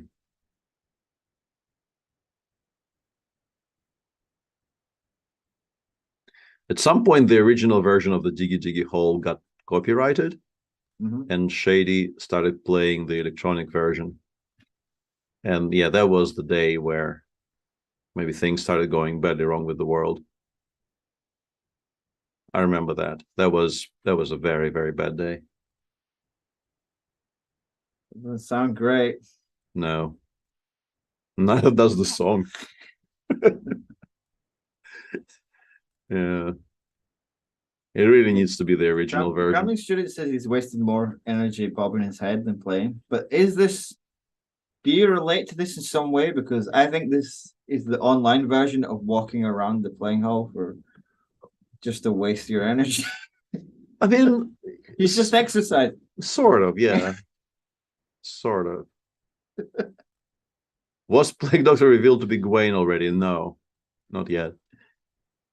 No, we have a strong suspicion it's Gawain. I thought maybe it was Sam. I could see it being Sam, but yeah, Sam has already been revealed. Yeah, Sam is out, so can't really be him. But yeah, it feels like this game will also, by this point it has to be so incredibly tilting for the Plague Doctor. Yeah, c4 is very strong. d4, rook e5 wins the c5 pawn. It's not Gwaine. Look at his profile. It's clearly Gukesh. Yeah. I hate to point out some things to you. But yeah. Probably. Can you say if the clown played in the European Club League? I don't know. Or if he played in St. Louis? Probably never, is he? No, I don't think he has.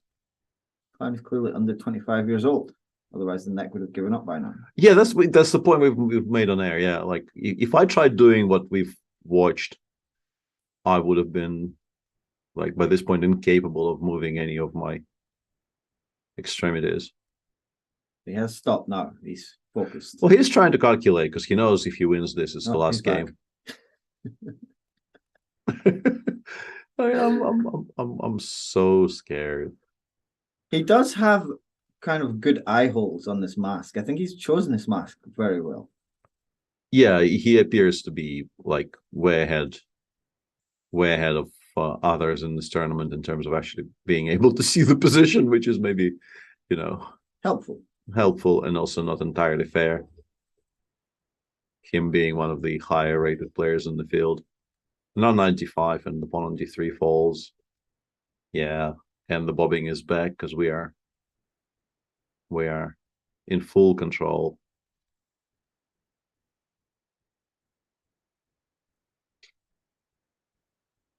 Maybe it's an actual plague doctor wearing a Gwen Jones mask. Yeah. Full Inception type stuff going on. Yeah, there's so much scope with this format to bluff people. Yeah. Yeah, seems like our suffering is about to conclude, though.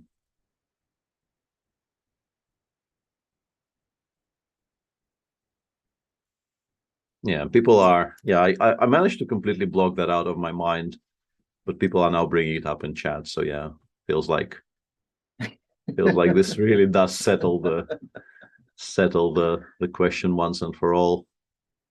Actually, it also completely invalidates something I said earlier during the stream, right? About me actually remembering everything you ever tell me. Yeah, definitely. Yeah, that's just not very good by me. Yeah. I mean, not I that didn't correct you, but yeah. I just let it go. It's fine. Yeah. It turns out I actually had the full information I needed, and I was sort of even instrumental in having the full information at some point. And yeah, okay, fair enough. Yeah, we expect some big celebrations from this. Yeah, Rook D2, and yeah, we go from there. Just a very clean game. Knight anywhere, yeah, D7 is fine. Whichever square you choose is going to be okay. Yeah, this is very, very clean by the evil person.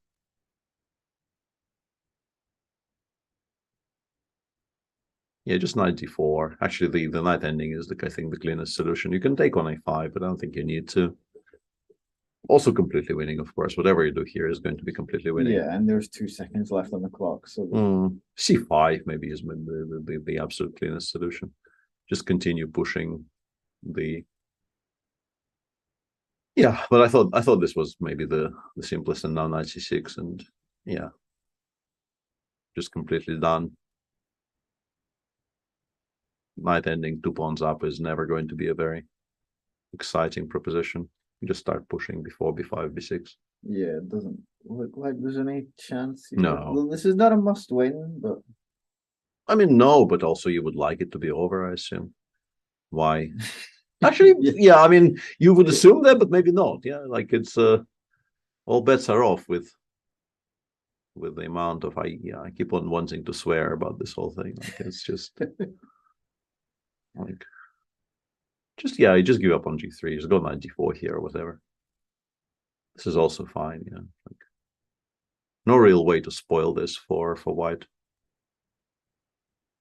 Take king d4, just completely and utterly winning.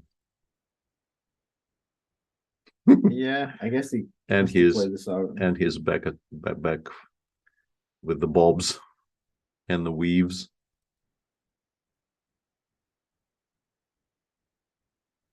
Peter got paid with the secret shortbread recipe to dupe us with ludicrous ideas. Oh, no. Nobody ever gives me recipes. He's making it slightly harder on himself than is absolutely required, but he's still going to win, of course. Yeah. Yeah, there's no hope here, I guess. Not really, no. And there we go. Yeah, where's the pop-off? There we go. So that is the end. Scary Surprise wins the final match. 3-0. And now we will find out who the 2 finalists were. So they should be joining us in a moment, and we'll Yeah, we should make Scary Surprise wait until last. Probably, yeah. We can keep the mask up. So they're going to join us in a second, and we'll get the big reveal of two people I think most people can guess. It could be a twist. I don't know. You should ask Scary Surprise to continue the buff. The mask. Yeah.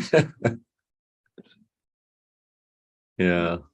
Well, we have had a big Halloween sale on at Chessable, so like if you want to go see stuff like this next year, go buy Chessable courses. That's the only reason we get to do it. So.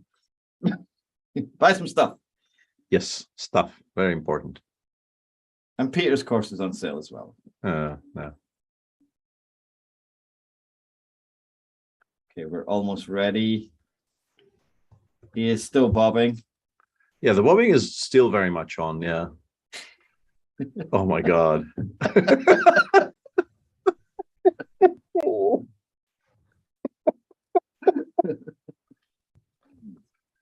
Okay, so Plague Doctor, can you reveal yourself first?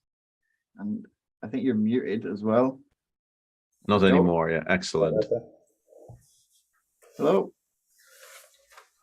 Hello. Hey. Gawain Jones. Hi, Gawain. Hi. I don't think it was so much of a secret. No, I think we had a pretty decent guess. It was. Yeah.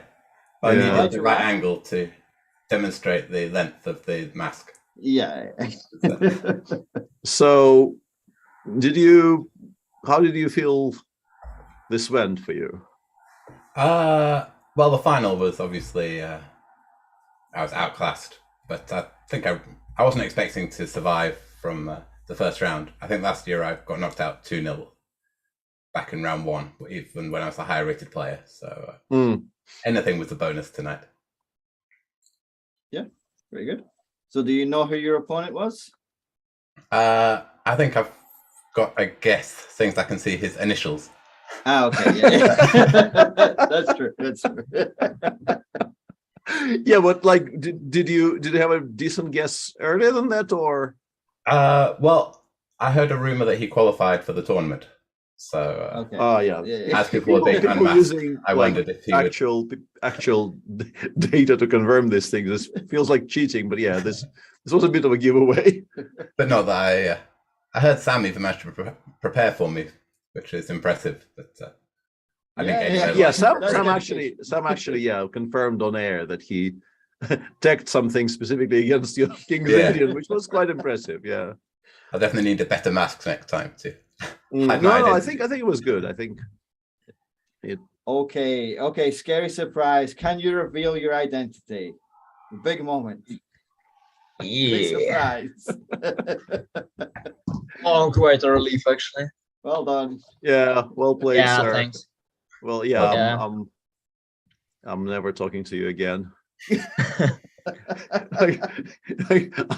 I think the entire viewership of this show is now forever traumatized, and Yeah. Nah, I mean, first of all, like I didn't mean to really prevent people from playing well or something, but actually when we started, I think it was like 3 a.m. in the place where I currently live. So I was about to fall asleep somehow. And yeah, I mean, first of all, it's fun, but secondly, I really felt like I desperately need some fitness to like at least, survive the rest and all this stuff. Like when I had this break, I went to bed. I was again like about to fall asleep, but yeah, somehow I managed to. So this was come basically back, yeah. self-care. This was done not to fall asleep. It was a bit of everything, but also I think it's kind of fun, no? Like I listened to Neil's interview, like with all the respect. Yeah, I guess. I mean, come on, guys, we should not be this serious. Yeah, it's Halloween after all, and you're discussing Berlin and stuff. I mean, it's. I mean, again, people played the Berlin, so we discussed the Berlin. Like, what can you do? Yeah, sure, but I mean, in general, like, Sam prepared something. I mean, whatever. Yeah, I mean, in this mask, you feel like. Yeah, like this guy, this guy indeed. He wore this thing for an hour and a half. He's now flaming the commentators. It's amazing. I endorse. No, but it. I think actually, you have to like embrace the character. You have to get involved. Like, yeah, exactly. That's what I'm saying. I think I was really like also people. I actually really like this. This guy I had a mask of. Yeah, I think this is this guy from this movie It. Yeah, Probably, which I don't particularly like. But what I do like is that, like, you can Google this. There is a brilliant video of Julian Magic trying the Halloween prank, wearing this mask, and like it was going well until some point. Like, I don't want to spoil, but really, like, if you Google Julian Magic something like Halloween prank went wrong, I mean, this is exactly where my inspiration was coming from, sort of. Like, all the body movements and stuff. I mean, this is all coming from the guy. But also the fun part was that actually, like, I had a brilliant prep. As yesterday I had to, I realized I need this mask. I mean, I went to buy one. Suddenly they realized I'm like a complete idiot, and they said, we're not going to allow you trying, like, in the store. So I mean, it's either you gamble or you buy a few. I mean, I was serious about this thing. I bought 5 different ones, and then I realized like three don't fit me at all, like, because of my like big nose and stuff. And then I had to choose between 2, and this was like I chose one. And then yesterday, like, it was not exactly part of the prep, it was a random thing, but actually, I mean, I tried it. Even I went to some random Halloween party in the city and spent like 30 minutes there wearing this mask, and I realized this is one. Also, people were people were that is yeah. I mean, talk about committing to the bit, yeah. Yeah, people were quite impressed. I mean, also, like, I was trying to figure out the odds. Basically, like, if you just go, I mean, if you walk down the street wearing this mask, what are the odds to be like killed or something? Yeah, I mean, it's not exactly friendly. I thought, like, I basically needed to make it to the party, and I decided that I'll do it with the mask on. And whenever I faced like a group of people, like 3 people or 4 people, it was like really, I would be worried normally, but they were even more worried, was my impression. So it's like I was about to cross the street and go to the other side, but they would do it first normally. And I was like, okay, this probably works. Yeah, I think we found the deserved winner of this year's edition, and this is. So I guess you enjoyed the format. Will we see you again next year? Yeah, sure. No, but actually, like, it was great fun. But also, I think there is like an obvious room for an improvement. Like, clearly, we should not know the. I mean, no hints, right? We should not know who is higher rated and all the stuff. Yeah, we discussed that as well. I think clearly we don't need that. It clearly gives away a bit too much. Yeah, but other than that, it was just brilliant. I actually like great fun. I mean, it's unfortunate that like in 3 or 4 days, I will no longer have an excuse for wearing this mask just for just for fun, because like I've never been this big fan of Halloween. It's not that popular in Russia, but I start to like the whole idea of wearing the mask, like not necessarily Halloween related, Fair enough. Wayne, what do you think about the potential changes to the format? Make it more anonymous, like for or against. I had no idea who I was playing for every round. It was a shock when the mask was revealed. So for me, it was still completely anonymous. Mm-hmm. I just need to find a mask I can actually breathe in. That was the problem with this one, is that when I breathe it, I can't actually see. So peering through. But maybe it's like a horse with the blinders that somehow it lets me focus on the screen, because I can only just make it out. That Peter was playing it? Oh yeah, I played. Yeah, I saw it. I played an entire day yesterday. I played in an over the board thing. I played in this. So No, but again, this fits you, right? It's kind of sad that you can only do this once a year. yeah. I actually kind of agree with that. Yeah. I tried playing with the pause as well, but if you play with the pause, you actually knock over all the pieces every single move you make. So that didn't work. But the mask I kept on for the entire thing.